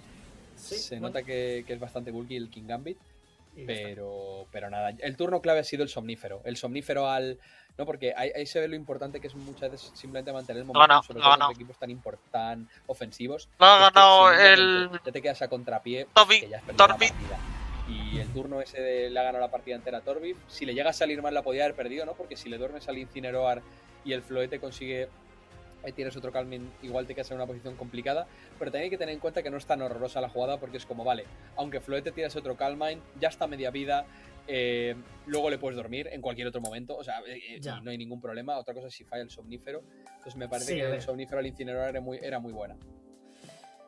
Y me parece extraño eso, que no haya metido Sinicha, que es cierto que al final pues se ve muy amenazado por el equipo de Torvid, pero es que al final Floet con Calmine es que es la forma que tiene de recuperar vida, no es como un Cresselia de hace 8 años ahí que tenía Calmine, pero también tenía la luz lunar y toda esta movida. No puedes tener restos, ¿no? Porque mueres Mega, entonces... Claro. Entonces, no hay campo de hierba, no hay mucha manera. Por eso me parece que es un Pokémon que potencialmente cuando vuelva, ¿no? a tener más herramientas a su alrededor, sí que puede ser muy, muy, muy potente. Ese es el de Calmine. Pero da la sensación de que se queda un poco lento, ¿no? En momentos como ahora. De hecho, lo que hemos visto es que la segunda partida todo lo contrario, lo ha ganado porque ha conseguido él acelerar mucho más la partida cuando tenía ese Blastoise busteado delante de Toxapex. Sí. Al final, bueno, la clave ha sido eso, como tú has dicho, el rompecoraza, y no sé qué haya ocurrido. Ha habido un turno en el que ha predecido algo el jugador mexicano y ya está. Bueno, ha sido también cuando se ha quedado eso, el Blastoise solo con el Toxapex y ha visto la oportunidad, pero sí, ahí pues por esa ocasión, porque después en la siguiente ha optado por Fluet y es que el pobre no podía hacer nada. Es que en este equipo, contra el equipo de Torvik, yo tampoco sé muy bien qué se espera hacer de Fluet para después chetar, pero es complicado y ya de primeras sabes que Torvik va a empezar por una lead tan ofensiva como Charizard Venusaur, es que es muy complicado chetarse frente a esos titanes. Sí, eso es. Han puesto... Y nada, lo acabo de chequear, vamos a ponernos viendo, también pues, lo que a se ver han resultados puesto y esta cosas. gente. Parece que va Eric 2-0, ¿no? El Río Passer. Alex Gómez 1-1. Pokémon creo que Mundial. junto a Torvik son los... O ha sido el Pokémon... El Victor Rot... TV. Onto the Archaludon from Gengar. That's enough to pick up the KO here. If Dragon Pulse is enough to KO the Swampert here, there will be no opportunity for Alex to have one here. Not es enough. 14% hit points. el Pokémon would be enough to normal. pick up the Gengar and potentially get a crit, but instead just going for the Wave Crash onto Gengar, knocking that Pokemon out, and now Edu should be able to lock this one up. Now locked in now. Almost got a little exciting there. You know, with protecting that arch, it could have been a little bit different, but Edu getting that right read to close this one out, and what an exciting match between both of these creators. Seems like it could easily have gone either way. Really interesting matchup. I don't think I've seen these teams play against each other before, so really a treat to get to see the masters of these archetypes facing off. And you know, gotta feel a little bad for both these players. Are you stressed? I'm stressed watching these four guys. Like, it's only round 2. They're gonna have a long day. Yeah, it could never be me piloting, especially Edu's team, having to think so far ahead in each of those games. You know, this is why most players have opted not to bring a team in this style. It does take a lot of mental energy, but if anyone's going to be able to do it here, it would be the player who won his world championships going completely undefeated. Yeah, and I think we gotta shout out Gengar a little bit too, right? I think it's kind of been one of those Pokemon, you know, it's Schrodinger's Pokemon a little bit here. We've been talking about Gengar since Pokemon Champions released, right? Did immediately win an event in Europe with a very Paris Trap-based team, and based on that, you might think, oh, Gengar's been a big presence on this game for the entirety of its life, and you would be wrong. You would be so wrong. We've been talking like, oh yeah, trapping's really good. Gengar's gonna be a big thing, and then we basically haven't seen it at all since Trin. Like again, you know, Edu had been playing this at grassroots events. Like we knew a few players had it, but it's just not really been a thing at all, right? It's like him and Marco. Yeah, Marco and Michael. Michael, right? And that's basically been it. Yeah. And like, hey, you know, I think it's easily the most difficult Pokemon in the format to use. So perhaps not so shocking that we're only seeing like the trainers are known as being the very best of the best, especially from like a technical gameplay perspective. Opting to go for this Pokemon, but you see how it works when it works, right? Perhaps you also see how easily it could not have worked and how things could have gone so wrong with even one mistake from Edu over the course of the end of those games there. So hey, hopefully both these trainers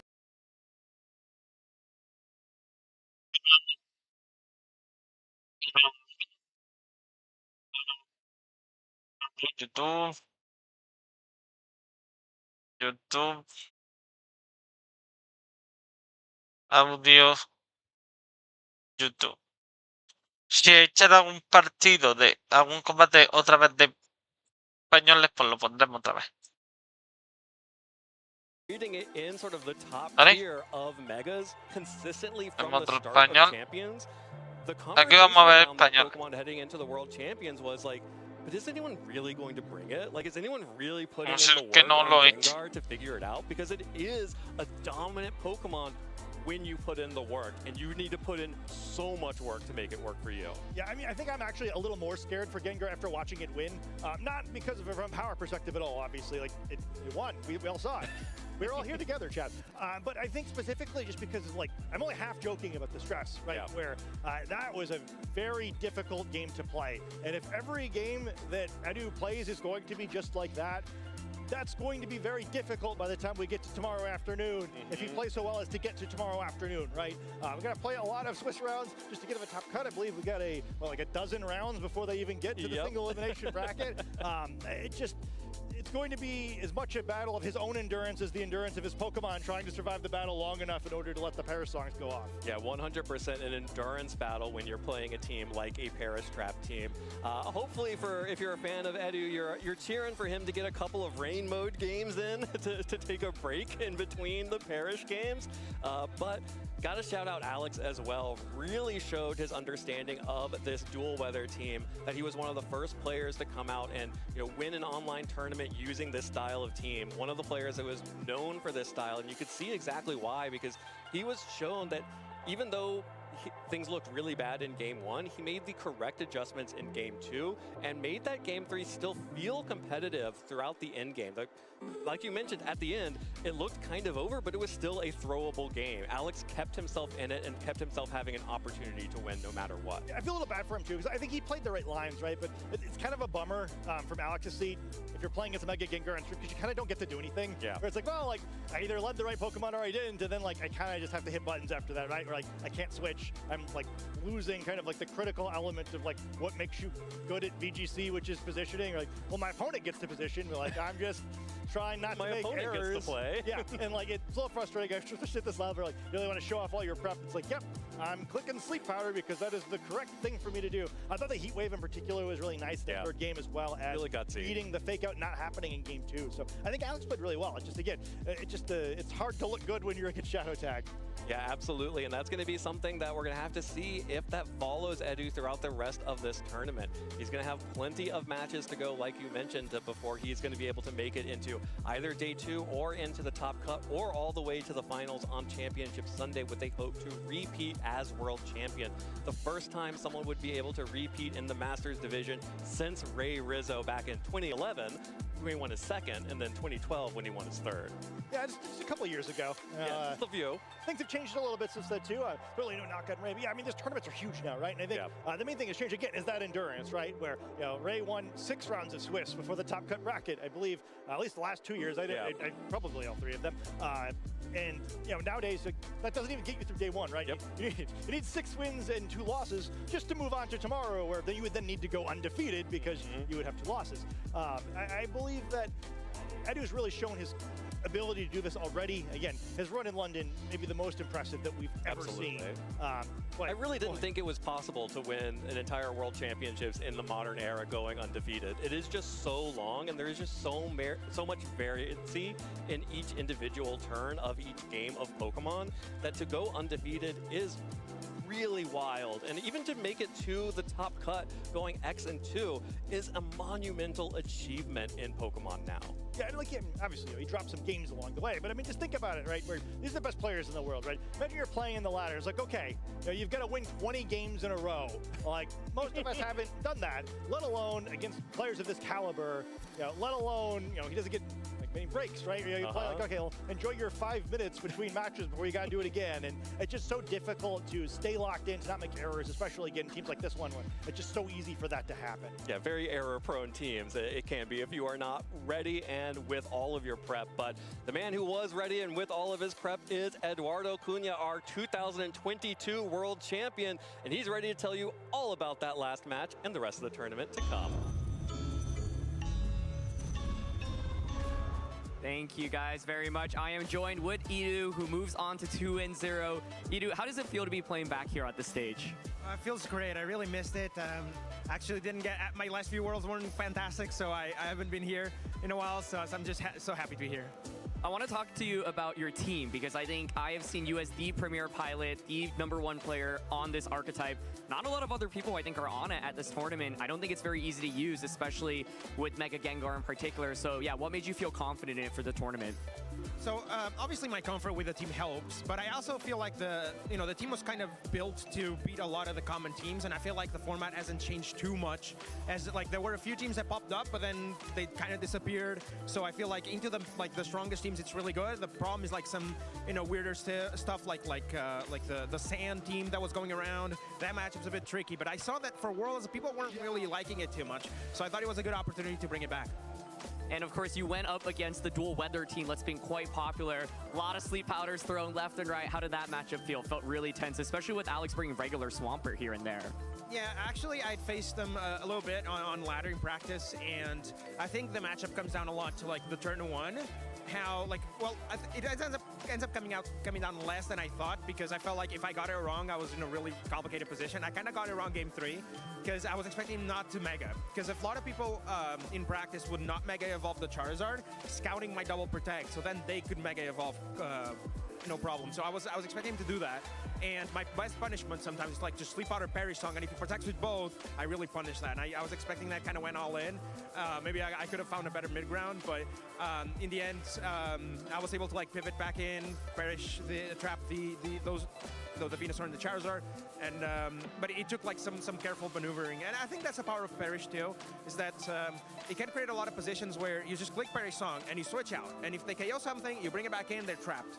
If they don't, they're still forced to switch, and you can capitalize on it. So I felt like I was still in an okay position, even if the Vivian hadn't been KO'd, and there was a chance I could wake up as well. So I feel like the odds are kind of in my favor, and that also goes for the Sleep Powder War, because I have Compound Eyes and he doesn't. I also have Hurricane that when it KOs them, and well, they have Focus Sash as well, but it does a lot more damage, so much easier to finish it off afterwards. So I feel like I have a slight advantage against the Venusaur with a Vivian, but at the same time, they have the speed advantage with the Chlorophyll, so I have to be careful with the weather management. I think that's what it comes down to. Absolutely, yeah. I think you were the last round to finish in that last one, so let you go, but before, any final words or thank yous that you want to say? First, my main thank you is going to be to my son, Lucas, my wife, Katarina, as well, my whole family and my friends have been helping me, Francesco Pardini has been helping me so much, all of Team Aqua, and Gaspacho. Also a special shout out to Luca Lucignoli, Ruba Gianzini, and Luca Ceribelli. They're in a rough spot right now, and I hope you figure things out, and we're with you. Oh, Edu, it's great to see you back here on the world stage. Congratulations and best of luck in the rest of the tournament.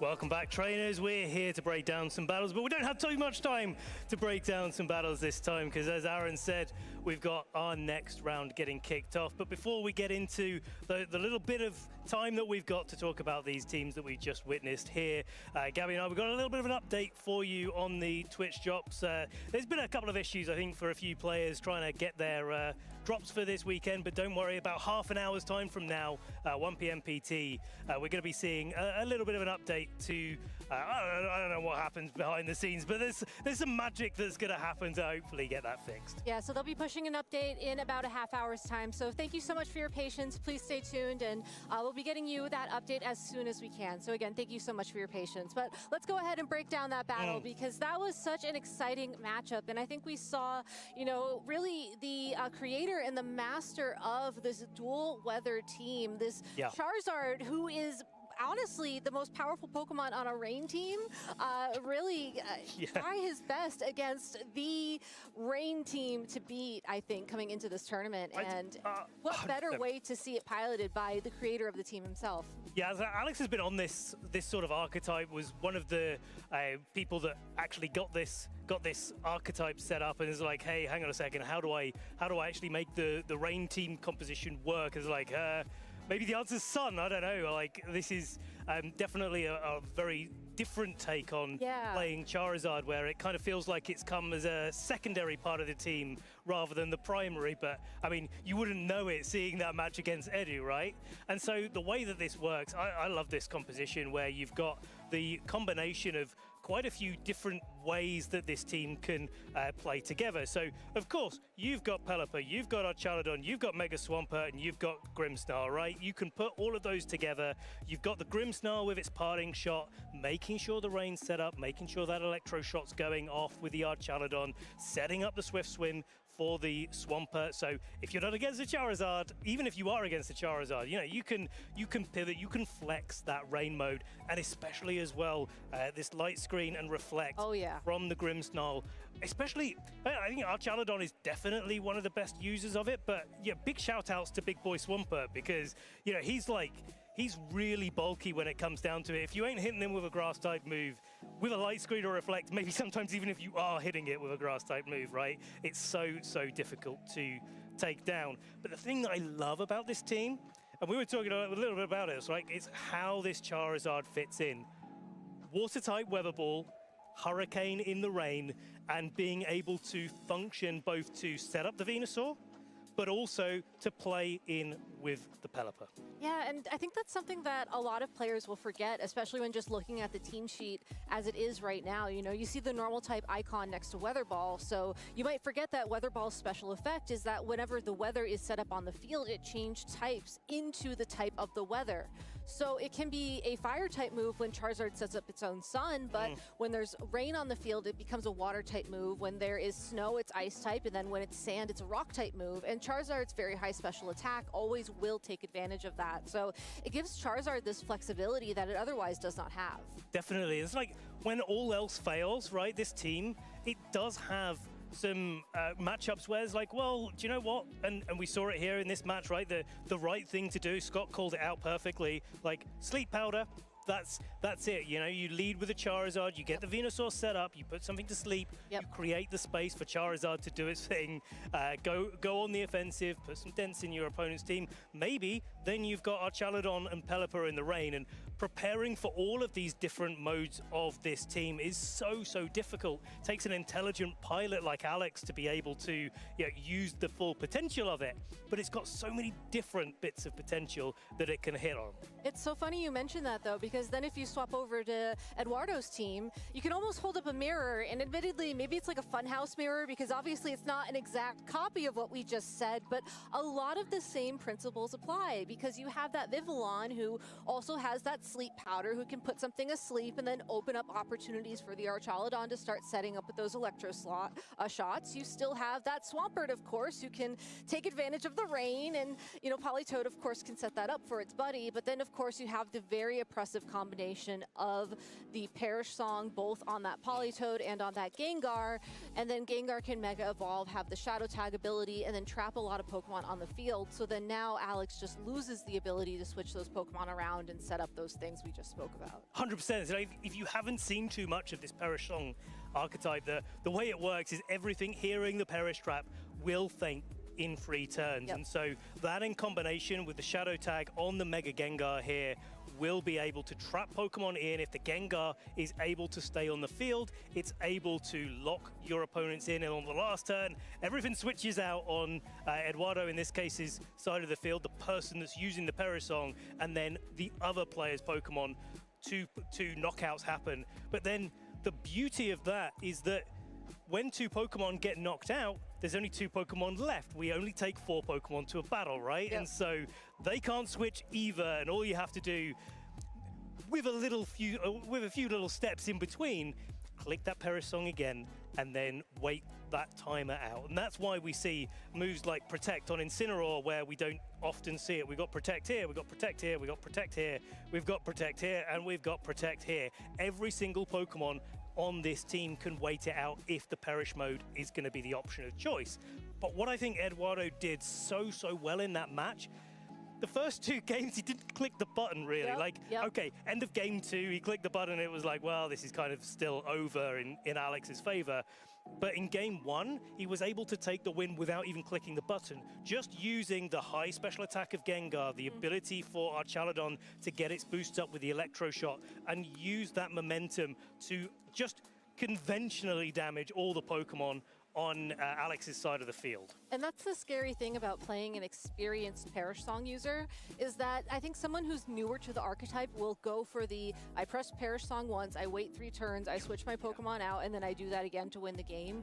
But someone who's played this team and knows it inside and out will know when to use Perish Song versus when to save it. And having to play that mind game against somebody is really what makes it tricky. I think, like, especially in a lot of the turn 1s that you see with that composition, like the way that you have to aggressively target down a Pokemon that's using Perish Song, a Pokemon that can trap Pokemon in, like by definition opens you up to taking attacks, right? And so it's like, well, you have to play aggressive, you have to attack into those Pokemon to make sure you've got enough damage down on the board. But in doing that, it's like, hey, if you just want to attack me, by the way, I've got to open myself up to that as well. It makes it so risky to play in these matchups.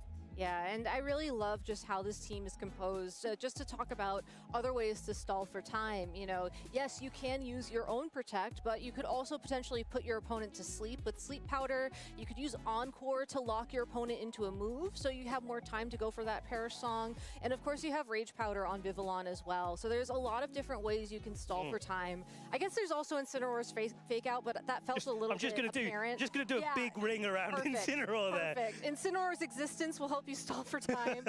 This whole team is just constructed in such a way that enables both this aggressive mode of play, but also to slow down for Perish Song's speed. And someone like Eduardo has that experience to know when to put your foot on the gas and when to hit the brakes. Yeah, so like this is the other part of it. I think a lot of players have tried to figure out Perish Trap, and I think Eduardo's hit the nail on the head here, where you do have this like rain mode coming out here with these 3 rain abusers.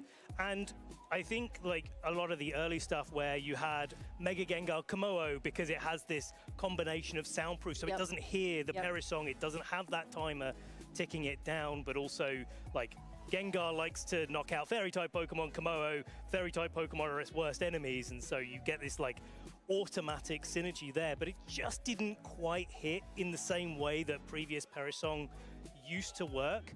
I think a large part of that is down to Gothitelle not being in the game, not having a secondary Pokemon that can trap things in. Like, hey, Gengar's getting a bit low. Let's lean on the Gothitelle to get the trap going.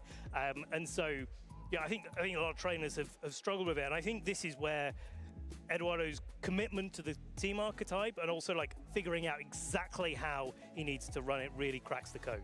For sure. So I'm curious, we've talked a lot about the teams. Were there any turns from those games that really stood out to you as key turns? If you had to pick like 1 or 2. They're like any turn 1. Any turn 1. Any turn 1. You want to go to game 1, turn 1? Let's go game 1, turn 1. Okay, let's go game 1, turn 1. So we're here. Let's get to a little bit of a nicer frame here. So we're seeing the Venusaur and the Charizard. This is how Alex was leading in this match versus the Gengar Vivian that Eduardo was going for in games 1 and 3. And so what's happening here that's really, really important is like there's a lot of sleep powder being threatened on both sides of the field. And so, yeah, if Charizard goes for the Sun, Venusaur gets its chlorophyll boost, then it's threatening some fast sleep powders on the Gengar. And it's like, how do you actually deal with that pressure if you're Eduardo trying to keep the trap, right? So sleep powder coming in here, and then the Charizard maybe going for a little bit of spread damage, just attacking down into the Vivian and the Gengar and just bringing it down to lower HP. But if, like we saw here, Eduardo just goes on the defensive, plays a double protect, stops all of that damage coming into his side of the board, then actually, like, Alex has got to commit his Mega. There's a rain setter in the back. The Sun's already on the field, and then Gengar can go, for either the Perish Song or just start going on the offensive. It's a tough choice to make. I mean, that's always the prediction you have to make when you're playing these double Mega teams. Which Pokemon do you Mega, especially when you do bring both of them. Yeah, exactly. Like, and so like, what we saw here, I think like really key is that in all the games, you had this Swampert Archaladon sitting in the back here, knowing that you were gonna, Alex, knowing that it's like, well, we're probably gonna end up in rain one way or another. My Charizard is gonna get trapped. Yep. Edu's got the rain as well. He's gonna set the weather situation. What do I want in the back? I wanna like lead out with my Charizard and my Venusaur, set some pressure, and then these guys get to go in on the back. And I think like perfect example of how these things really lead up. So I think that's all we've got time for, Gabby. We've been going for this for a little while, but I think it's really important to understand exactly how these Perish Song users work. Now we've got round 3 coming up, so we're going to kick it straight over to the casters and get things rolling. Thank you so much, you two. Sierra Dawn, Lee Provost here. We are so honored to be here for the 2026 Pokemon World Championships, and it has been a fantastic day so far. And with Swiss Round 3 just around the corner, I cannot wait to dive into this. I know, it's been such a fantastic way to kick off proceedings here this weekend, and yeah, the action's been hot, and it is going to continue on. Round 3 on the way, and I cannot wait to get into it, Sierra. It's been phenomenal so far. As you would expect, it is the World Championships, right? Yeah. I mean, looking at each one of these pairings and these matches, it's like, wow, this is a crazy matchup. But then you look across the board and they're all crazy matchups. We got the best of the best trainers from around the world trying to claim their stake as to why they are the greatest here in Pokemon Champions. And it's been absolutely incredible. So we hope you've been enjoying so far, because we certainly have been. And this next one as well.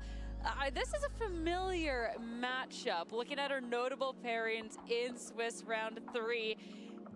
This is a throwback to a region very familiar to you, Lee. Yes, very familiar. Well, we can look at the notable matches, but the stream match, one we will be featuring, is going to be between Zachary Weed and Paul Chua. Throwback to that final in EUIC earlier this season.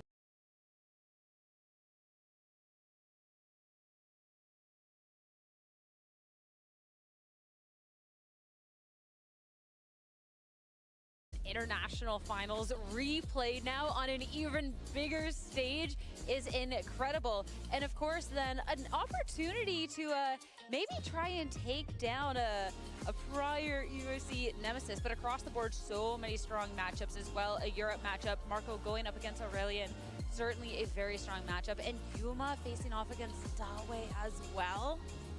Yeah, I mean, it just across the board just shows the caliber of players that we've got here at the World Championships this weekend. When you have round 3, pairings are looking like this. I mean, you go down the board at the bottom there. You've got Joji Kaeda against Wolf Glick as well. We had Wolf on earlier and started amazing fashion. Rintaro versus Taran, another really great one. And some of these players, I have been able to have a look at the teams. I'm not going to give anything away now, but some of them have some really interesting choices amongst the competition out there.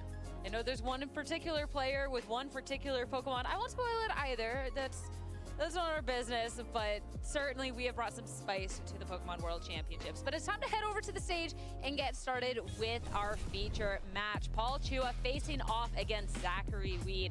Again, a rematch from our European International Finals, where Paul was able to best Zachary and take that EUIC title for himself.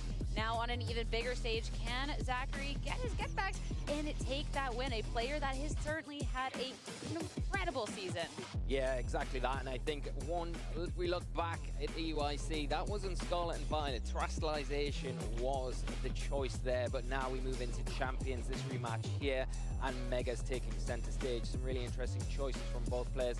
Paul known for how well he can play those standard teams, picking that Charizard, Venusaur, Toxapex core, and going up against another very familiar team from the MA format, where that was originally conceived at the Turin Regional Championship, something that Zachary has really enjoyed playing. I believe ran at NAIC as well, playing that Mega Frozlas, Mega Scovillain team.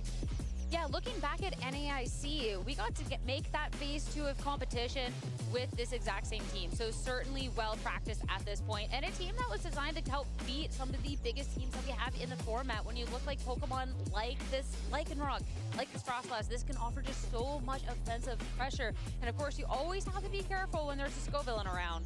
Yeah, this team extremely strong, potent, got really good answers against some of the common Pokemon we see in this format, in particular the Lycanroc, giving you a really good answer to Charizard Y, and that's something that Zachary can leverage in this match.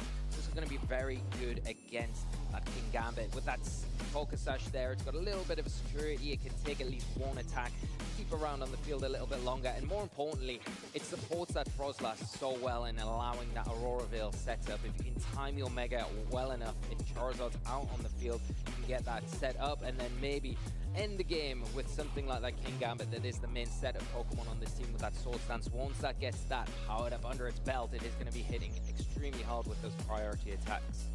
For Zachary here, and when I look at this team in general though, of course, we have a team that was designed to beat some of the biggest teams in the format, like the common Charizard archetype.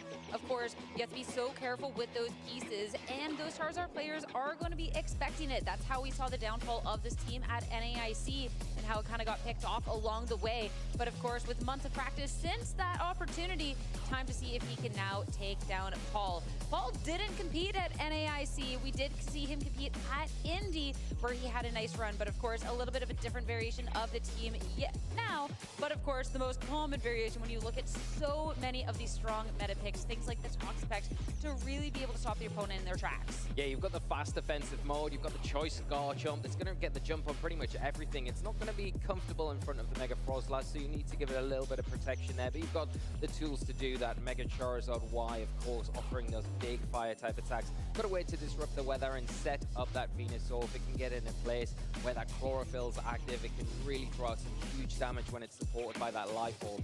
But the key piece for Paul is going to be protecting that Toxapex. That's going to give Zachary a big headache, because not got really any direct answers to removing that quickly, right? So if Paul can play his cards right, the Toxapex could end up overcoming everything on Zachary's side of the field, and you think Zachary needs to probably concentrate on taking the pieces around the Toxapex down so it's left on its lonesome, so you can kind of overwhelm it at the end of the battle. But Paul won't allow that to happen easily, and we know Paul is so good with the standard calls.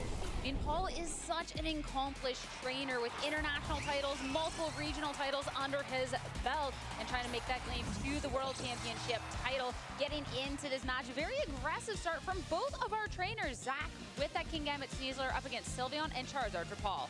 Yeah, the immediate fake out support that you've got from the Sneasler onto the Charizard, just to stop it in its tracks, protect the Kingambit this turn. It allows it maybe to get a sword stance up, but Paul does have a little bit of security on its side as well. It has got Yawn on the Sylveon here, where it can potentially fire that off into the Kingambit, but it can't be too careful here because you have to worry about the Sneasler maybe not going for the fake out, going for that gunk shot. That would pick up a one-hit KO into that Sylveon, and then Paul loses a piece very early on. And that fake out immediate pressure, is Paul going to allow that Charizard to be a sitting duck, potentially fake out Kowtow Cleave into that slot, and Charizard doesn't want to take too much damage early on.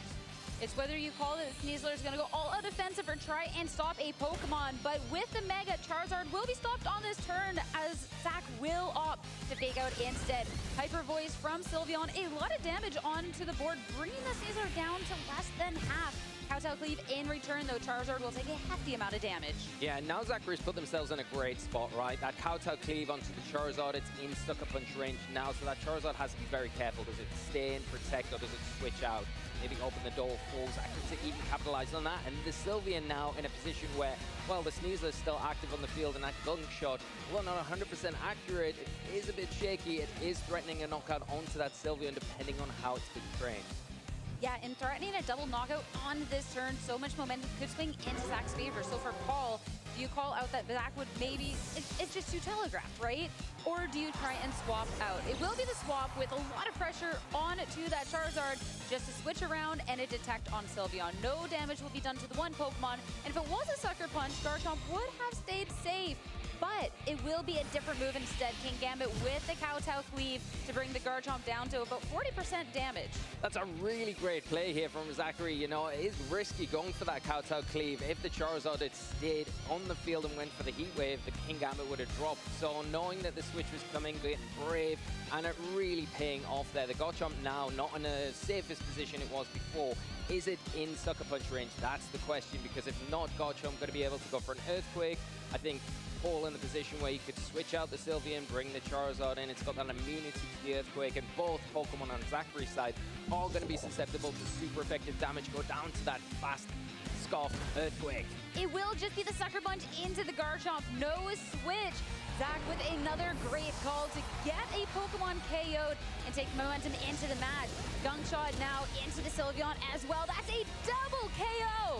Wow, what a play from Zachary. You know, it shows how important that Kowtow Cleave onto the Garchomp switch was before, and you can stay locked up now. Paul knowing that there's no way back. The lead for Zachary was enough there, locking things up with that Kingambit, and Sneasler, so well played, so much overwhelming power. To have such a dominant first showing on this world stage over an opponent that has bested you in the past is absolutely incredible. I mean, we talk about Paul being just such a dominant player, and that is still true, right? But for Zach to constantly get those turns right and just take so much momentum from the get-go, no choice, but the forfeit after 3 turns? Yeah, I mean, Zachary got every move right along every iteration of that first match and made it extremely difficult for Paul to get in that position where they could start building any momentum for themselves.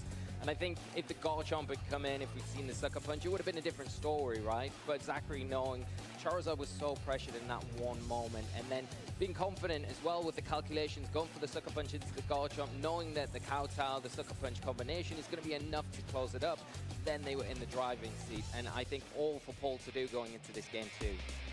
That's a wake-up call of a game one if I have ever seen one. So a switch desperately needed in this game number 2. And we will see a Charizard again in the lead next to the Garchomp, but a big switch up from Zach as well. Lycanroc and Frostlass to make an appearance. Yeah, great adjustment here from Zachary. You first see it from Paul. You think the Garchomp coming out early is great, but then the Lycanroc appearing, the one thing that you can checkmate that Charizard with. And that's exactly what's happening here. The Frostlass as well is in that position where it can maybe stagger its Mega Evolution to guarantee an override of the Sun, if that's what appears here. But we're going to see a little bit of a switch. If Garchomp going to be kept for later, Incineroar coming in, dropping that all-important Incineroar. Yes, Incineroar comes in. We will see Mega Evolution come into play as Frostlass, of course, will Mega Evolve. And with that, this could be a go button, as you will get the snow on your side as well. But Charizard, not looking to repeat any mistakes and take a lot of damage on this first turn, will protect. Blizzard, not Lycanroc, Incineroar is a Pokemon that will certainly not mind that hit with just minimal amount of damage. But it's time to see what the Lycanroc has done on the turn. Do you keep the Charizard honest, or do you try and make a call? It will be a Rock Slide, so Charizard will stay safe, but Incineroar will take some damage, though probably mitigated thanks to that previous Intimidate. Yeah, nice play from Paul here, just to kind of mitigate the threat of that Lycanroc. Drop the Intimidate. Now you've got that active Fake Out, so you can stop it in its tracks. As well as that, you've delayed your Mega Evolution, so now you can Mega Evolve the Charizard, and you've got access to going for a Heat Wave. Why we're seeing the Frostlass switch out, so that Sun, if it comes out this turn, can be overwritten in future turns. That's one of the things with these matches, when you have these weather Pokemon, you want to make sure your weather is the weather of choice. So with Mega Evolution on the Charizard, we'll get the drought and we'll bring the sunshine out. For this Incineroar, we do have the option of Fake Out, and with that pressure, Lycanroc will protect on this turn. Keeping the Pokemon honest, Fake Out from Incineroar, and it will just be this Charizard left to attack. Heat Wave, nothing into Lycanroc. The Basket Legion that had just swapped in, though, will take a decent amount of damage considering it's not very effective. Yeah, it's a nice switch in. It's probably the best one you've got there, but the main thing is you preserve that Focus Sash on the Lycanroc, and now you're still in that position where you're threatening the Charizard. You can also maybe just get that Basket Legion out of here, out of harm's way, get the Frostlass back on the field, get control of the weather, and get rid of the weather on the opposite side of the field. Or you can keep it in and just attack into the Incineroar slot, maybe prolong your weather a little bit later down the line. Also looking to preserve this Incineroar, swapped out, and he missed from the Rock Slide onto the Garchomp, but you kind of wish that was the Charizard instead, because that's still a lot of damage, though it will hold on. It does flinch, though, so Charizard, no attack, and Basket Legion with the follow-up will bring Garchomp down to about half health, so no momentum being able to be gained from Paul on that turn. No, and this is not looking great for Paul in this scenario here. Getting the Garchomp on the field's great, right? You've got the Choice Scarf, you can go for the Earthquake now, but the Lycanroc still got that Focus Sash, and Charizard in no way, shape, or form going to be able to take another attack. You've also got the Accelerock to think about as well. Do you maybe, if you're Paul, try and preserve the Charizard, switch in your Incineroar here to drop another Intimidate onto the Lycanroc, and then give a little bit of help to that Garchomp after this turn once it does enter the field, but it is the Sylveon.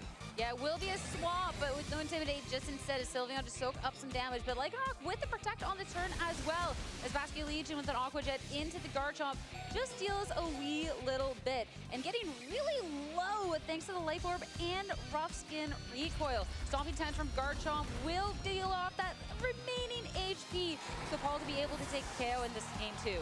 Yeah, it's a nice knockout there. The Lycanroc still safe and sound though, and that's the thing. I think what you would want to do with the Lycanroc against these Charizard teams is preserve it, and that's exactly what we're seeing Zachary do. And now bringing in the King Gambit, we saw the Sucker Punch damage earlier, so the Garchomp is going to be threatened. We know it has to attack if it stays on the field.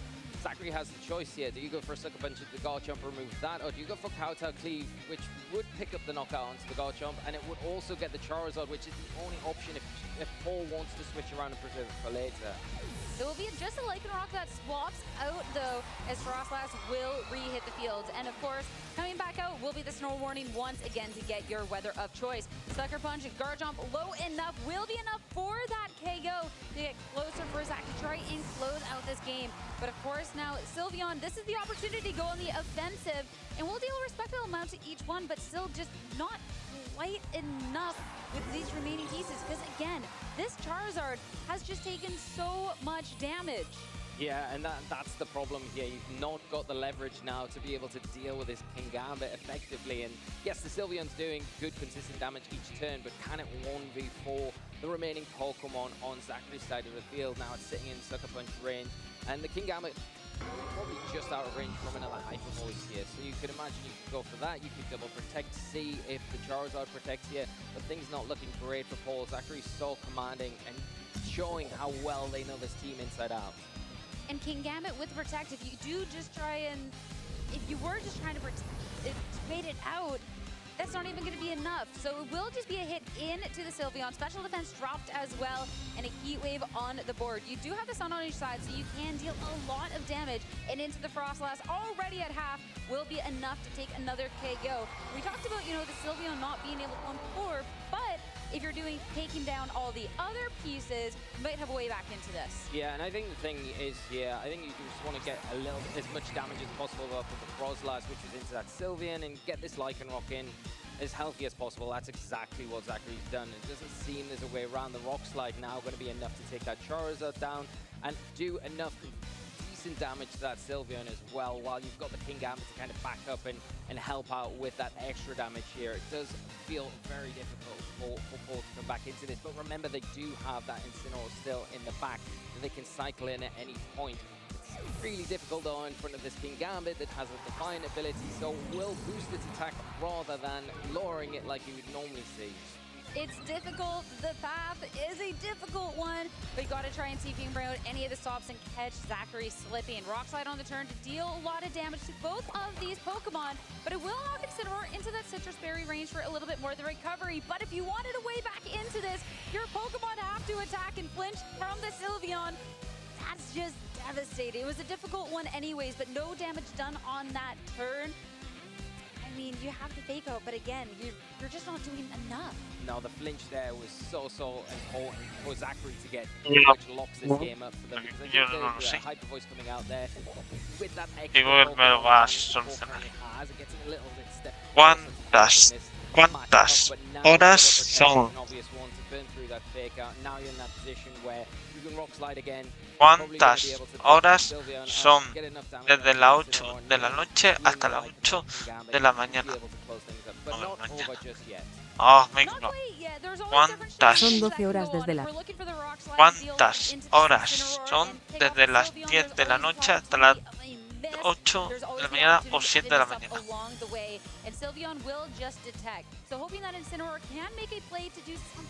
Dependiendo de si es un solo día, son 10 horas desde las 10 de la noche hasta las 8 de la mañana, o 9 horas si es hasta las 7. Si lo multiplicamos por 7 días, serían 70 horas en total, o 63 si son 9 horas diarias. Just this Lycanroc against the world, so focused on this Incineroar not actually being an attacking piece of the puzzle. Yeah, that's all Zachary needs now. In the position, preserve this Lycanroc so well to the end game. Everything in Rock Slide range. So you just need those moves to hit. One coming out, it does hit. Taking both down, leaving that Charizard in the back. The double kill from the Rock Slide.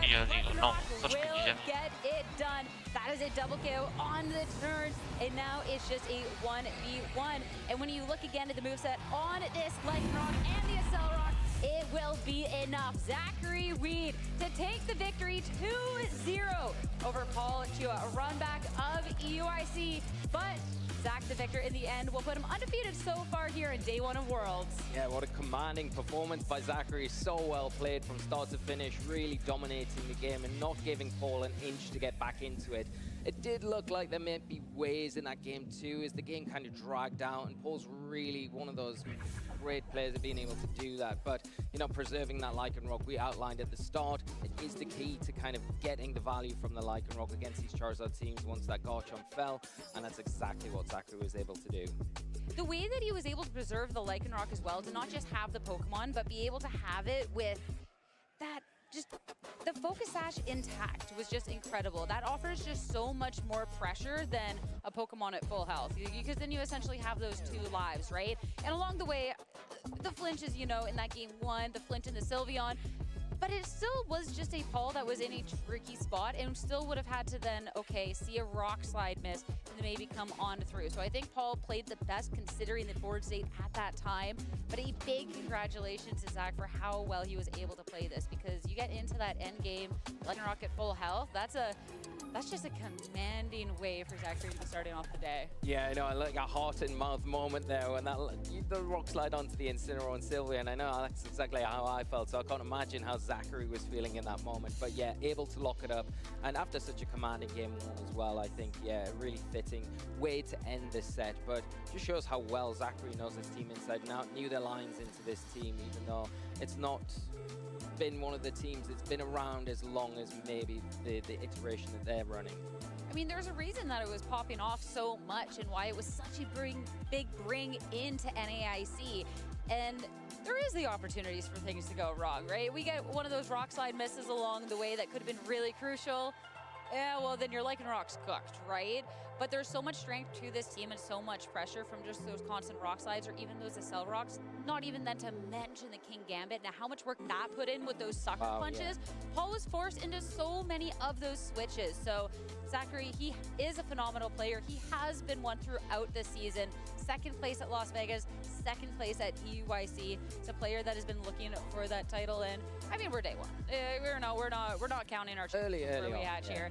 But I feel like he has been a trainer that has been on that come up and has been really ramping up. The season has been such an indication of that, and victory like that is just proof.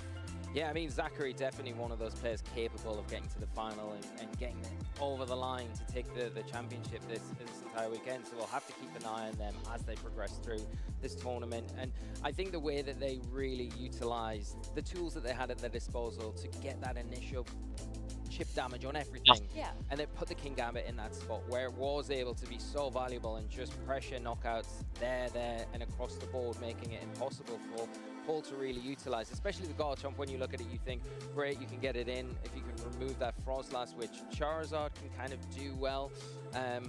But yeah, Zachary just doing it and doing it well. It was an incredible win, and congratulations to him. But of course, we need to go hear from him. You're standing by with our interview.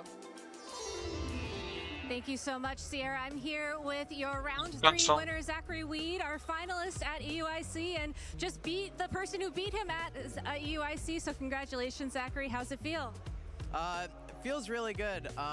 Going into this tournament, I didn't have a whole lot of prep done, so I kind of just picked something that I felt comfortable with, and being able to wing it into beating one of the best players in the world feels very good. I was going to say, you know, I've seen you run this Mega Frostlass, Mega Scovillain team a lot coming into this tournament. What made you sort of gravitate towards these two Pokemon at first? So I've always really liked Frostlass because the teams that it's built around have both ways of dealing damage and ways of controlling defensively with Aurora Veil or Burn Chip. And I really tend to gravitate towards teams that don't have like a ton of Pokemon that are just completely dedicated to one or the other. And I really just like having a bunch of versatile pieces that can work in a lot of different situations. And this team is probably the best in the format at doing that, because pretty much every Pokemon can be a damage threat in its own right. Yeah, and I think we saw you use those pieces really to your advantage in that matchup, as it felt like in Game 2 in particular, you just sent out the two Pokemon that had the best counters to your opponent's lead. What was going through your mind in that team preview? So I figured that in the first game that King Gambit was a really good piece because it deters the slow Incineroar Toxapex mode and forces them to kind of do a more offensive angle. And in the second game, I knew once I led King Gambit Sneasler that an easy adjustment because it hits both super effectively and can reasonably take hits and puts me in a position where I don't have a good fake out target. So I realized that I could pin the Charizard with Lycanroc and then be able to safely Mega Frostlass in front of Garchomp Charizard, because I knew that even if he went for his Mega Evolution turn 1, that he was ultimately basically risking the game by letting me hit an Accelerocks into his Charizard. Yeah, and Lycanroc seems pretty good at getting those Accelerocks up and then really snowballing. Has that been your experience? Yeah, it's in my opinion, the best counter to Charizard in the format. Just because no matter what sort of speed control or pivoting they have, you can always line up the Accelerock, always have a ton of Rock Slide pressure, and just always have a way to pin it, which is very useful for 2 Mega Evolutions that aren't super great into Charizard. Well, Zachary, thank you so much for your time. Before I let you go, I do want to ask, I've seen you sort of really come into your own this season. We saw you have some really great finishes. Do you have any advice for anybody at home who's looking to find their footing in competitive Pokemon as we enter the 2027 season? Just don't be afraid to play. I mean, every tournament is an experience, or it gives you valuable experience regardless of how you do, and just play the game and not just don't get too frustrated in it. I mean, I've been able to keep playing the game for a while because I haven't put too much pressure on myself to play it. Not every tournament's going to be some crazy big run, but I've realized that if I just relax and keep playing one round at a time, that good things will happen to those who wait. Yeah, and I think we've seen you have some incredible wins. So best of luck in this tournament. Best of luck throughout the rest of your day. And of course, do you have any shout outs you want to give to anybody who might be watching at home? Shout outs to my mom for taking me, and all my family at home, all my friends watching.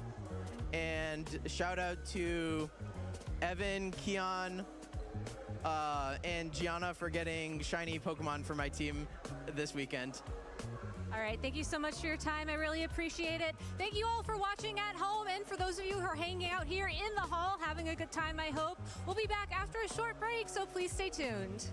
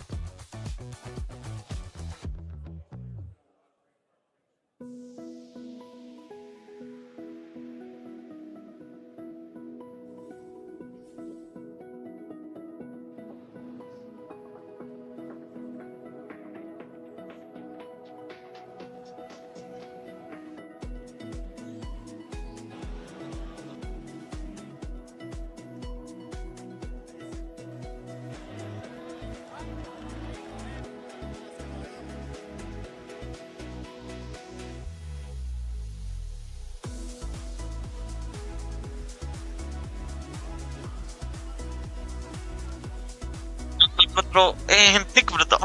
Holy, si van rápido. Ahora sí van rápido. Durante y cuarto.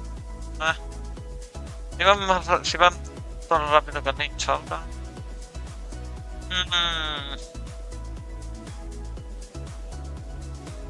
Dale para la... Sí que para las 2 estén terminados, sí.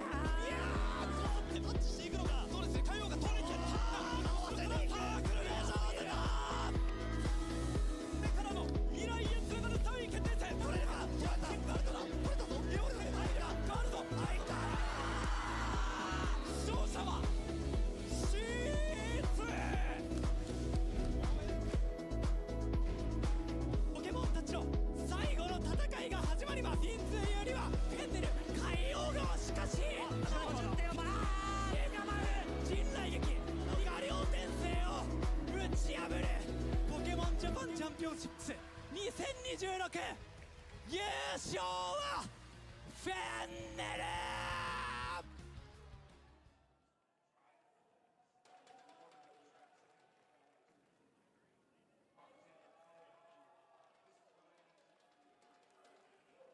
What's my favorite? My favorite's the one that's got jet black hair. He's extremely fast. Limitless. So cute. She has a 12-octave vocal range. Can be calm. Powerful. Estilo como yo. 닮기도 한 것 같아갖고.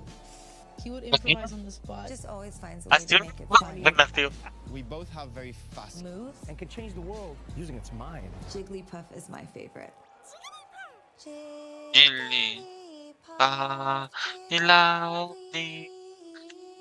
Every single time you met a new Pokemon, felt like you met a new part of yourself. Sí, tiene muchas formas de superar a sus oponentes. Pero si es... En la Villa Val... Ha salido en la Villa Val Pokémon.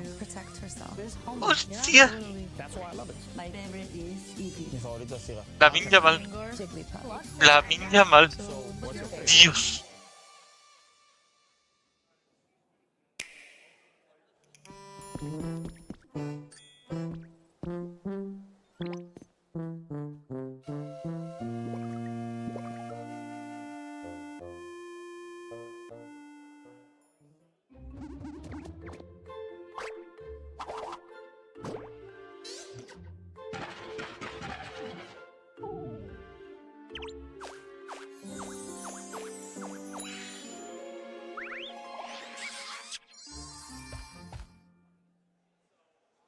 Welcome back, Pokemon trainers. You're looking at the lovely city of San Francisco and Rayquaza Road outside of the convention center here. We're at the Moscone Center. And of course, if you can't join us in person, you can always check us out over in Pokopia with that lovely code you saw on the screen just a little bit ago. My name is Gabby Snyder. I'm joined here by Ben Kiriakou. And while we're unfortunately stuck here in the real world, you can bet a lovely Pokédollar that I will be logging onto Pokopia later on today to check out the Cloud Island and hang out with some of my best Poké buddies. And I'm definitely going to go and see if I can spend a little bit of time in Rayquaza Road upstairs. They've got us kind of locked down in the basement here with all the players. With all the cool kids.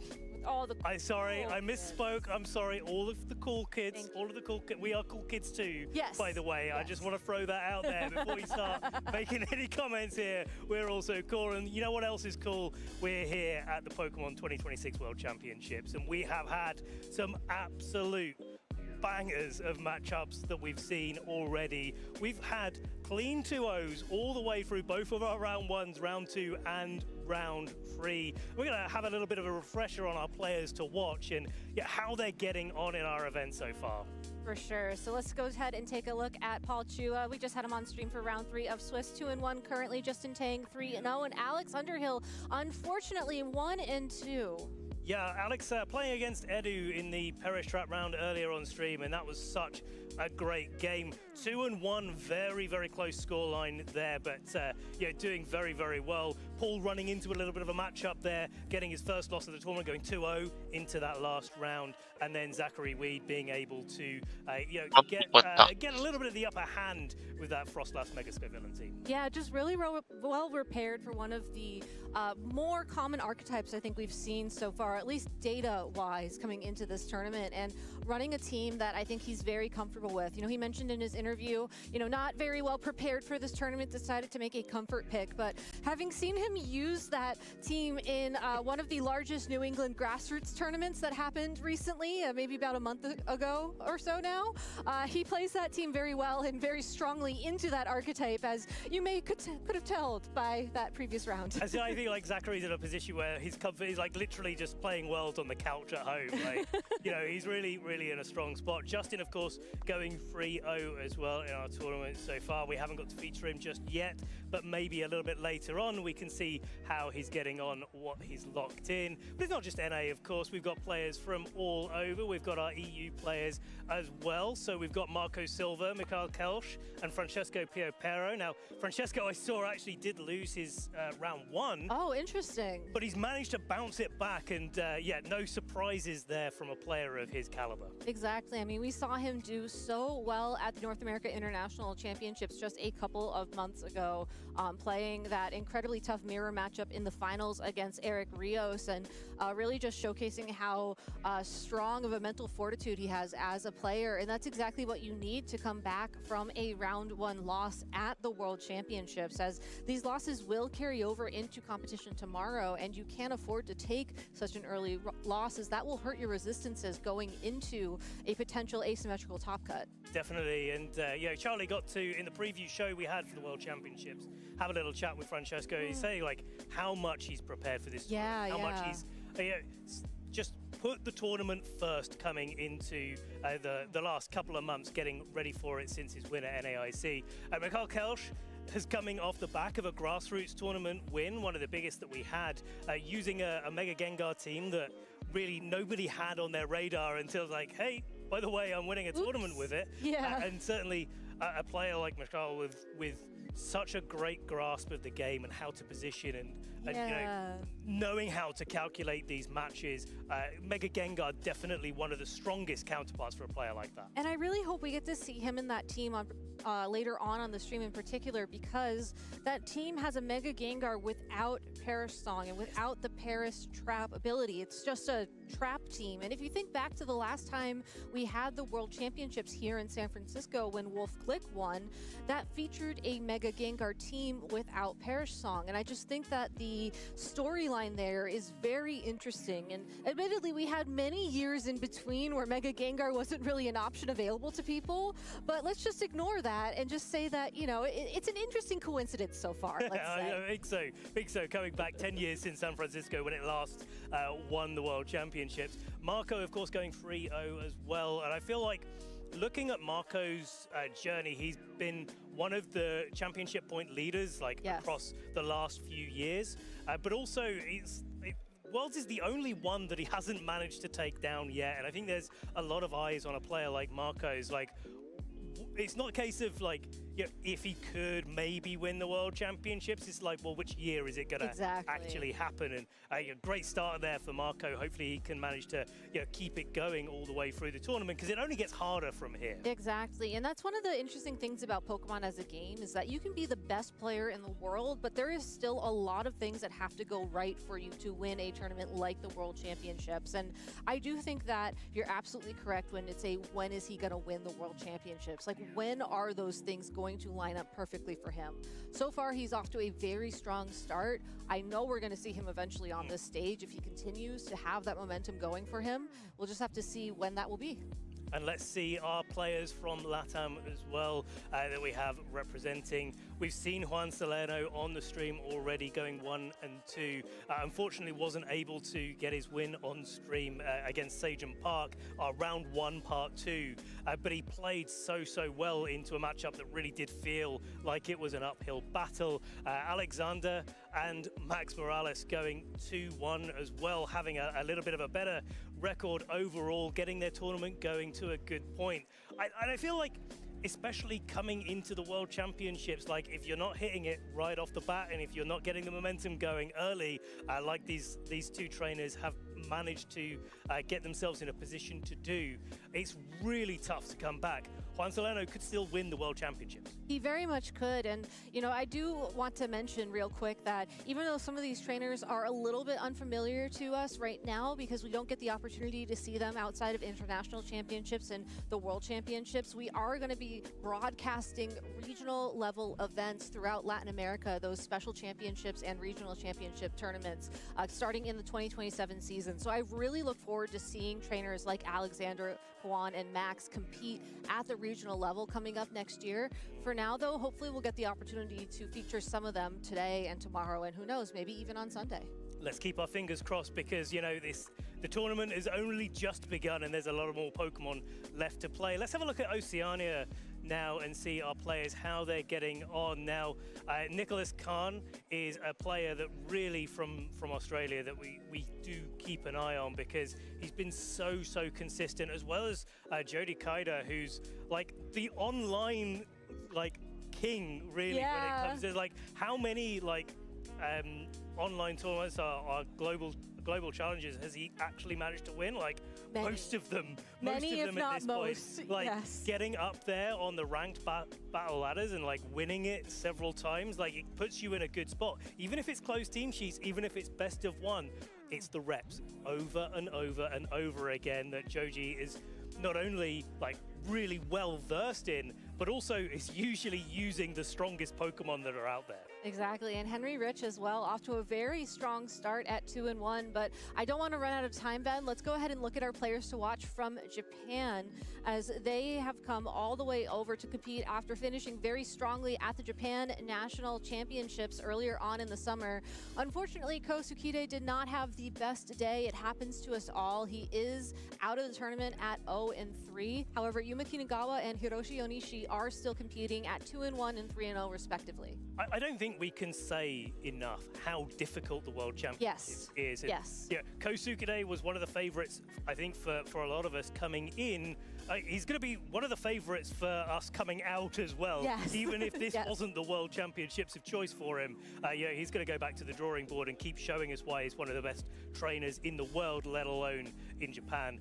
Yuma are one of our previous Japan National Champions as well, doing a great start. Hiroshi, our current Japan National Champion, on an absolute tear as well. Again, getting that momentum started, and looking forward to seeing what these two trainers have in store for us later.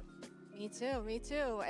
It's always so exciting to see just what teams people are bringing, you know, who's doing what Pokemon, what strategies, how are they thinking, you know, and it's also just very nice to have that confirmation that everybody can have a bad day. You know, I know you and I competed back in the day, and I had my bad days. I'm sure you had your bad days. Yeah. It could happen to anybody, and what's important is like what Zachary Weed was just saying to me in that interview.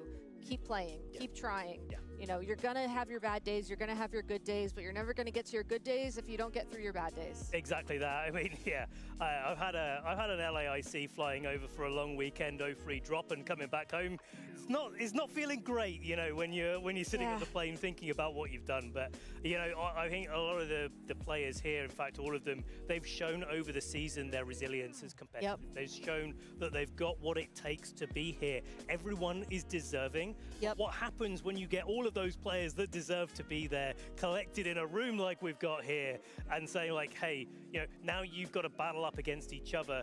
A lot of these trainers, like our Japanese players, play in their own separate circuit from the international compositions that we're used to in North America, in Europe, in LATAM, etc. And so, you know, the change of pace coming into these international tournaments is so big, but also, yeah, that's the same for all of our trainers, right? I mean, you know, you're used to playing with your friends, you're used to playing in your locals, you're used to playing in the regionals, and then it's like, hey, people do things differently over here when you get to the international level, when everybody is at the top of their game. Exactly, and you only get the opportunity to practice this, like once a year if you're lucky, maybe 2 or 3 times if you can travel to those international championships, if you get a travel award, or, you know, maybe you're just lucky that you live close enough to one to go. It's very difficult, and if you have the, you know, fortune to go to multiple ones and get those reps in, get that experience, you know, you could still just wake up on the wrong side of the bed and that's it.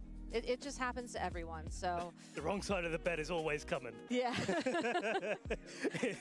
But I will say, I did have the opportunity to walk around the hall a little bit earlier after lunch. You know, I did my traditional lap around, trying to look like I was doing something important so people wouldn't talk to me, so I had enough time to actually make the lap and then get back here. But I did see a lot of smiles in the hall. I did see people having fun, you know, talking about their matches.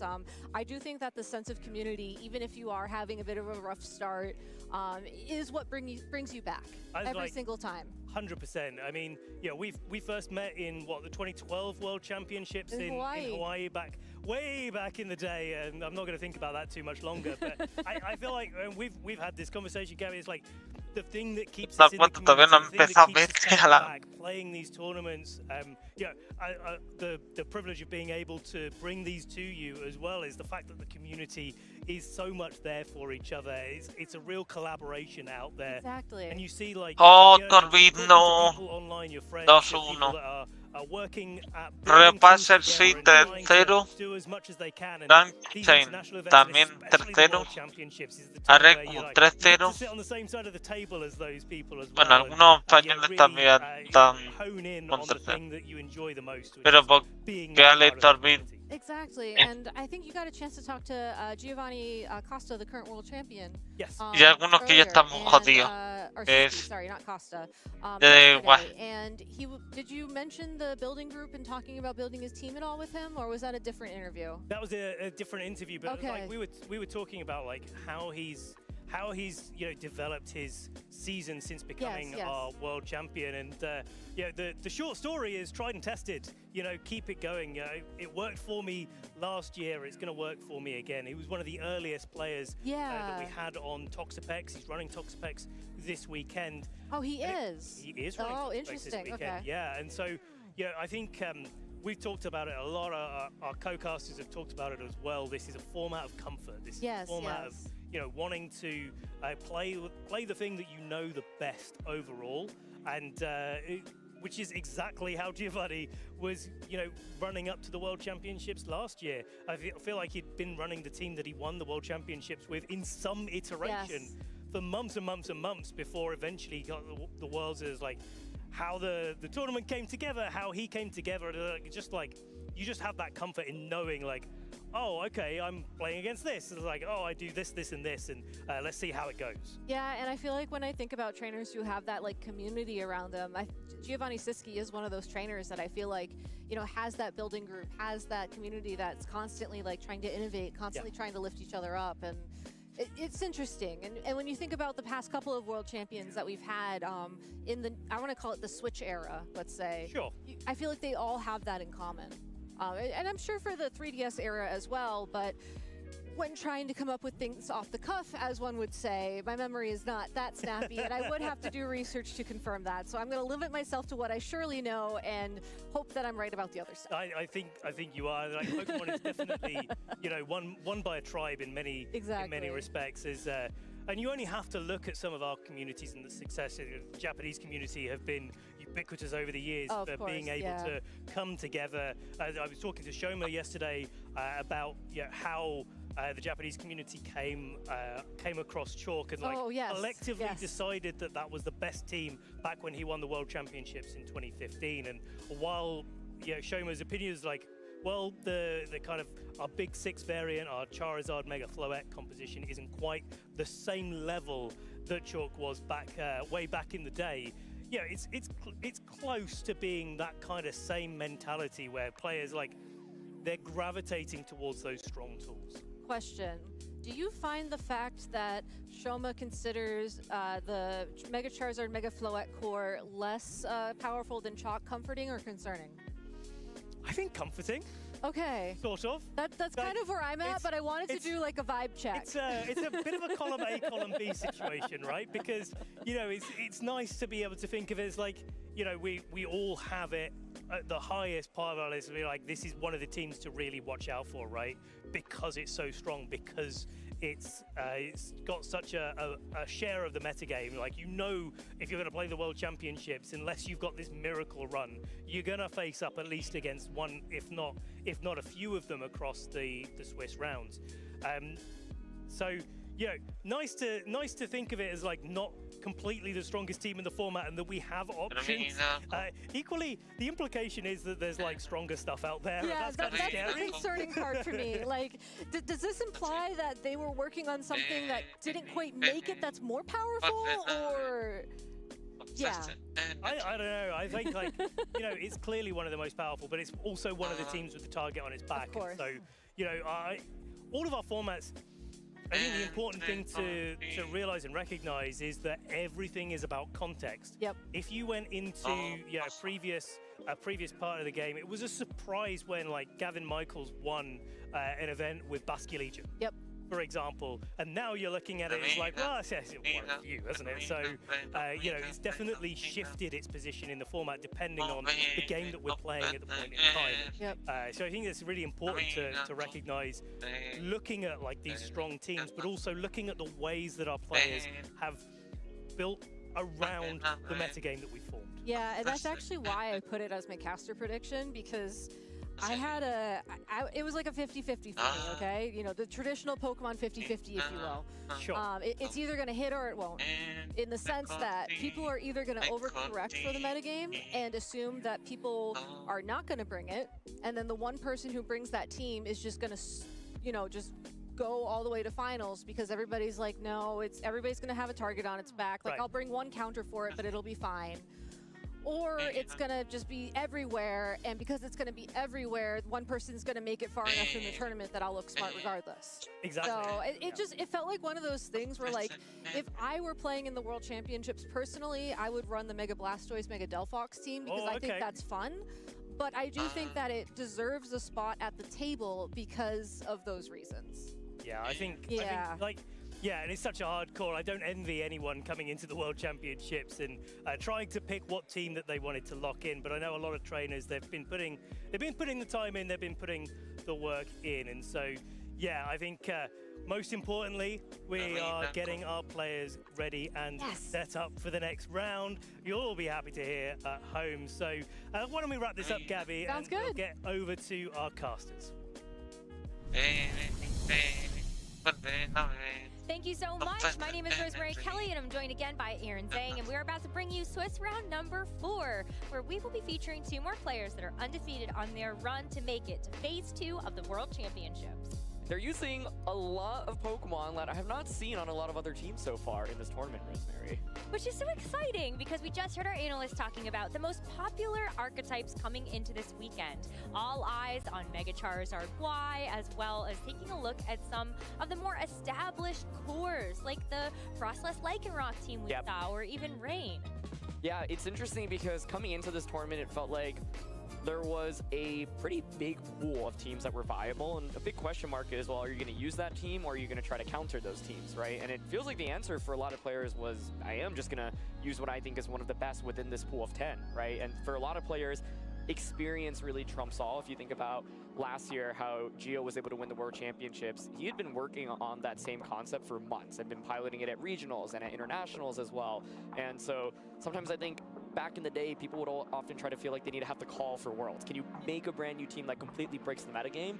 But these days, it feels like there are just so many really powerful teams already leading into the championships. It's quite difficult to create something completely from scratch and really just, innovate on the metagame when there's been already so much that has, been created.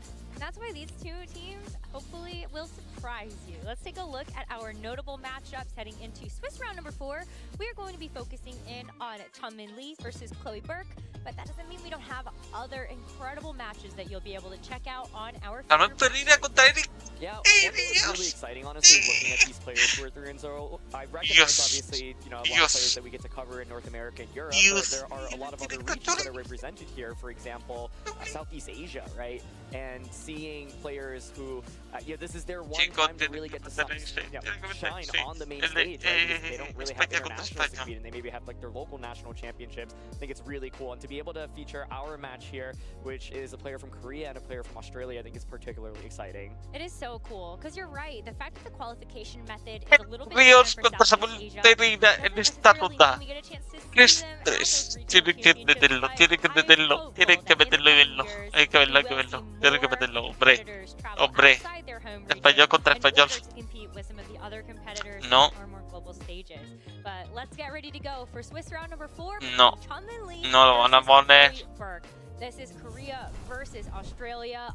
Matchup because, which Pokemon are you looking at? There's like traffic that I feel like are just super cool to be able to call out. I think the first thing when I saw this matchup, Rosemary, is I saw Swampert, and I was like, toma por culo que no lo echan. Mega Swampert as a non-rain team, and I was like, no, it's not Mega, it's actually Citrus Berry Swampert. Recently we no me enteré hasta que no salga, hasta que me jueguen. Swampert that's meant to be offensive. I've got Wave Crash, I've got Earthquake, I've got Ice Punch, and I don't need the Mega Stone. I want some Citrus for a nice little recovery. When you think about just Swampert's typing in this meta as well, I think you have to think a little bit about Toxapex. Estamos mirando a ver si lo echan. Vamos a comer really is about the offense. Think about how super effective ground type damage really functions, especially when you're looking at the team on the other side. But also just the fact that you have Ice Punch for things like Garchomp, Aerodactyl. Really a lot of un español contra un español. Español contra español y no lo he hecho. Muy bien. A tomar por culo. Key thing to call out here is the Whimsicott does not have the Protect, right? Wanting to run Charm. Of course, you self-boost the Staraptor. You've also got Choice Scarf, Hydreigon, and Cerulege. These are Pokemon that actually did have a pretty good performance at the North American International Championships, getting top 4 and top 8 respectively.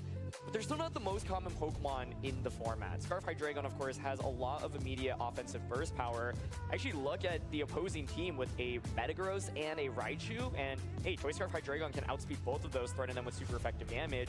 Of course, Cerulege was a Pokemon that really started picking up in usage with that bulk up to be able to wall opposing Charizards, although coming into this world's metagame, Ancient Power feels like it's on almost every Charizard, and so Cerulege no longer the definitive counter you could use to beat Charizard previously. Yeah, a couple of different setup options. You mentioned the bulk up on the Cerulege, but you also have Nasty Plot on the Golden Go, and even Side Charm from the Whimsicott for when that Staraptor inevitably Mega Evolves. A lot of really great choices here. I like Hydreigon. I don't know how important it's going to be in this particular matchup, but that is one of those Pokemon that has been teched onto teams in order to have a better matchup into things like Delphox, since that's been creeping up there. But it's really cool to see that with that Choice Scarf, it's going to be hitting really a speed tier. Yeah, exactly. And I think that's a really good point because both players here have Tailwind Whimsicott, right? And so if you're both going to set up Tailwind, then it kind of just neutralizes the playing field. So having a Choice Scarf Pokemon in that Hydreigon can be really crucial, but not necessarily the easiest either to use because then you are bringing it out against an opposing Whimsicott, and you're not going to be able to do too much damage to the Whimsicott. The Whimsicott can just threaten you with the one-hit knockout with that Moonblast as well. This Hydreigon actually crucially doesn't have something like a Flamethrower or a Heat Wave as well, so it's even worse into that Whimsicott. But being able to get a fast attack off into a Mega Raichu Y, into a Mega Metagross can be a big deal. Speaking of that Mega Raichu, let's take a little closer look at it. This is going to feature Zap Cannon and Focus Blast. One of the cool things about that Raichu is with no guard, those are going to become 100% accurate moves. You don't have to worry about the fact that they might miss. But you also have that dual Mega within that Metagross. So if you feel like that's going to be something that ends up being more popular in the matchup, you at least have two to choose from. Yeah, absolutely. I think Metagross and Cleaver are two of the Pokemon that really stand out here. Cleaver is a Pokemon that started seeing a little bit more usage in the mid-season, but I feel like it's kind of fallen off. But of course, an excellent pick into opposing teams with Charizard. And Metagross is a Pokemon that people expected to have a huge impact when it released in the metagame, but when Charizard is still just everywhere and on 40+% of teams, it's kind of difficult for it to thrive. So the idea behind this team is, hey, well, I've got Raichu, I've got Cleaver. Those are Pokemon that normally really scare away Charizard. Metagross has really good offensive coverage as well, right? Being able to hit many things for super effective. For example, here, you've got Raichu Metagross. I wouldn't even be surprised to see Chloe bring both because you get Fake Out into Whimsicott, then Metagross can follow up, get an Iron Head, knock out the opposing Whimsicott. There's no Frigoraph or Protect on the other side, and so if you can deny Tailwind from the other side, get your own Tailwind up, it can give you a pretty big edge. One problem, that's Swampert. Looking at both of those Megas and, rubbing its hands together. Cannot wait to see them on the other side. I am so excited to see Swampert. It's funny because we have already seen it in regular form earlier in this tournament, but to see it with no Mega Stone potentially thriving in a unique matchup, I think will be particularly exciting. So let's see. It's going to be Whimsicott and Raichu from Chloe to start off this battle, and there's the Swampert. Wow, super stylish though, with all of the shiny Pokemon on the field, but that is going to be Intimidate drop, not mattering for either of these special attackers for Chloe. So Swampert here, of course, just exerting a ton of offensive pressure immediately, right? I think one of the reasons why Chanman wants it is because it does really well into Raichu. Raichu at best can just Focus Blast it, but being immune to that Zap Cannon is such a big deal. So Chanman on this first turn can go for something like a Protect on the Staraptor and just Earthquake, or, double Protect, potentially switch out afterwards. You do, of course, have the risk of just taking a lot of damage, and so as a result, Staraptor does want to protect itself. Don't want to be on the receiving end of a Fake Out and just an attack like a Moonblast, as that Fake Out actually goes into the Swampert instead to try to delay it for the one turn. Moonblast misses the mark there into the Protect of the Staraptor, but you still have your work cut out for you to try to figure out how you're going to take down these two foes. Yeah, I think Chloe did not Mega Evolve there, so it makes me think, well, maybe there's a Mega Metagross in the back. We're using the Raichu here mainly for Fake Out support. Now Staraptor is threatened by that Encore, right? So Of course, you can swap it out if you're worried about Encore. The big question is, how will you deal enough damage to Swampert throughout the course of this game, right? I think the #1 answer is going to be Life Orb Basket Legion, being able to just get a huge wave crash off. And so Staraptor, recognizing the threat of that Encore, is going to switch into Whimsicott. Does Chloe potentially call it? Oh, it's going to be a switch out of the Raichu as well, so we are going to see that Basket Legion. No powered up last respects just yet, as the Whimsicott did try to Encore that Staraptor into the Protect. But Swampert's going to go for the Earthquake, even harming its own partner Whimsicott on the switch in. Yeah, breaks the Focus Sash, which can be a big deal. And I think crucially here, Chloe has been able to position Basket Legion in against Swampert, right? This is your #1 answer into Swampert. It can take damage decently well, right? Earthquake is basically the strongest attack you can have into Basket Legion, only took 37% from that. So I think Chloe's done a pretty good job of dancing around Swampert. Her priority probably is to knock out Swampert immediately, then ideally get something like your Metagross out. But now Basket Legion putting on a lot of pressure. Both players can pressure with Kailwind. Chairman on his side, of course, also has Charm, so you can use Charm, as you see here, to drop Basket Legion's attack. Suddenly, that Wave Crush is going to do way less damage. Nice when you can use it on the side for your own Staraptor, but it can still be that defensive option. Wow, Moonblast, so close to being able to knock out that Whimsicott, but it's alive for just long enough that it's going to take the Wave Crash.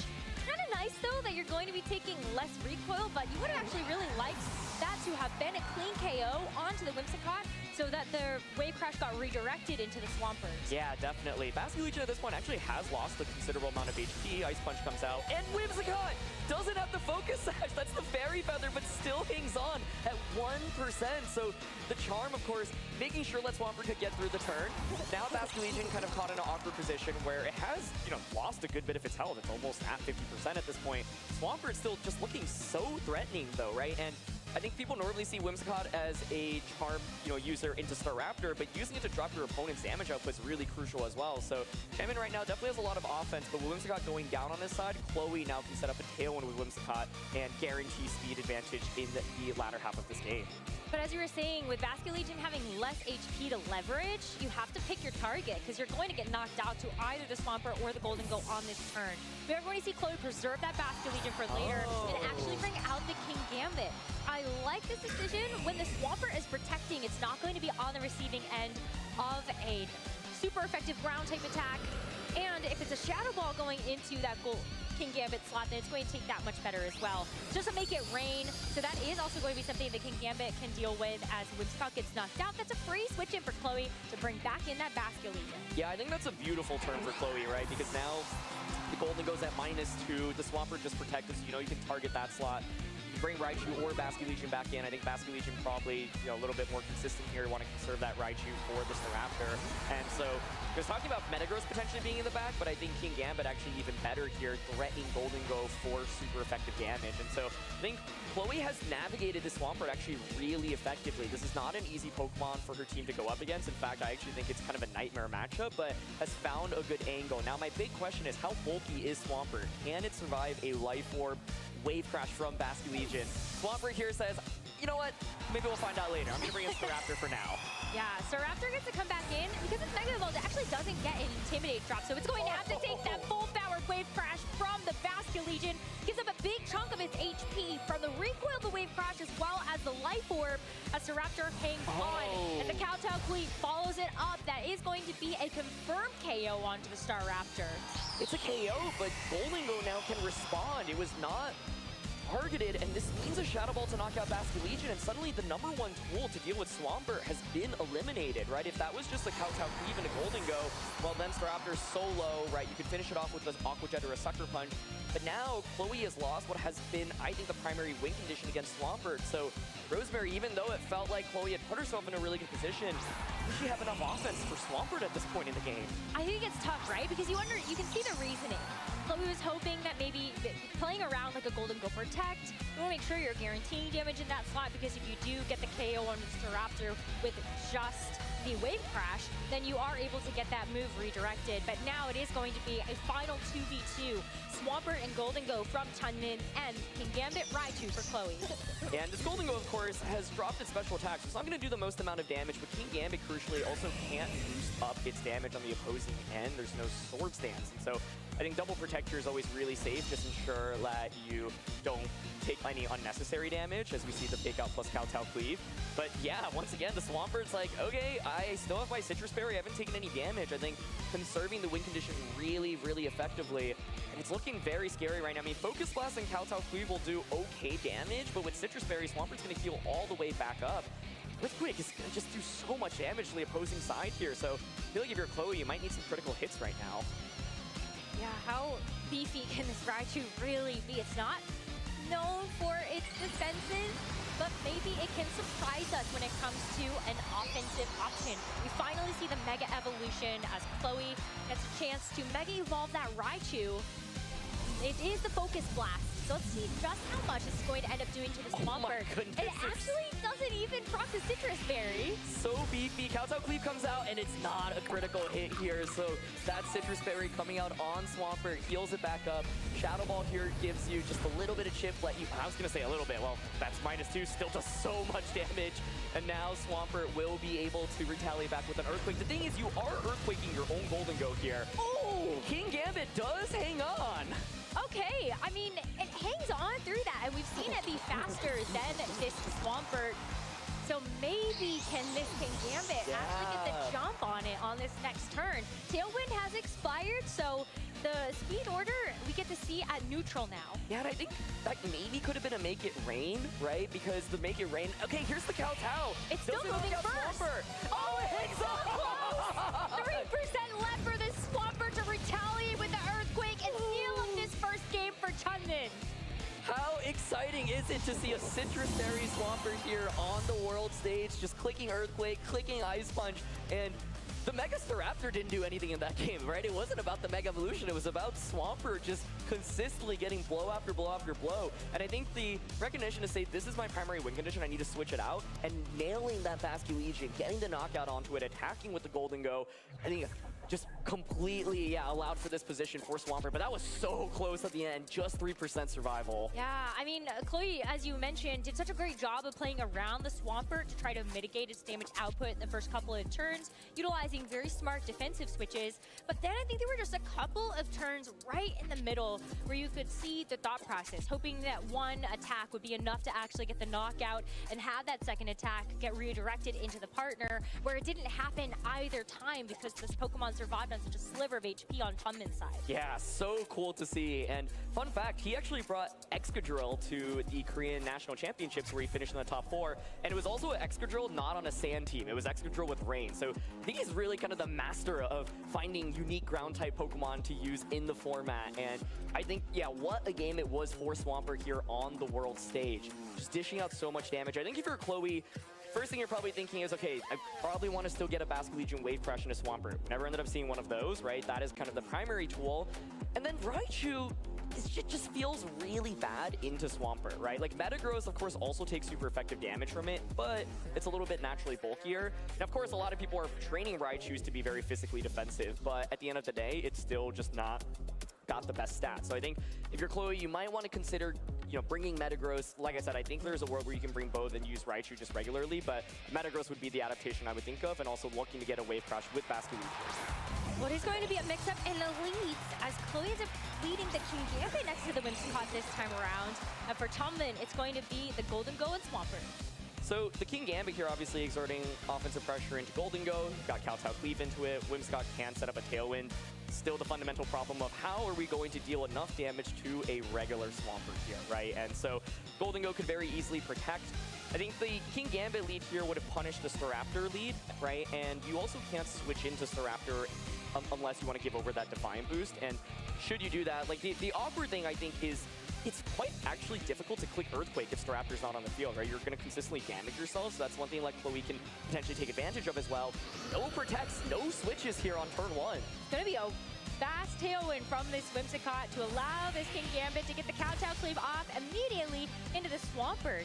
Deals 3% as the Golden Go fires back with a Make It Rain. It's going to one-hit knock out this Whimsicott as the Golden Go gives up a -2 special attack drop. Forage Troubles. But again, Chloe's in this position where you do have a free switch, but can this Kingambit actually hang on to do something on this next turn? Yeah, you would think it's going to be a wave crash here. Still really powerful. We haven't seen it use it yet in this set. And that does so much damage still. Swampert this time does take a hefty amount. I think Chloe's probably hoping for Golden Go to protect there, expecting Golden Go, to not get an attack off there. Hoping to probably, leverage the Whimsicott a little bit more. But once again, you've got Tailwind up, you've got Basculegion in. Things could be worse. And now this actually looks like a pretty good position. Yeah. Basculegion, Kingambit, both faster than the opponent. You could have Basculegion now go for the Wave Crash into Swampert, and you've got the pin of the Kowtow Cleave into the Golden Go. Exactly, and so the response would be, well, let's swap Golden Go out into Staraptor. Yeah, give a Defiant boost over to Kingambit, but if you're not going to click that Sucker Punch, I can survive Wave Crash on Swampert and get an Earthquake off potentially. And so, yeah, I think this is a big turn where if Chloe gets it wrong, it could be really scary. It's actually going to be the Swampert pivoting out instead into the Hydreigon. We've seen an adjustment here. Yeah, that Hydreigon comes out. That's going to have a pretty good matchup into both the Kingambit and the Basculegion. As the Wave Crash comes out, see, that actually does a good chunk to this Hydreigon. Oh my goodness, a critical hit. That's going to make things a lot easier now. 86% from a non-resisted attack, or a resisted attack, I should say, just does not feel right. Yeah, once again, like, the Tailwind is up, so the offensive pressure, like, Basculegion is happy to just keep clicking its moves right now. The one question I'd have is how the Hydreigon and the Basculegion are trained, because while Tailwind's up on the opposing side, sometimes, like, Basculegion doesn't invest in enough speed where, like, Toy Scarf Hydreigon could still outpace it. So if you're Chloe, if you know you're faster, then you can always just click Wave Crash in the left slot. Otherwise, you might want to consider clicking that Aqua Jet. Aqua Jet into Hydreigon, finish it off, Kowtow Cleave into Golden Go. But Chloe does have a lot of offensive pressure right now, and it is because she has managed to set up Tailwind, whereas there's no Tailwind on the opposing side. I think that you're right. Like, the speed order of the Hydreigon versus the Basculegion is going to be really important. And if you are worried about that, maybe you end up trying to make a switch. This might be one of those situations where I would have considered actually bringing in the Staraptor if you were worried about the damage output. But Basculegion is still faster in Tailwind. It's able to get the knockout onto the Hydreigon as the Kingambit gets to follow that up. We did not see a Protect coming through from that Golden Go, so it is going to be very vulnerable to the super effective Kowtow Cleave. A double knockout for Chloe. Yeah, I think Chloe just getting Tailwind up and saying, I'm just going to use these really powerful attackers, right? Hasn't even revealed what Mega Evolutions he's got in the back. And this time around, Swampert has taken a little bit more damage, right? So it's going to be Swampert and Ceruledge, actually. So complete mix-up here. Yeah, I'm surprised to see no Whimsicott, no Staraptor. No Mega Evolution. No Mega Evolution, yeah. I mean, that is the thing with these solo Mega teams where sometimes, like, you decide, you know what? I don't have another Mega Evolution. I don't think Staraptor actually is, like, I may be expecting an adjustment from the opposing end. Maybe I'll just drop it here. But yeah, I think, like, Chloe just has the full speed advantage right now. We'll see. It's going to be a double protect here, just stalling out that Tailwind. That Basculegion on the opposing end still looking really scary after this, though. Absolutely. You see a good matchup here into the Ceruledge from both the Kingambit and the Basculegion. And the fact that you still have an unrevealed Pokemon in the back, I think Chloe is in a pretty good spot. Yeah, definitely. The Ceruledge now does exert pressure with Shadow Sneak into Basculegion. So the question is, can you get a knockout with that? Because if not, yeah, here we go. If not, I think Basculegion just gets a KO in response. Wow. Yeah, it's not enough. Hangs on like a champ as it's going to be able to fire off another Wave Crash. Might knock itself out for its troubles as Ceruledge does take super effective damage from that. And that's going to bring in one more Pokemon here for Chloe as this Swampert now has to fend for its life and for its allies as it is in a 1v2 final situation. Kowtow Cleave, though, from the Kingambit is going to soften this Swampert up to 30% as it's going to take more recoil now from the Wave Crash it dishes out. Now it's a 1v1. It is a 1v1, yeah, but I think regardless, either Mega Raichu or Mega Metagross should be able to close it out. You just need to do 25% of damage here, and so it is going to be the Raichu once again. So Metagross actually not brought here, but this time around, you got the damage you needed on Swampert. Adding up that damage on turn 1 means that now a Focus Blast will finish it off. So I think the main thing here is Basculegion plus Kingambit just had the perfect positioning for Chloe in this match. Found a great angle for it, and yeah, got enough damage onto the Swampert early enough, so now we should, of course, go to a Game 3. Yeah, it's going to be a Protect just to give you some time to actually think about what that Game 3 might look like. Because Tunlin actually did make a pretty significant adjustment in the Pokemon brought. Ceruledge as well as Hydreigon, both making appearances in the second game. And do you think about committing to that again as we think about Game 3? Yeah, to me, I feel like the answer is you got to go back to Whimsicott with Tailwind, right? Or you can separate some of the pieces. Like, I think Hydreigon makes sense if you are pairing it with the Tailwind, right? But then if you just bring it by itself and there's Tailwind on the opposing side, like, you saw what happened, right? Like, yes, the Wave Crush got a critical hit onto Hydreigon, but I think it would have been a 2-hit KO anyway, right? And so the reality is, like, it is a Pokemon that is actually very ineffective outside of Tailwind if your opponent has Tailwind up on the opposing side. So I think, like, Swampert is still such a key Pokemon in this matchup, right? But I like the idea of going back to Whimsicott and Staraptor, because even though Staraptor didn't do very much in Game 1, I think it like, getting the Intimidate alone into Basculegion is a big deal, right? Because if you think about, well, how do I beat Swampert? Basculegion is one of those tools, but if you intimidate it, suddenly it actually becomes a lot less effective. So I think I'd probably like to see a return to Swampert plus Whimsicott, have that, Swampert, Staraptor, and then you can flex between all of them. I don't know if I really love the Cerulege, but I wouldn't be surprised if it came out as a prediction to deal with the Metagross on the opposing side, trying to catch it, and then Metagross didn't end up coming out, right? Like, Cerulege and the Hydreigon both can threaten Metagross a good bit, so I think that was maybe the adjustment that he was expecting to see. I like the Cerulege in theory, but I think I was underwhelmed by the Shadow Sneak damage that came out. The fact that it did almost less than a quarter to that Basculegion makes it feel like there just wasn't enough damage down on the board. Thought process being like Cerulege can come in, and even if your opponent does have Tailwind, you've got that priority to actually just help to clean up some of those pieces. Yeah, absolutely. Yeah, I think so. The question is, you know, what leads do you consider from both players' end? And I think like Swampert Staraptor, which we saw, is pretty decent, right? Chloe led King Gambit, tried to get a Define boost from it, and so I think like that's the fear in leading Staraptor once again. I also am curious if you're Chloe, like maybe you think, well, Raichu hasn't really been that important in the last game. I would have won the game with Metagross anyway. Do we potentially see an adjustment Game 3 to Metagross? Calling it out, but either way, I think, yeah, it's been a fast-paced set, but really fun to get to see some unique Pokemon, especially that Swampert. And Cleaver makes an appearance. Wow, okay. That is an awesome Pokemon to see hit the field. As you called it, Aaron, it's going to be back to form here for Chunmin with that Staraptor Whimsicott. But Cleaver, how exciting. Yeah. I don't know if it's in the best position here, truthfully. It can Stone Axe, right? I will say, actually, one thing that's interesting is you do have to respect the Whimsicott on the opposing side, right? It's Fairy Feather, so Moonblast in particular is actually really scary. I like Tremin's position more here, though, honestly, because like the Whimsicott on the opposing side isn't even Focus Sash, right? And yeah, the Cleaver being intimidated just means it can't do very much. This moveset is Stone Axe, X Scissor, Feint, right? Like, you could Feint into the Staraptor, try to, you know, break through its Protect, Feint into Whimsicott, or just go for Stone Axe and like get the Stealth Rocks up. But the reality is, this turn, I don't expect it to do that much damage. And I do wonder how much the Pointed Stone damage will actually add up if we do end up seeing pivots in this game. It's already off to a very quick start here as both Whimsicotts are going to set Tailwind for their respective sides, and then we'll see the moves to follow up. Staraptor goes right away for the Brave Bird, knowing that the damage output from this Cleavor is going to be mitigated. A one-hit knockout into the Whimsicott is going to be the first KO that this Staraptor takes. Let's see what this Cleavor's damage can look like. Stone Axe is still going to do about 50% to this Whimsicott, so it's good damage, as you do get a chance to set up the Stealth Rocks. Yeah, but now the question is, where do you go from here, right? Because the Cleaver is kind of stuck on the field. I think both players kind of felt forced to Tailwind, and Chemin really doesn't want the opposing Whimsicott to... And we see Metagross here. Okay, so that actually, I think, is a pretty good response. The point I wanted to make, though, is that, like, you never want to eat a Moonblast from the opposing side, so you feel forced to go for Tailwind Brave Bird, right? Chloe also Tailwinds, but yeah, the Cleaver, once again, I think because of that Intimidate, just caught in a little bit of a tricky position. The Stone Axe will still do decent damage here, but Metagross at least does exert a lot of offensive pressure into both Pokemon. However, you are staring down the Charm once again from Whimsicott. One thing you could do, by the way, is you could Charm Metagross, like saying, yeah, I know you got you have to Mega Evolve, and if you get that off, oof, that would be really tough to come back from. It would, so let's see what happens. Just going to be a Feint here from the Cleaver to ensure that the Staraptor can't actually go for a Protect on this turn, and it's a Side Charm. Ooh. Just wants to boost up the offensive power of this Staraptor. Oh, but the Psychic Phase comes first! The Staraptor goes down before it can get off another attack!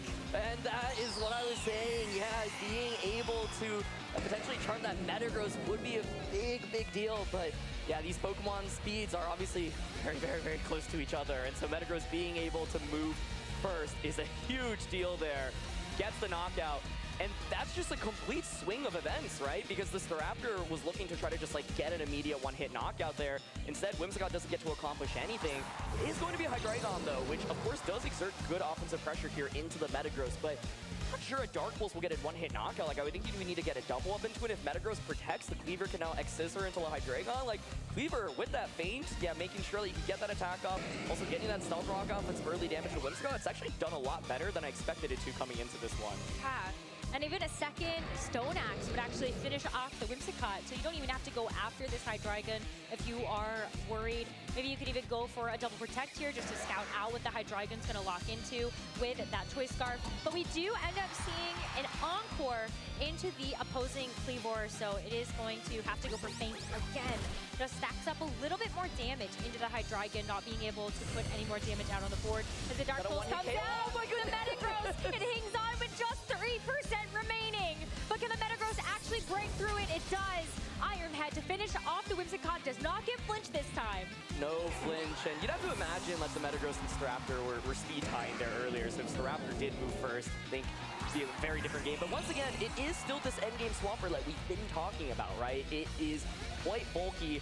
Cleaver does have its Focus Ash intact. Hydreigon here, of course, is now locked into Dark Pulse. It's a pretty good move to have. You probably want to clear it before the Basculegion, which is presumably in the back, hits the field. But this has been a really, really tense game. But I honestly think I prefer Chloe's position right now. Yeah, I just wonder what's going to happen since these Tailwinds are going to expire in a bit. And that is going to give the advantage over to the Hydreigon later. As the Dark Pulse comes back out, this Metagross has to sacrifice itself in order for the Cleavor to come back in and change up its move now that the Encore is gone. That turn was really scary. I think if it was Dark Pulse into the Basculegion switch, and you might just throw away kind of the big answer into the Swampert, right? But I think Chloe's saying you really need to respect the Metagross. It does manage to get Basculegion in. Tailwind now is going to expire on both ends as well. Cleaver is able to come back in, and with Cleaver, I think what you can do is protect Basculegion, X-Scissor into the Hydreigon, and Chloe might just have done it here. The main thing here in response is Hydreigon could go for Dark Pulse into Cleaver, expecting Basculegion to protect. If you get a flinch, well then Swampert can just follow up, get a knockout, and that's game over as well. So big turn here for both players. Do you predict the protect from Basculegion? And if so, right, do you target the Cleaver and does it get a flinch? Oh, it's so tense. In a Game 3 situation with an undefeated record on the line heading into the second half of Day 1 of the World Championships, it's all going to come down to this Basculegion protecting. So can this Cleavor actually get a move off? Hydreigon ends up going to the Dark Pulse in that direction. And Cleavor, it gets the X-Scissor off. Hydreigon goes down for the count. And now the Swampert has to win the 1v2. And if the Swampert's going to knock out the Cleaver, well, that just boosts Last Respect's damage output as well. So Earthquake coming out makes the correct call, but no flinch coming out. Cleaver feints, but honestly, it was incredible in this game. I thought when it came out on the lead that it wouldn't be able to do very much, but being able to knock out the Hydreigon, such a big deal. Basculegion now Life Orb. It's got 3 stacks boosting that Last Respect. Here we go into Swampert. Can it clutch it out here? It cannot! Wow, another Pokemon KO, and Chloe Burns wins game number 3 to be 4-0 on Day 1. That was so hype, Rosemary. When we saw the teams and the matchups, I was like, they've got a lot of cool Pokemon. I don't know if we're going to get to see all of them. We got to see all of them. Every single one. Literally. Wow, eyes were feasting today. That is for sure a phenomenal 3-game set between 2 incredible trainers. What a match. And I think the key turn was truly just Metagross Staraptor in that interaction, right? If Staraptor goes first and knocks out Metagross. The main thing I was actually curious about was whether or not, like, I didn't expect the +2 close combat to actually be able to knock out the Metagross anyway. And so if Chloe gets the knockout on Staraptor, I think it's actually still a pretty positive turn for her. And the other thing I was curious about was, yeah, if we had seen the charm into Metagross, right, to potentially get around this, that could have been really interesting as well. But either way, this Swampert, I think, if you're Chloe and you're staring down this team in team preview, first of all, this is not a standard team at all, right? It's got a lot of unique pieces. It's really hard to figure out how in the world do I beat this Swampert, but manage to pick up the puzzle pieces and put it all together. And, oh, this, I mean, the final turn's so tense, right? Like, Chemin gets the right call, targets the Cleaver, has that chance to flinch, but does not get it. And that X-Scissor being able to just one-shot the Hydreigon, so well done. Yeah, and then the Last Respects. Woo! One final sayonara there too, that Swampert, and Chloe Burke ends up with that 4-0 record. It's just so cool to be able to be at the World Championship, see the best trainers bringing the most cool Pokemon and duking it out. Absolutely, yeah. I think, you know, at the World Championships, there's always obviously so many incredible players that we've seen prove themselves on the biggest stage consistently, whether it be at regionals or international or worlds. This last game, we featured 2 players, right, from regions that we don't get to cover as much. They both finish in top 4 of major tournaments there, whether it be the Korean National Championships or for Chloe, you know, one of the regionals over in Oceania. And here they are, right, duking out at 3-0. Really, this is like their first chance to really prove themselves to the world. And that was a really fun set to watch. So like, fun. I couldn't have asked for any more. Like, the fact that Swampert put a masterclass in that game 1 and hangs on just with a sliver, right? And in game 3, things felt so tense. I was not expecting Cleaver at all, but I think it made a lot of sense because I think Chloe recognized, look, Basque Legion is really good. What are you going to use to beat Basque Legion? Well, it's probably going to be the Hydreigon as well as the Staraptor. So I need to take care of those, and how do I beat those? Well, Metagross for Staraptor, and then I, of course, yeah, just all came together. So cool. And then Cleaver, of course, for the Hydreigon, and I just, yeah, I think that this is what best of 3 Pokemon is all about, and the, you know, the number of adjustments we saw on both ends was just so fun. An amazing set for sure, and also one where you could kind of see the nerves playing on the stage in front of such a big crowd. I felt like there was so much emotion for both of them in this moment. The pressure must have been really intense. Absolutely, yeah. And so I need to hear more about Chloe and the team and just that set, so let's go throw it down to the floor for an interview. Thank you so much. I'm here with Chloe after a fantastic win. You're currently undefeated at the World Championships. How do you feel? Pretty good, yeah. Anything else just pretty good? Like, were you nervous for this event? Just excited? Yeah, so nervous. Yeah, non-stop anxiety, but it's okay. I mean, for someone with nonstop anxiety, you certainly played a wonderful match. Talk to me about that match, because for yourself, you're going up against a really, really strong team and also lose the first one in the set. So then what's going through your mind to be able to rally back to take the set win? I thought that my Pokemon choices in game 1 were pretty good, and I just kind of needed to adjust my game plan. I didn't respect the Swampert enough in game 1, but I kind of figured it out, and then I made a call that he wouldn't bring Goldengo game 3, so I didn't bring my Kingambit at all, and it ended up paying off, fortunately. And now I want to talk about your team, because you have one of, if not possibly the craziest team in the tournament. Metagross is cool, you know, everything else, but the Cleaver. Why Cleaver? Most of the field is Charizards. Cleaver sets rocks. The main idea of the team is that I set rocks for Metagross to be able to KO both Charizard and Floette, regardless of what the main team in the format brings. And yeah, it just has a lot of good matchups into very common teams, so it's worked out pretty well. I feel like when I hear you talk about there's so many Charizards around, the other direction people have gone with has been the Lycanroc, right? Is there a reason why you particularly strayed away from that team, or you just thought this had a better matchup spread across the board? I feel more comfortable piloting like Tailwind offense generally, and I wanted to make Metagross work because it seems like a good mon, but the meta doesn't really favor it a lot. So yeah, I don't know. The ability for Metagross to KO Charizard consistently is just, it makes it so much better. So that's why I chose Cleaver over Lycanroc. And it certainly has a lot more style, let me say. It is so cool. Now, tell me a little bit about yourself, too, because, of course, now you've had the opportunity to compete on this stage. You're undefeated, and we heard the cheers from the crowd. So tell me a little bit more about yourself. I've been playing VGC for a few years now. This is my second Worlds. Did pretty well in the Oceania circuit this year, and I don't know. Yeah, I don't know. I like offensive teams. I play offensive teams. I don't really know what else to say. No, that makes sense. We'll take one more step this way, as I want to make sure you're center stage here. If you have an opportunity to thank anyone or just any final words while you're on this stage. All right, thank you to my girlfriend for always supporting me. Thank you to all the Oceania community for like always, I don't know, giving me a challenge and making me a better player. Thank you to the Sydney local scene. It's really good, really great players, really nice people, especially Pokefolk, great community. Would recommend going to those locals if you're in Sydney.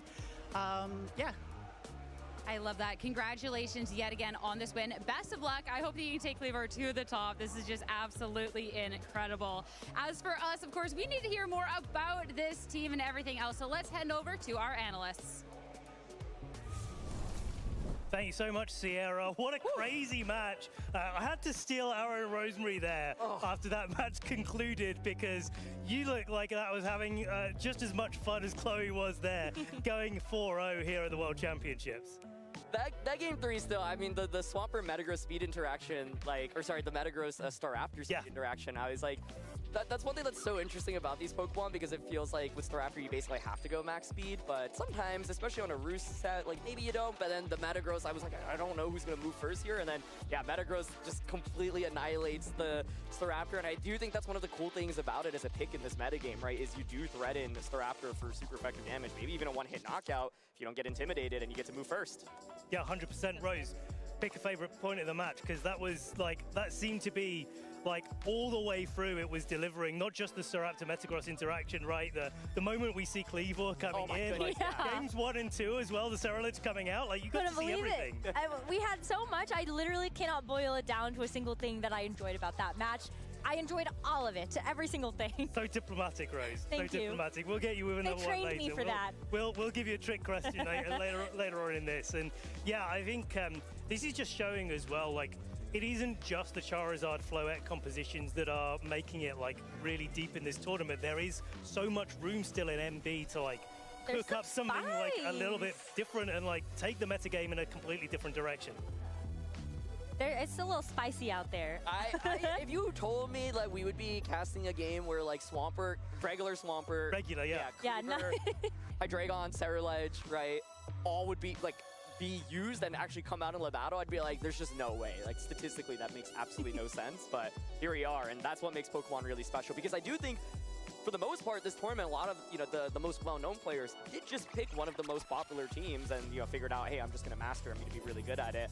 And so it is such a treat to see it at 3-0 here at the biggest stage that we have in Pokemon. So cool. I feel like as well, like there's been a little bit of discourse in the community. We've had JB Boy on Twitter calling out like Metagross is the play only a few days ago, and like I'm guilty of this as well. Like people sitting there being like, is it though, Jamie? Is it really the one? Like, are we really living in a world where Mega Metagross in the Charizard format is going to be able to take it all? Like, I'm not sure, but maybe, hey, Chloe showed us that it might be possible. Do you know what else is possible? Is we've got a feature match lined up, ready to go, and it's going to be an absolute cracker. So we've got Justin Tang versus Nikolai Hoy-Nilsson, and yes, that is a camera up you're seeing on your screen right now. A Camerupt and a Mega Kangaskhan. I really hope that we get a chance to see some Trick Room action and see that Camerupt go nuts. I think it's actually regular Kangaskhan, which is even crazier. Yes. Oh! It's not Silk Scarf. It is Life Orb. Life Orb. Yeah. So, wow. Really crazy. Now, the main thing, if you look at that team, though, is that there's no water resistances, right? So Justin says, well, hey, I have Swampert. I can water spot everything. So Aerodactyl pivoting out here immediately. It's going to be Choreograph. The dual Mega team with Aerodactyl and Camerupt, actually, and it blocks the fake out here immediately, and Blastoise also does not Mega Evolve, so much going on here just to start off the game, getting a Water Spout off. But honestly, that's not a lot of damage. It's pretty good. I feel like, when you're facing down a team with no water resist, Water Spout looks very good until the Sylveon wakes up. Sylveon is absolutely ready for business here. Hyper Beam just picking up that KO. Wait, I wasn't ready. Rose would be here, and we're like, let's just give Sylveon a highlight reel Hyper Beam! Oh my gosh, that was wild. Okay, so now I know though why the Mega Blastoise didn't happen. It's because there's a Delphox in the back. Yeah, I mean, it makes sense as well. We saw this the other way round in an earlier round on the stream, right? It's like Delphox wasn't the Mega of choice. Instead, Blastoise was. Now we're flipping things around with Justin just playing this a slightly different way. Now that the Sylveon has to take a turn recharging, so, great job knocking out the Blastoise, but now you're vulnerable to taking another attack. That's true, but Sylveon is one of those Pokemon that I feel like just has surprising special defense bulk. So the fact that it was able to hold on through that water spout, even the Delphox on the other side, doesn't really scare me too much. But this Delphox does get that nasty plot for free, so maybe I take back what I just said. Yeah, I think with this team, you always want to get that nasty plot off, and Incineroar going for Parting Shot makes sense as well, because I think you really want to make sure that you can bring it back out for Aerodactyl. I think what's scary right now if you're Justin is you don't know which direction this game is going to go down. Is there going to be Trick Room set up, or is there potentially going to be a Tailwind with Aerodactyl in the back? Sylveon recharges here, and it's not going to be the Trick Room, because I think recognizing, hey, if I just get Aerodactyl out, I can actually Mega Evolve this Pokemon and just start clicking Rock Slide. Yes, and I think this is the really important part of the way that Nikolai has built the team, right? Yeah. It's like, it's floors and ceilings. You can go right down as slow as Mega Camera Up and start attacking that way. But if you see the opportunity, especially against a Pokemon like Mega Delphox, that you really don't want to be hitting with your Camera Up, and instead you want to be hitting with that Mega Aerodactyl, you get that ability to set that up too. Very cool. I totally agree. Yeah, I think that's such a unique call-out in that when you see his team, I think if you like removed Aerodactyl, you're like, well, it's clearly a hard Trick Room team, right? Like everything else is super slow, but the Aerodactyl alone actually just induces just a completely different play style. And you also wonder, like, with the training, like, are they slow? Right, yeah, like, yeah, exactly. Is he slow? There's Tailwind on this team as well, That's right. So you can definitely play, like, in this, like, middling speed tier. You have got the top and the bottom, but actually the stuff in the middle can be a little bit squidgy and, like, middling speed tier. I like when we call these types of teams Tail Room, because they have both the Tailwind and the Trick Room. And it is just really cool to be able to see that survival, even with the nasty plot on the Delphox. Rose, you've come into the perfect match. This is exactly right for you. A 1% Sylveon survival, just so I can dish out a Hyper Voice. And a critical. Oh my goodness. Okay, this is it. World Championship for Rose. This is peaked at this match here. Absolute peak. But there's still no Trick Room going up on Nikolai's side of the field, so there is still the option, as we said, for the Aerodactyl in the back. But this Delphox is racking up a lot of damage, and even though it's taken a lot of damage, there is sort of this weird option where, you know, if Justin takes a couple of KOs and then sets up the Trick Room against the Mega Aerodactyl, there's a world in which, like, yeah, Justin can actually use that middling speed tier that he's got, but also, like, well, Delphox isn't a middling speed tier, but compared to Mega Aerodactyl, it kind of is. I do wonder if this would be the turn that Justin would consider setting up Trick Room, knowing that Aerodactyl is in the back. Yeah. And if you are confident that maybe something else is in the back there, like a Kangaskhan might be slower than you, but we do see the Incineroar come in, and it's not going to be the Trick Room setup here. Yeah, what's so awkward, I think, for this turn is that Justin wants to get the healing with Sinistra, but now by putting Incineroar on the field, well, then Aerodactyl can come out next turn, doesn't get intimidated. However, crucially, there is no Protect on the Aerodactyl, right? Part of these teams is that you rely on Farigiraf to block those fake outs. And so while you didn't get the Intimidate, now Nikolai, if he brings out Aerodactyl, well, that's just vulnerable to fake out plus an attack, right? So might actually want to go into your fourth Pokemon here. So Justin capitalizing off the fact, like, I think if Aerodactyl, had Protect, then the fake out is a lot less threatening. Aerodactyl can come in and just start spamming Rock Slide, right? Even with an Intimidate, the Delphox actually will likely still go down to a Rock Slide, or with healing as well.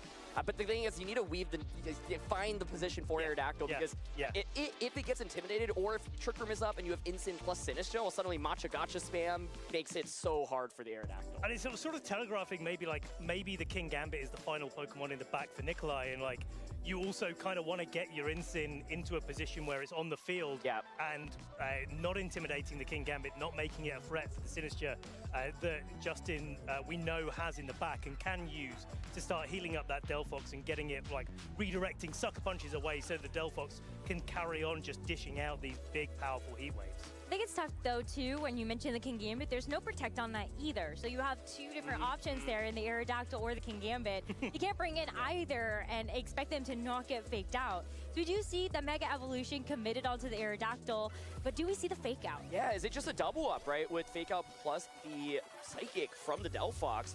Fake out does come out here, so I think that, that much was pretty obvious. Aerodactyl flinches. This is a really big interaction. It is just going to be Psychic here, so if there was King Gambit in the back, that would have been a free switch in.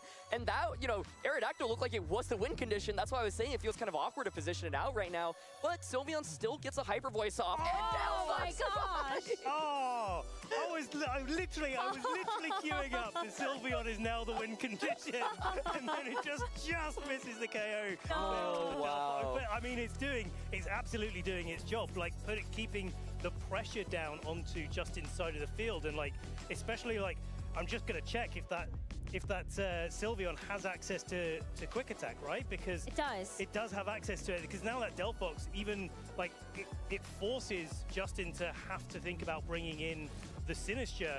Otherwise the Quick Attack starts going crazy. That feels really bad, though, to lose Mega Aerodactyl and get nothing off with it, because it kind of just cleaned up this entire endgame, right? But like, the nuance here is because neither King Gambit or Aerodactyl had the Protect, like you called out, Rose, well, you kind of have to switch in one, and I think Nikolai there might have been trying to go for a call, thinking, oh, the Fake Out Psychic is so obvious, I'm going to switch in King Gambit, you're going to Heat Wave instead, and if you Heat Wave, well, then that's probably winning for me. But the Aerodactyl, yeah, this goes to show why Fake Out is such a good move, and Farigiraf normally allows these teams to say, well, you can drop your Protect because I'll protect you from Fake Outs, but when Farigiraf goes down, suddenly the Fake Out becomes that much stronger, and yeah, now with no Aerodactyl, it is still really scary. We're gonna see Sylveon protect itself, so maybe that's gonna be a sucker punch. So King Gambit is successful at securing another knockout. And now this is kind of awkward, right? Is it? Because Justin has Incineroar Sinistra as the final two, and Incineroar actually went after the Sylveon. Okay, so this is a big deal. Like, Sylveon still staying on the field is quite a big deal for this this end game. We know that it has Hyper Beam at its disposal. Like, you could make a read, like knowing that Hyper Voice is so strong. Right. Like, hey, I need to knock out this Incineroar as quickly as possible if you're Nikolai. Like, this could be the opportunity to get that Hyper Beam. And it also obviously depends as well on the training between the Sylveon and the Incineroar. They're both capable of outspeeding the other one. We haven't seen that interaction yet. And so this end game, like, it just got really, really dicey with no Flare Blitz going down into the King Gambit, getting that last, like, little bit of damage that maybe a Matcha Gotcha could clean up in an endgame. Yeah, and Justin also had the opportunity to go, like, protect Delphox, switch Incin into Sinistra, and then just Rage Powder Heat Wave, but maybe fearing that that's such an easy call-out that you'll double into that slot. Just gonna be Throat Chop here, so Incineroar moves first. Sylveon doesn't get a Hyper Voice or Hyper Beam off here. The speed interaction playing a really big deal. I think then... Ooh, but King Gambit gets the low kick. Ooh, it's not bad damage. It's good damage. It's good damage. Matcha Gotcha. I was gonna say, you kind of to go back though than a couple of turns prior, because you both bring up excellent points about some changes that either player could have made. But in that situation, I wonder, well, Incineroar actually, the hospitality healing from the Sinistra brought that Incineroar out of KO range from the low kick. So was there an opportunity there instead to quick attack the Delphox for that 1% and then go low kick into the Incineroar instead? But then also, like, there's a question of how this Incineroar is trained. Does it knock out the King Gambit? And if it does, like, or gets close but doesn't quite get there, does it manage to knock itself out from recoil? That's right. You know, that's a really big... It is. Okay, getting the KO there, that's going to take game one for Justin. But such a close set all the way through. So many reads, and you talked about it, obviously, all the way through the match are, like, reads on top of reads on top of reads, right? Yeah, and I feel like the big picture here was Mega Aerodactyl not getting an attack off, because once that Blastoise was taken care of, it felt like Aerodactyl kind of just sweeps. We're going right into game two, and regular Kangaskhan makes an appearance here with that Farigiraf. And of course, Farigiraf blocks that Fake Out, so are we going to see a different approach this time? Maybe Trick Room, and then you've got Camera up in the back. If that is the approach, though, you're going to have to knock out Blastoise really quickly, because Blastoise is a nightmare for Mega Camera to deal with. Yeah, and also there's this question of, like, how is Nikolai going to use this Kangaskhan to be able to try to put some pressure down? Like, Incineroar was one of the last problem Pokemon in game one for Nikolai, and now, like, this Hammer Arm that's on the Life Orb Kangaskhan setting up the Trick Room and then maybe getting itself into a place where it can attack first, but also put that big damage down onto the Incineroar. Wow. 25% to Blastoise That's with a Fake Out and Life Orb. Oh my goodness. I really like a lot of the points you were talking about there, because I think that, you know, one key thing is normally Incineroar on this team doesn't seem like a huge offensive threat, but it kind of carried in that end game of game one, right? And a big reason is because of those speed interactions. And so I think realizing that, saying, look, it is still a pretty good tool. Let me switch it out. The Sinistra, one thing that I love about this Blastoise Delphox team is just the ability to flex either Mega Evolution, right? It's so cool to see. Like my expectation is that there is still a Delphox in the back here, but this is kind of scary right now, right? You got the attack drop onto like Kangaskhan. Sinistra can just go for a Rage Powder, and even though Blastoise is at -1, damage that you do from it is still non-trivial. Sinistra, of course, could even potentially reverse Trick Room if it wanted. One crazy play, I was like, what if you Shell Smash and reverse Trick Room? Alright, still your thunder, man. You've got the Sinistra there. You're in Trick Room. You Shell Smash, take all the attacks away. Mega Blastoise or not, like okay. There is definitely. I think you know what. You and I both would have clicked it there. Yeah, 100% right there. Like it would have been so cool because like it forces Nikolai to start going on the offensive and like play this sort of like aggressive Trick Room position. No! Burn there on the Kangaskhan. Okay, we would have lost because he doubled up into Blastoise, so you would have taken too much. Well, actually, he might have still been fine. He might have still been fine. Yeah. It's fine. Especially with the bird, actually, the Blastoise would have been like, all right, time for me to get going. But that's a really tough bird. Could happen this turn. Yes, that's true. That is true. Yeah, now you go for the following. Because the awkward thing, you know, with these teams is you normally want to get your heavy damage dealer in, right? And that heavy damage dealer is going to be camera up. It also could be Sylveon or King Gambit, but when you set up Trick Room and you don't have that much damage, you're wasting your own Trick Room turns. Sinistra now just content to go for a Rage Powder, but... Come on, do the Shell Smash. You got this. I'm waiting. I'm excited. Okay, so bad damage. Good damage. Double edge. Scrappy, of course, bypassing. Oh my gosh, that did nothing. Absolutely nothing after the burn. And the Life Orb ticking away the burn as well. Come on. Okay, but now the Sinistra has a tough job. It's got to survive the next turn, right? Yeah, but I mean, it's in a good... Only 2 turns of Trick Room, right? So you go Rage Powder, Water Spout, protect Blastoise on the last turn of Trick Room, and then you could probably even just Mega Evolve it at this point. That's a good point, yeah. Exactly. Like, you don't even have to Delphox reverse. in the back, no problem. Yeah, really like the shot. And actually, like, I think that's worth calling out there is like the patience to not go for it straight away. Like you see that line, but you don't necessarily want to risk it. And getting the Matcha out, giving yourself the opportunity to do a little bit of damage, but maybe get the burn, slow down the pace of the game, and then sort of commit to it when you know that Nikolai isn't going to be able to pivot is really influential in the way that Justin is playing this. All right, well, the Rage Powder is going to redirect away the Psychic, and it's going to be the Double Edge to finish off the Sinistra, but let's see, Blastoise, what you got? Come on, show us that big Water Spout. Here we go. Yeah, one thing I was thinking is if you ever intentionally don't knock out Kangaskhan to deny a free switch in, just KO Farigiraf and say now you're stuck on the field, but it is just going to be the Water Spout coming out from regular Blastoise here. It actually doesn't knock out Farigiraf, but kind of accomplishes the same thing of not giving a free switch in. Yeah, definitely. And like, again, there is, I mean, we're telegraphing over and over again that Delphox is the mega of choice at the back, right? And your point earlier, Ara, is like there's no water resist on this team. You don't have to overextend to try to do that extra bit of water damage. You can just like carry on putting a little bit more pressure on.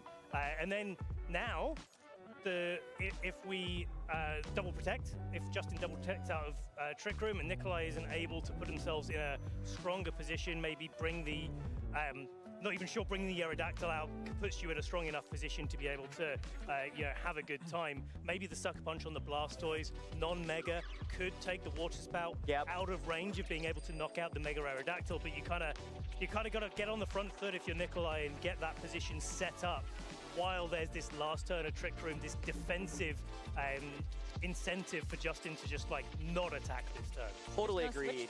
Yeah, and I was gonna say this game actually doesn't feel over because of the King Gambit. Like the Sucker Punch from it is actually so immensely threatening to both Delphox and Blastoise. And you can see this is really cool. The fact that Justin's like, I can Mega either Pokemon right now, you still don't know which one I am going to pick is a big deal. And so Trick Room expires now, but this is, I think, the really, really interesting turn. It's tough though because, you know, there is just 2 very powerful spread damage options on this team. If you do Sucker Punch the Delphox, Blastoise says, okay, Water Spout. Okay, like I'm just gonna Water Spout you. But if you Sucker Punch the Blastoise and it so goes for Water Spout anyway, then Delphox can hit you with a Heat Wave. Exactly, yeah. And the big question I have here is like how the Delphox and Kingambit are trained, because I think like you can train Delphox to survive Sucker Punch, and then you can also, I would expect Kingambit to actually survive Heat Wave, especially because often on these teams the Delphoxes don't have that much offense. But it is going to be Delphox. I think Heat Wave Water Spout here works, right? Yeah. Let's see. Yeah, it's like, well... but then not with the helping hand, yeah, hold on. Helping hand Sucker Punch? Hold the phone. This is, I mean, either knockout would be really, really great in this Oh, right? doesn't even hanging KO. on. Does the Water Spout do enough to take that Kingambit into Heat Wave range, though? I think it might. It's close. It is, yeah. Oh, big critical hit on Frigger up. Actually going to help out a little bit here, but the Heat Wave does double connect onto both Pokemon and double knockout. Wow. Delphox Blastoise looking real good in this game. This was a really cool game. Like, I have played a lot of Blastoise Delphox. I've seen a lot of Blastoise Delphox. I haven't seen a setup like this before. And I think Ben, like, you made such a good point about like the patience to hold on to it, right? Because he saw the line but didn't go for the exact turn we were talking about. Camera up has hit the field. Hold on. It's not over, is it? I mean, it's gonna be hard for this camera up to be able to get through this. Even a Water Spout is now single target. Yeah, like I think Water Spout's Psychic might just do enough to be, even if not, like you could protect Delphox, Water Spout. If camera up knocks out Blastoise, it's what, Incineroar. This is the opportunity for another Shell Smash, just to start slacking. Nice. Wait, hold on. Yeah, you might be cooking with that. I actually think you're right. No, but Bait the protect that. Okay, it's actually just Dark. I wanted to see the Water Spout. Come on. Do it. Give us the 11% Water Get Spout. us some rain here in San Francisco. We've been screaming out for it. Okay, hanging on. The double up. I think that's wild. Yeah, you're right though. The Heat Wave there. I was really hoping that maybe, I don't know, I was thinking like Ancient Power is gonna do it, but Justin had the opportunity to show us the strongest 11% Water Spout of our life, but he didn't go for it. I'm very sad about that. 100%, like, you know, we're running the numbers in our heads, but our heads are pretty good. So I think that Water Spout probably would have done more damage than the Dark. Oh, I was thinking it would do like at least 50%. Yeah. Camerops is like, I mean, Mega Cameron gets a bit bulkier, you know, we'll give it its dues, but yeah, really well played there by both players. I mean, Justin really showing us a different way, as you said, for like to pilot this Delphox Blastoise team, the way that you can bring both Megas to the game. Turns out Water Spout is a really powerful move. Yeah. Sometimes that's just enough, and I think Nikolai did a really good job of trying to control the pressure like that he had onto just inside of the field. But you know, it's calls like that Sucker Punch, it's calls like the Aerodactyl staying in, where maybe it could have been a switch out to take a Psychic. And you know, at the World Championships, when you're playing up against these trainers that are so good, like, these calls are tough to make, and sometimes you get them right, sometimes you get them wrong. Yeah. It was so cool. And I think Nikolai's probably not feeling great from that game one specifically, because I think it was like, it felt like Mega Aerodactyl could come in and just clean up, but had to find the right position for it. And the call for Justin to just say, you know what, I'm gonna go for the obvious fake out Psychic. You gotta show me that you're gonna play around it. Doesn't, Aerodactyl just faints. I think it's so ready to just click Rock Slide and Rock Slide and Rock Slide, but that game two just really, really clinical. And I am sad that Mega Camera makes an appearance and it basically just faints immediately. But obviously the team has put in a lot of work. It was 3-0 on one turn. That's right. That's right. Let's not disrespect the camera. Well, traders. What a brilliant match that we had last round on the desk. What a brilliant feature match that we've had. Now let's get our next brilliant round ready to go. So casters, take it away. Yeah, Aaron, let's be real here. Camerupt survived a full turn before being knocked out there at the end there. So Mega Camerupt, 2 turns at the World Championships here in that game. So we are getting ready now for round 5 of our Swiss tournament here at San Francisco. And Scott, we have had such an amazing day of Pokemon already, but now we're getting into crunch time. This is where people's careers are made or broken as they start qualifying for day 2 and then opportunities to qualify for the top cut later on. Yeah, I'm kind of shocked looking at the standings. There's so many good players who are either eliminated already or kind of already at that 2-loss threshold. And you know, kind of throughout the year, you kind of feel like, oh, the top names, they're pretty safe until like at least the end of day one. But very much not the case here at the World Championships. We see some of the folks who are doing very well, but even for these folks, they still got to get through 4 more rounds today. So even 500 is going to put you right on the brink of disaster. Absolutely. But here, take a look at our Swiss rankings right now. These are the top 16 players. They are all currently 4-0 undefeated right now. And I have to say, Australia having a great tournament so far. 3 players still undefeated. Liam, Chloe, and Joji all are undefeated at 4-0 right now.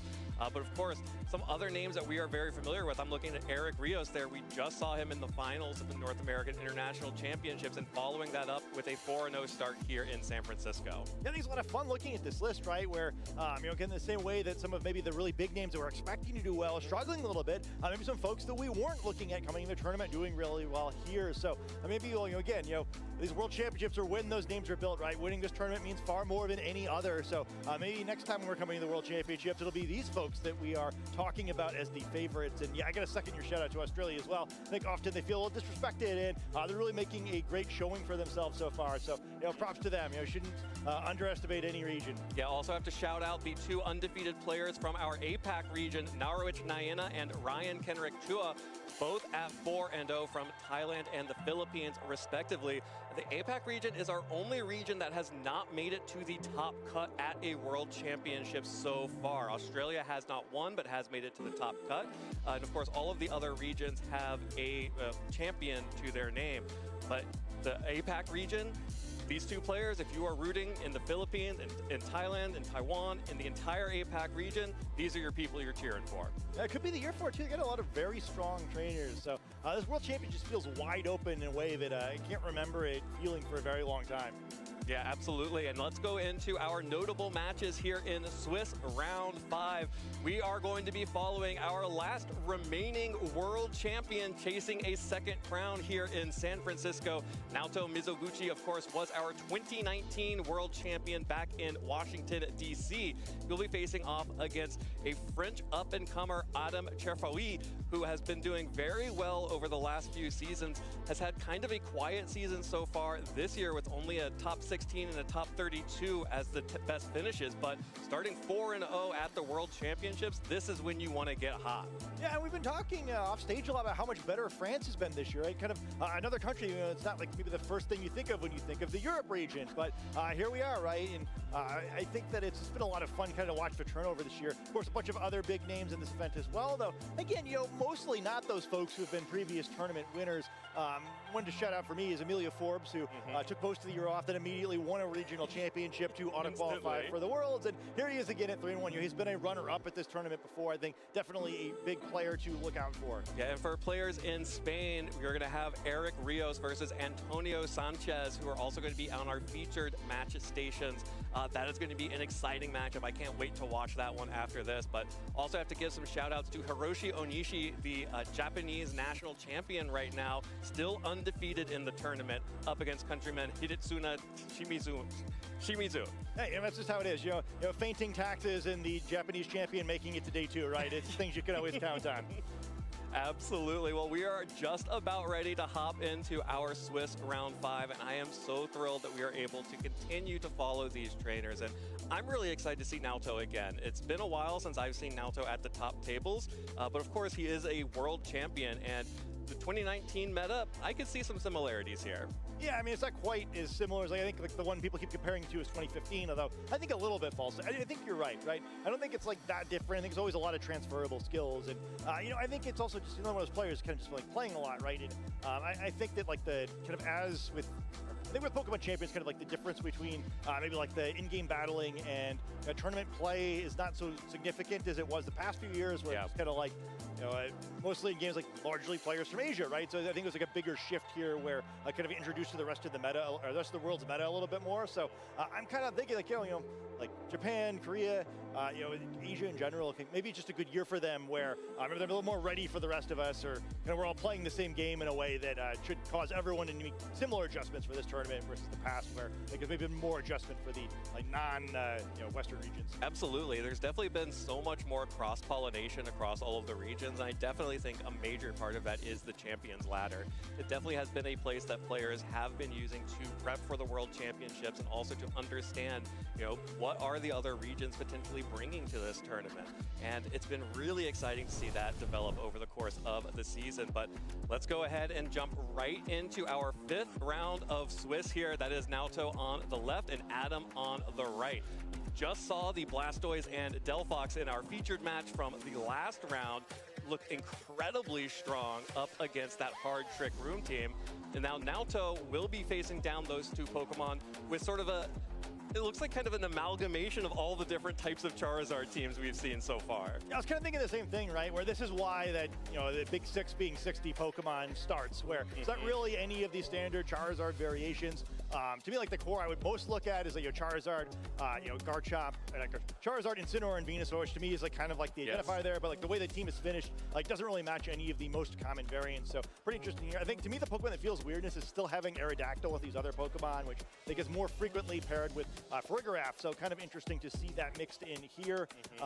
Interesting Pokemon this matchup as well. Typically with this sort of team, it's Whimsicott if you want Tailwind without the Farigiraf, which would be nice against the fake out cycling. So I'm curious to see what his lines are in his team, because unlike his team, certainly he's got to plan into Adams, which I think has proven to be one of the most popular teams at this tournament. Absolutely, and dropping the Farigiraf for that Venusaur tends to be the Pokemon that you would most see with the rest of these other Pokemon. Does make Naoto so much more vulnerable to fake out cycling.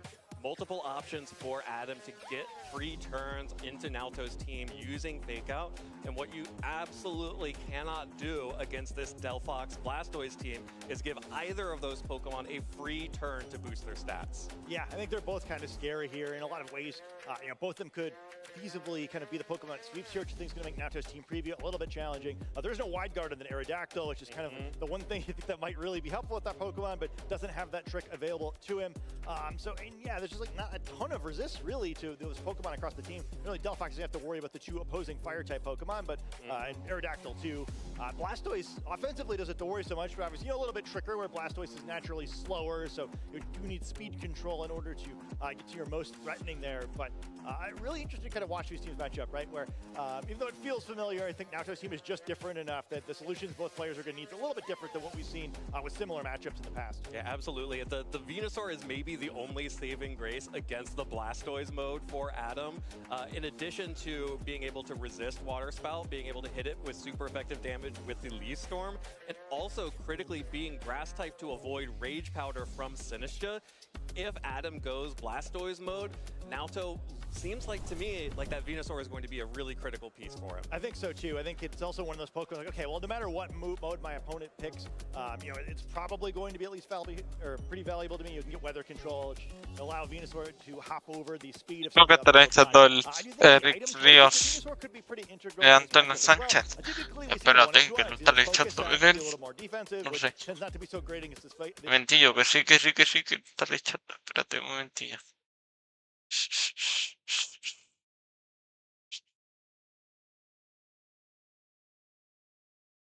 Aquí le están echando. Espérate, el Víctor. No, en el S no. Es en el otro. En el TV.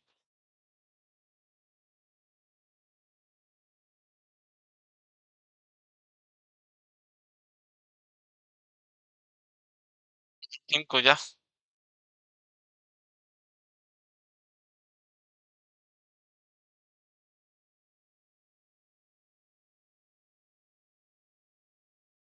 Vale, un momentillo que estoy poniendo el audio.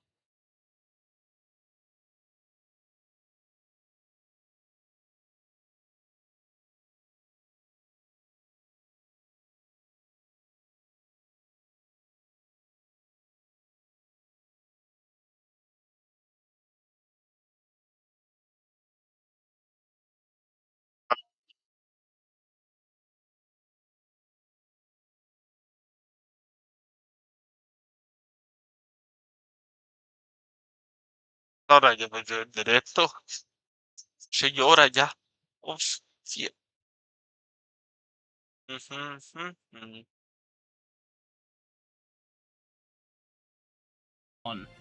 Eric may be calling that Antonio was going to switch his lead up, but Antonio instead just sticking to his guns and saying, no, I think you're going to blink first here. I'm going to bring the same lead. And now this Sylveon is looking very, very threatening. Obviously, you're risking maybe some rock slide flinches or something like that, but with the Scarf Garchomp on Antonio's end, you can go for your own rock slide, for example. I don't think you really need to Dragon Claw into Garchomp because you've got a Hyper Voice threat. So maybe you go for your own flinches, you're threatening your Hyper Voice here. I think this is a much more positive move for Antonio. Absolutely. As we do see the Mega Aerodactyl Mega Evolve here, so it's going to get a tough pause ability to get some additional damage. Rock Slide coming out. It's going to outspeed this Charizard, not Charizard, Mega Aerodactyl here. 50% damage. Are we going to get it? Aerodactyl, very good here. No. Oh, we do see the flinch. There's the flinch, and the Hyper Voice is going to be coming out. You can hit into that Garchomp, but you should be able to pick up the KO onto the Aerodactyl. No, it does not have enough damage. It's still going to survive at 1, but you still have to contend with the fact that the Sylveon has the quick attack move with +1 priority, and the Garchomp would just outstead the Mega Aerodactyl. I think, again, this is one of those cases where Eric probably would have rather the Aerodactyl go down in that situation, because now it's a bit of a useless slot here. The Rock Slide from Garchomp, obviously you can dodge the Rock Slide, but Rock Slide from Garchomp with that Choice Scarf is going to be enough to take it out, obviously. And now you're just firing off another attack with Sylveon. Eric's Garchomp can't reliably protect now as well, so Hyper Voice, there's not really much you can do to stop that Hyper Voice hitting that slot. We saw on that turn 1 the value of Rock Slide's famous 30% flinch chance. And here we go. It's going to be a switch out on the Mega Aerodactyl, needing it for later. Rock Slide just going to be used again into both Pokemon, only hitting the Farigiraf. Dragon Claw is just going to be used into the Garchomp here, picking up the KO like it did in the first game. The Sylveon is get hacked here, I believe. I don't think it went for a Protect, so it's going to get a juicy Hyper Voice if it decides to attack in this match. It will. It's going to get the KO onto the Garchomp, and the Farigiraf going to be holding on with 42 HP, but it does get access to its Citrus Berry to heal up a little bit. Yeah, this is now maybe an opportunity to get Mega Aerodactyl back in. With Farigiraf on the field, the quick attack threat is no longer available for Antonio because of the Arm 10 ability from Farigiraf blocking all priority moves. So maybe now might be the chance to go for your Aerodactyl, try and get some flinches of your own, try and just kind of work your way back into this game slowly. You might need a little bit of luck here and there. But I think your other Pokemon here, you can maybe bring in Charizard as well, but it seems unlikely Charizard's going to come here since we've already seen the Mega Run Aerodactyl. Kingambit and Sylveon just not going to have enough speed to outspeed maybe a Charizard coming in here, and we do in fact see the Aerodactyl coming in, and it's Venusaur coming in from Antonio now. Yeah, the Venusaur does not have the sun up, so it cannot get that extra boost in its speed.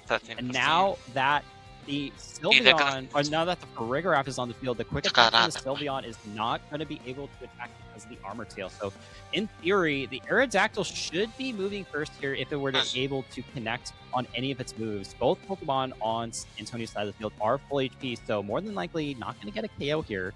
And the Garchomp is down, and the Farigiraf has been damaged. So right now, if you're Eric, you have to rely on whatever your unrevealed 4th Pokemon is to carry yourself through this game. We're going to see the Rock Slide coming and double connect on both Pokemon.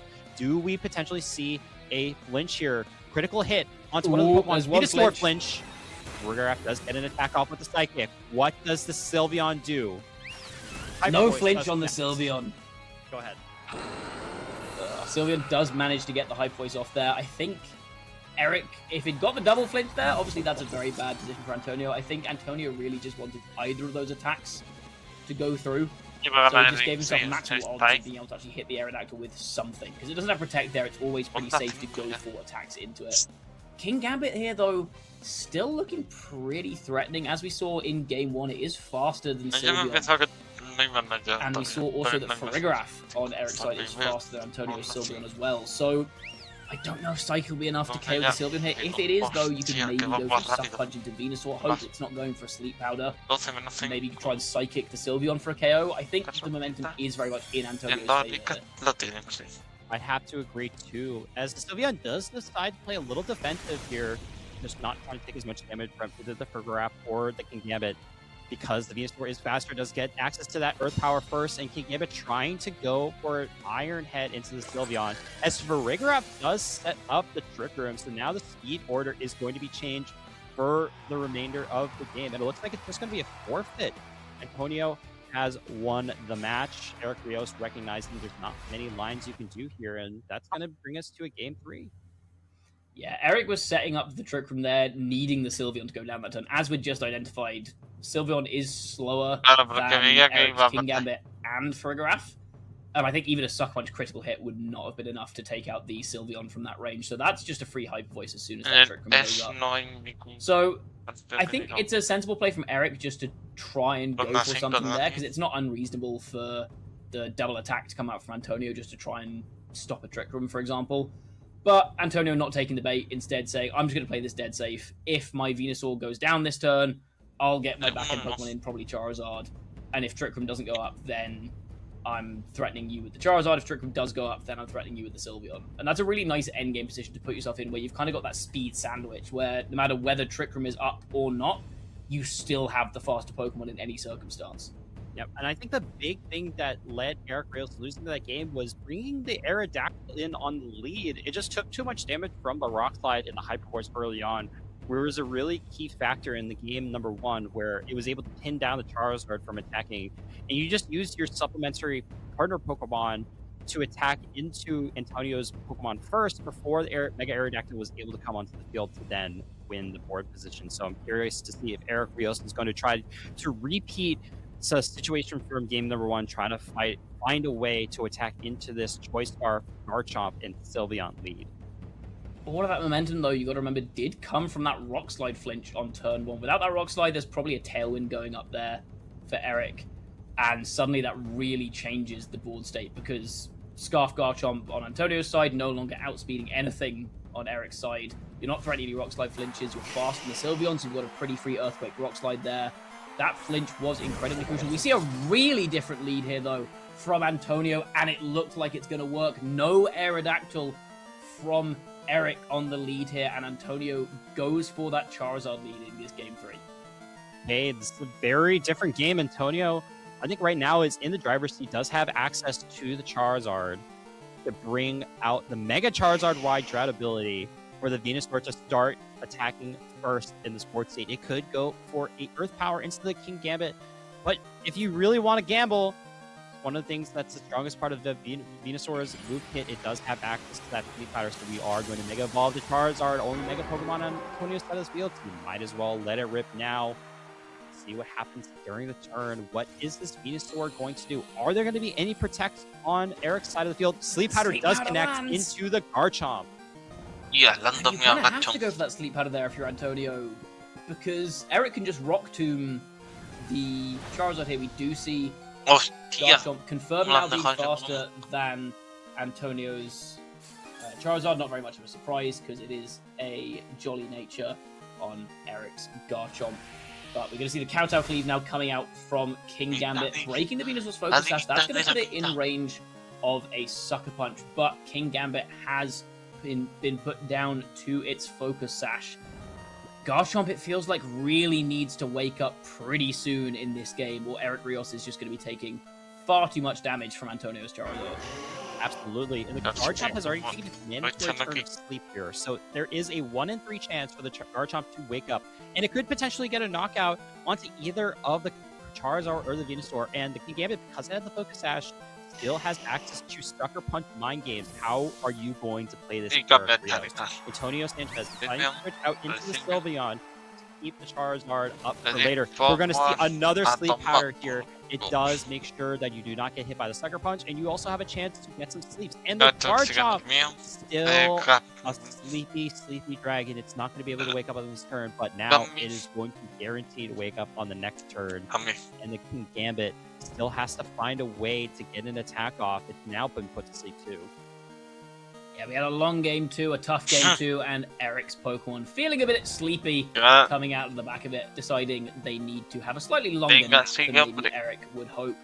The repositioning into Sylveon looking very nice here. King Gambit is faster than Sylveon, but unlike in the previous games, there's now a Venusaur threatening it with an Earth Power. You can go for a Sucker Punch into Venusaur, for example, but then you are just going to go down to a Hyper Voice, potentially, from this Sylveon. And unlike most Garchomps, Eric doesn't have the option of clicking Rock Slide and just hoping for a flinch on Sylveon. So instead, going into Farigiraf here, as we see no attempt at a Sucker Punch, Earth Power is a KO on Kingambit.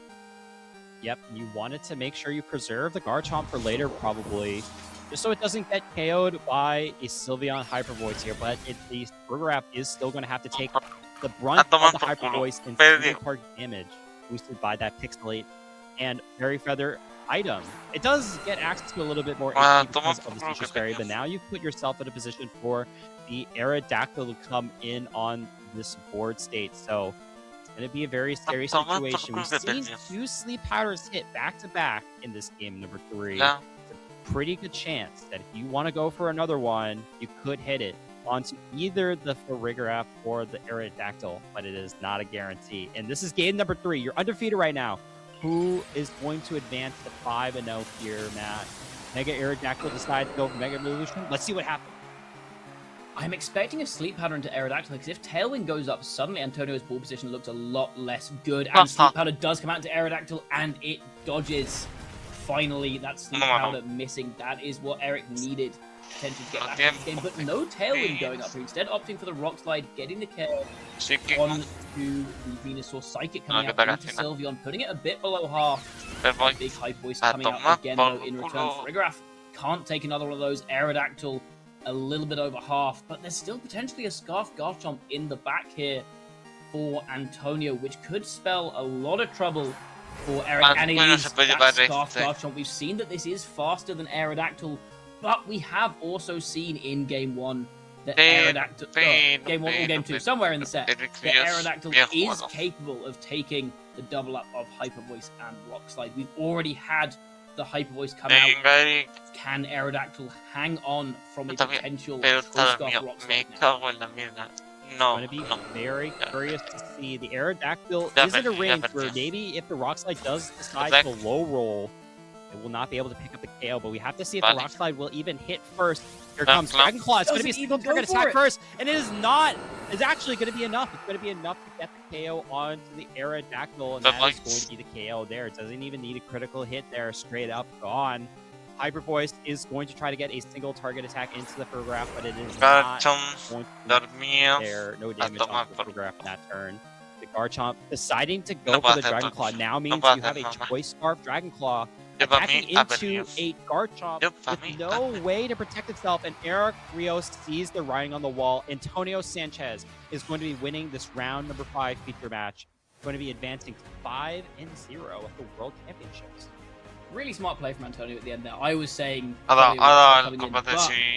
you think about it, single target Dragon Claw is actually more damage than a spread damage super effective Rock Slide. It's not by much, but we saw previously that you don't need much more damage to get that KO. The Aerodactyl living the double up of Hyper Voice and Rock Slide on 1% in the previous game, so any little increase in damage over that 1% survival is going to push it over the edge. Aerodactyl is going to get knocked out by that. And as you mentioned, there's also that Scarf Dragon Claw now threatening the Garchomp that we know is already in the back. So that was a much more sensible move for Antonio than going for the Rock Slide. Rock Slide not guaranteed to KO, can miss as well. Aerodactyl doesn't have Protect, so it's not exactly like you're risking targeting a single target move into a Protect there either.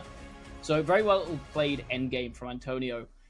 Game 2 needed, or maybe not needed, but benefited from that Rock Slide flinch in turn 1. But from that point on, despite being a game down, played pretty flawlessly, didn't really put a foot wrong for the rest of that set. Yeah, I think this Vale, vamos a poner. Está viendo getting some decent damage está viendo. with those Earth Vale, powers, vamos but para ultimately deciding to roll on the chances of getting those Sleep Powder hits. And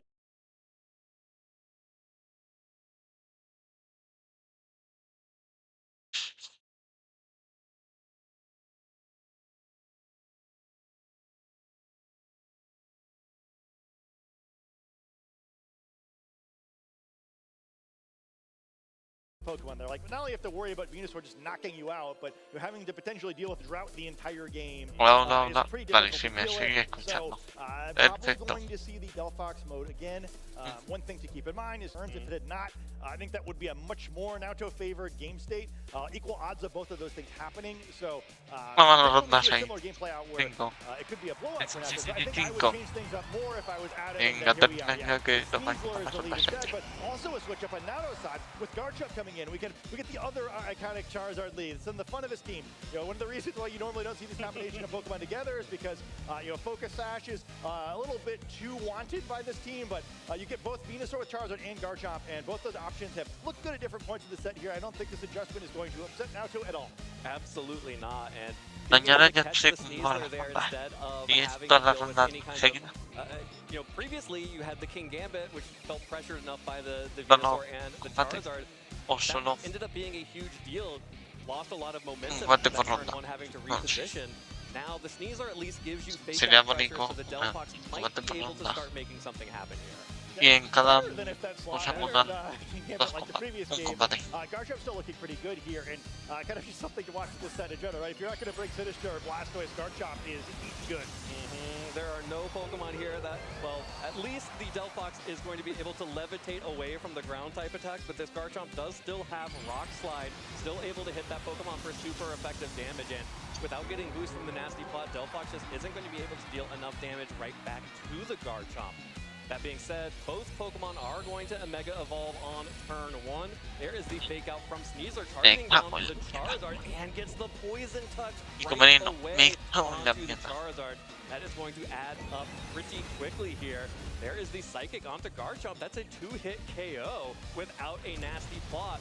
Rock Slide connects onto both Sneasler and Delphox, dealing good damage to the Delphox, but 2-hit KO onto Garchomp with Psychic, you're happy about that. Yeah, that's a lot of damage going both directions in that turn. The Poison big on the Charizard as well. Yeah, if you're watching this and wondering why is it Poison Touch and not Unburden on these teams, this is exactly it, right? Caesar playing a little different role on this team than it might in some others, where it's not here to sweep necessarily, although its individual damage could be fairly impactful here as well, because it's also kind of checking Garchomp.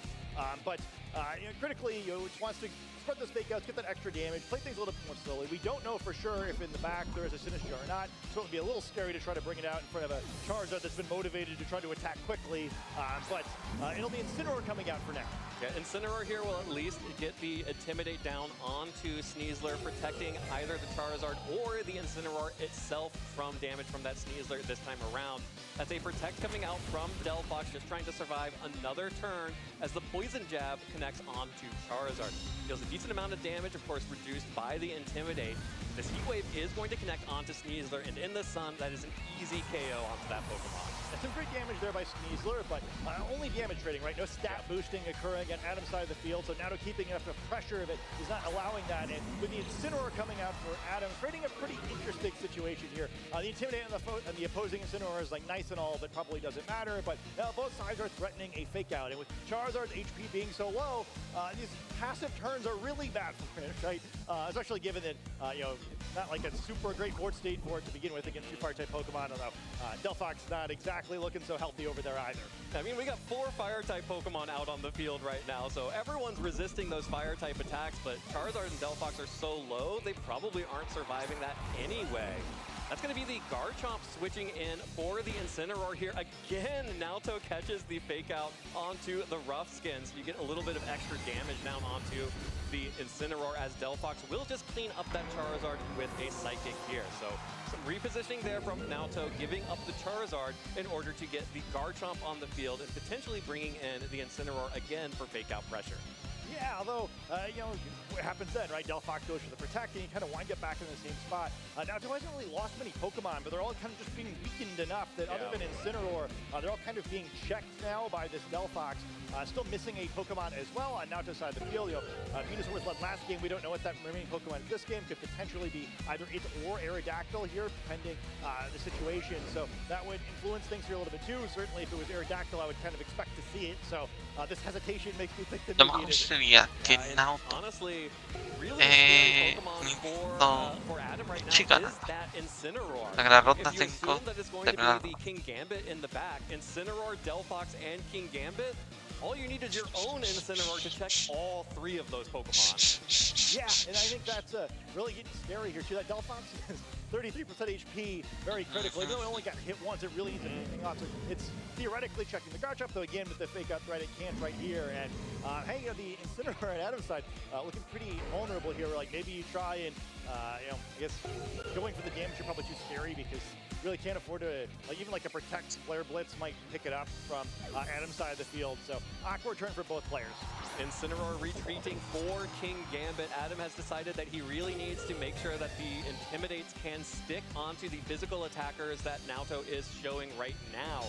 Incineroar goes for the fake out, will connect with the protect as the Rock Slide is locked into by Naoto. No damage in to Delphox, and King Gambit gets in. Basically there, just 9% chip damage from that Rock Slide. And now you have the King Gambit out on the field. Hostia, qué buena.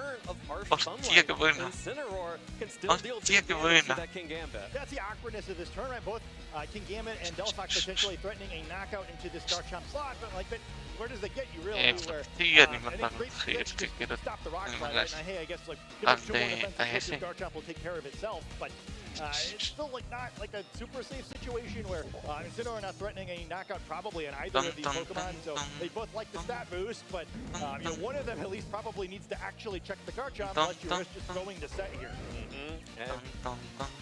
That's really what it's about. You have to make sure that this Garchomp doesn't get to swing for free, and just the presence there of the King Gambit and Sucker Punch seems to be checking the Garchomp there as it retreats for the Venusaur. King Gambit now protecting from this for this turn, not trying to get KO'd by a Flare Blitz, but Delphox firing off a Heat Wave. Having to pick up the KO onto Venusaur on the switch, and like you mentioned, the way Naoto was playing meant that area was not in the back here, and instead the Venusaur goes down, and the Flare Blitz did try to connect with the King Gambit. So Adam is getting these reads when he needs them. Something's looking pretty good for Adam, right? Gets that knockout for free, doesn't have to worry about the mystery of that final Pokemon anymore, and now he's getting pretty close. King Gambit probably not going to get one-shot by Incineroar from here, so can at least help knock Incineroar out, but still think that's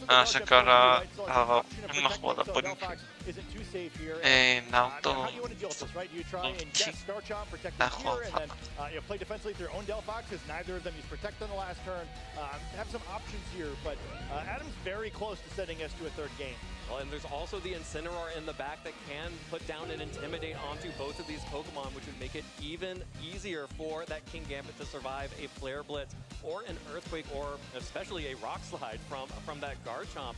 Again, the ground type coverage here being Earthquake means that this Garchomp can only deal super effective damage to King Gambit by knocking out its partner Pokemon there. Heat Wave, though, connects onto both. They picked up the knockout, and I don't think there's much left for now to do in this game. Great move by Adam to realize the knockout was going to be available, picks it up. The Flare Blitz on King Gambit going to do a lot of damage, but there's a lot of work left for Incineroar to do. Yeah, and that's a lot of recoil damage right back. A lot of that will be healed up by the Citrus Berry, but that means you're going to have to take multiple hits from this Delphox if it can land its Heat Waves, and King Gambit just got that Sword Stance buff, so you're really relying on Delphox missing those Heat Waves. Missing a whole bunch, and the Incineroar in back, I think you're rooting for a DC at this point, where it's hard to see. At this point, Adam can pretty much just flick his button, going to bring Incineroar out. Because, why not? Really not doing this, but pretty locked up here in this game. Yeah, absolutely safe play here from Adam to bring in the Incineroar and protect King Gambit. That means that Naoto is not able to pick up any KOs here. You have fake out pressure now for free damage onto Incineroar, and that will lock it up here for Adam. It's just about whether Naoto wants some extra time to think about more information out of Adam before locking in a forfeit before we head into game 3. This will take your time, right? It's going to take a little bit. This is a crucial moment for both of these traders. They both had great 4-1 starts to this tournament. Wow, it's a knockout already. King Gambit's a little bit good. There's a reason a couple of trainers, I think, in the field have decided to use it. But going to a third game here, it's a critical moment for both trainers. One trainer going to move to 5-0, going to be at the point where they only need one more win to secure their place in our continued Swiss rounds tomorrow in the phase 2 of this tournament, which it gives a big mental edge, right? Where going 4-1, especially I think after losing on stream, which tends to be a little bit more emotional, maybe start to like, oh man, are things turning the wrong way? So a very pivotal game, I think, for both of these trainers' paths through this tournament. Absolutely. Again, like you mentioned, when you're undefeated here, this is the last round before locking in your ticket to day 2 and continuing on in the tournament. This is the worst round to lose and then go on tilt for the rest of your tournament because you would have come so close. So both of these players, I am sure, are feeling that pressure to clutch this one out in game 3. And I have to shout out the Poison Jab and Poison Touch Sneasler. Getting the poison from the fake out was huge onto Charizard, just getting those ticks of damage. And Adam, showing the importance of those additional pieces of damage, just like the Life Orb on King Gambit pushes some of those calcs over the edge. 1 extra tick of poison damage, 2 extra ticks of poison damage also push some of those calcs over the edge. Yeah, and I think that's also something to keep in mind as we go into this third game, is that, it's been very close in both game 1 and in game 2, but Naruto's not getting a whole lot going his way, right? Where that first game, the sleep being minimum turns was pretty unfortunate for him.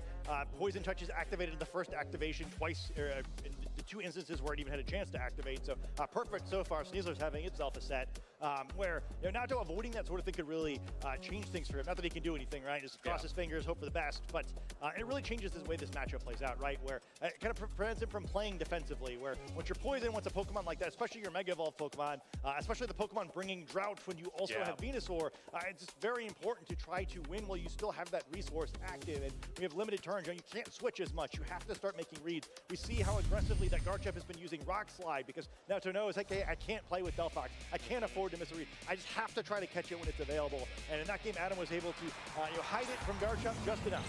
Oh, well, another switch up from Adam, choosing to go for a different fake out user in the lead here. This is going to be Incineroar next to the Delphox.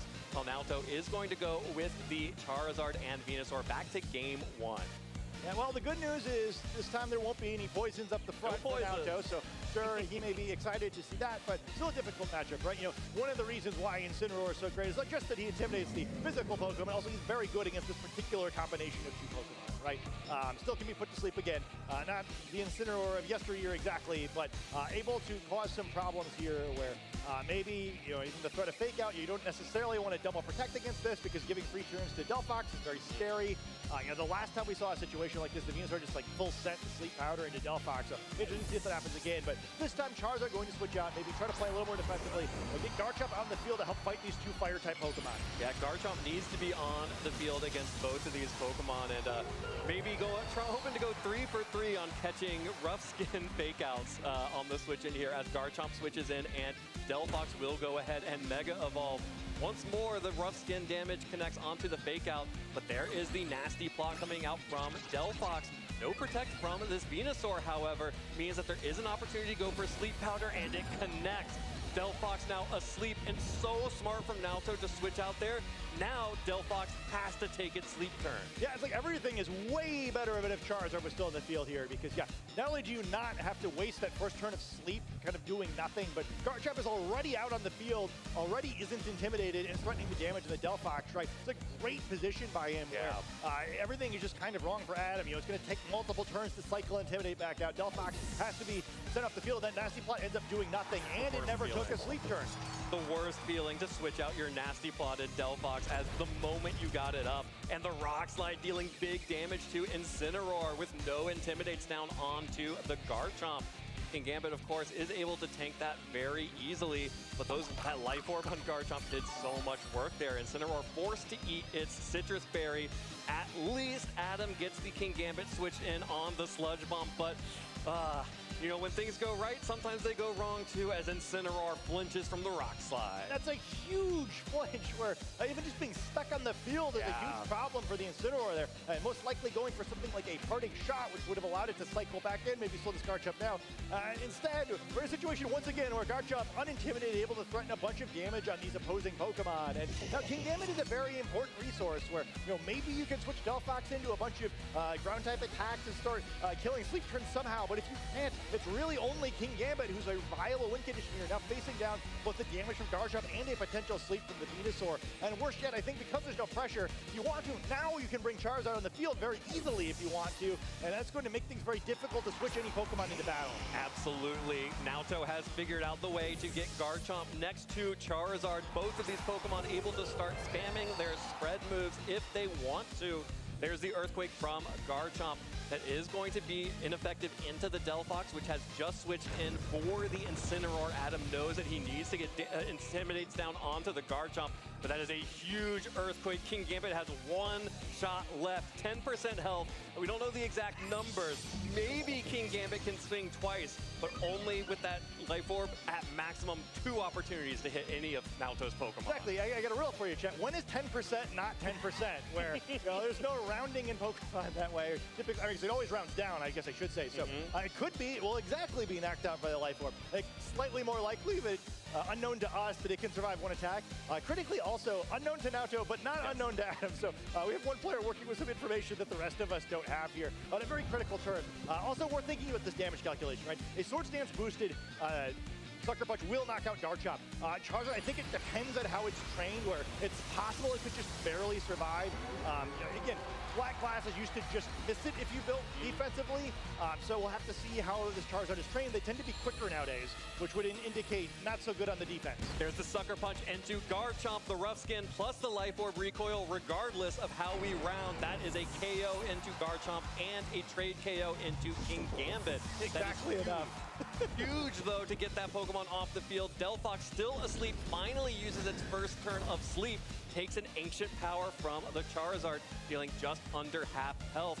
No boost from the Ancient Power as well. So now, Adam has the opportunity to have Delphox wake up on the next turn, but he's going to need to get a lot out of that Pokemon. Yeah, I mean, it's one big problem dealt with where Garchomp's Rock-type attack is really the most threatening thing to the Delphox, should it ever awake. But again, this Delphox lost that nasty plot boost, so it's still got a long ways to go. Now that your Gambit has been defeated as well, I think very critical. Maybe like one more hit point really changes how this battle looks. Could have been threatening a probable potential one-shot into the Charizard. And Incineroar going to come out here and continue to make things difficult. Sneasler, the remaining Pokemon on Adam's side, going to eat Irrelevant, Intimidate here. But hey, this it's got the type advantage, but I don't know if Poison Touch is going to be enough this time. Definitely going to need to start applying some poisons in a hurry. Absolutely needs to get the poison and just other damage down onto these Pokemon. And I love the Incineroar switch in here, forcing Delphox to have to go for a Protect this turn to waste the Fake Out from Incineroar. Otherwise, Fake Out plus Ancient Power may be able to pick up the KO there. Instead, Adam is just going to retreat the Delphox and bring out his own Incineroar to tank any damage coming out from Naoto's Pokemon. There's the Fake Out from Sneasler, connects onto Charizard, gets the flinch, but does not get the poison. There is the Throat Chop, connects onto Incineroar on the switch, and negligible damage there. But in a race between damage between these two Incineroar, Naoto is way ahead.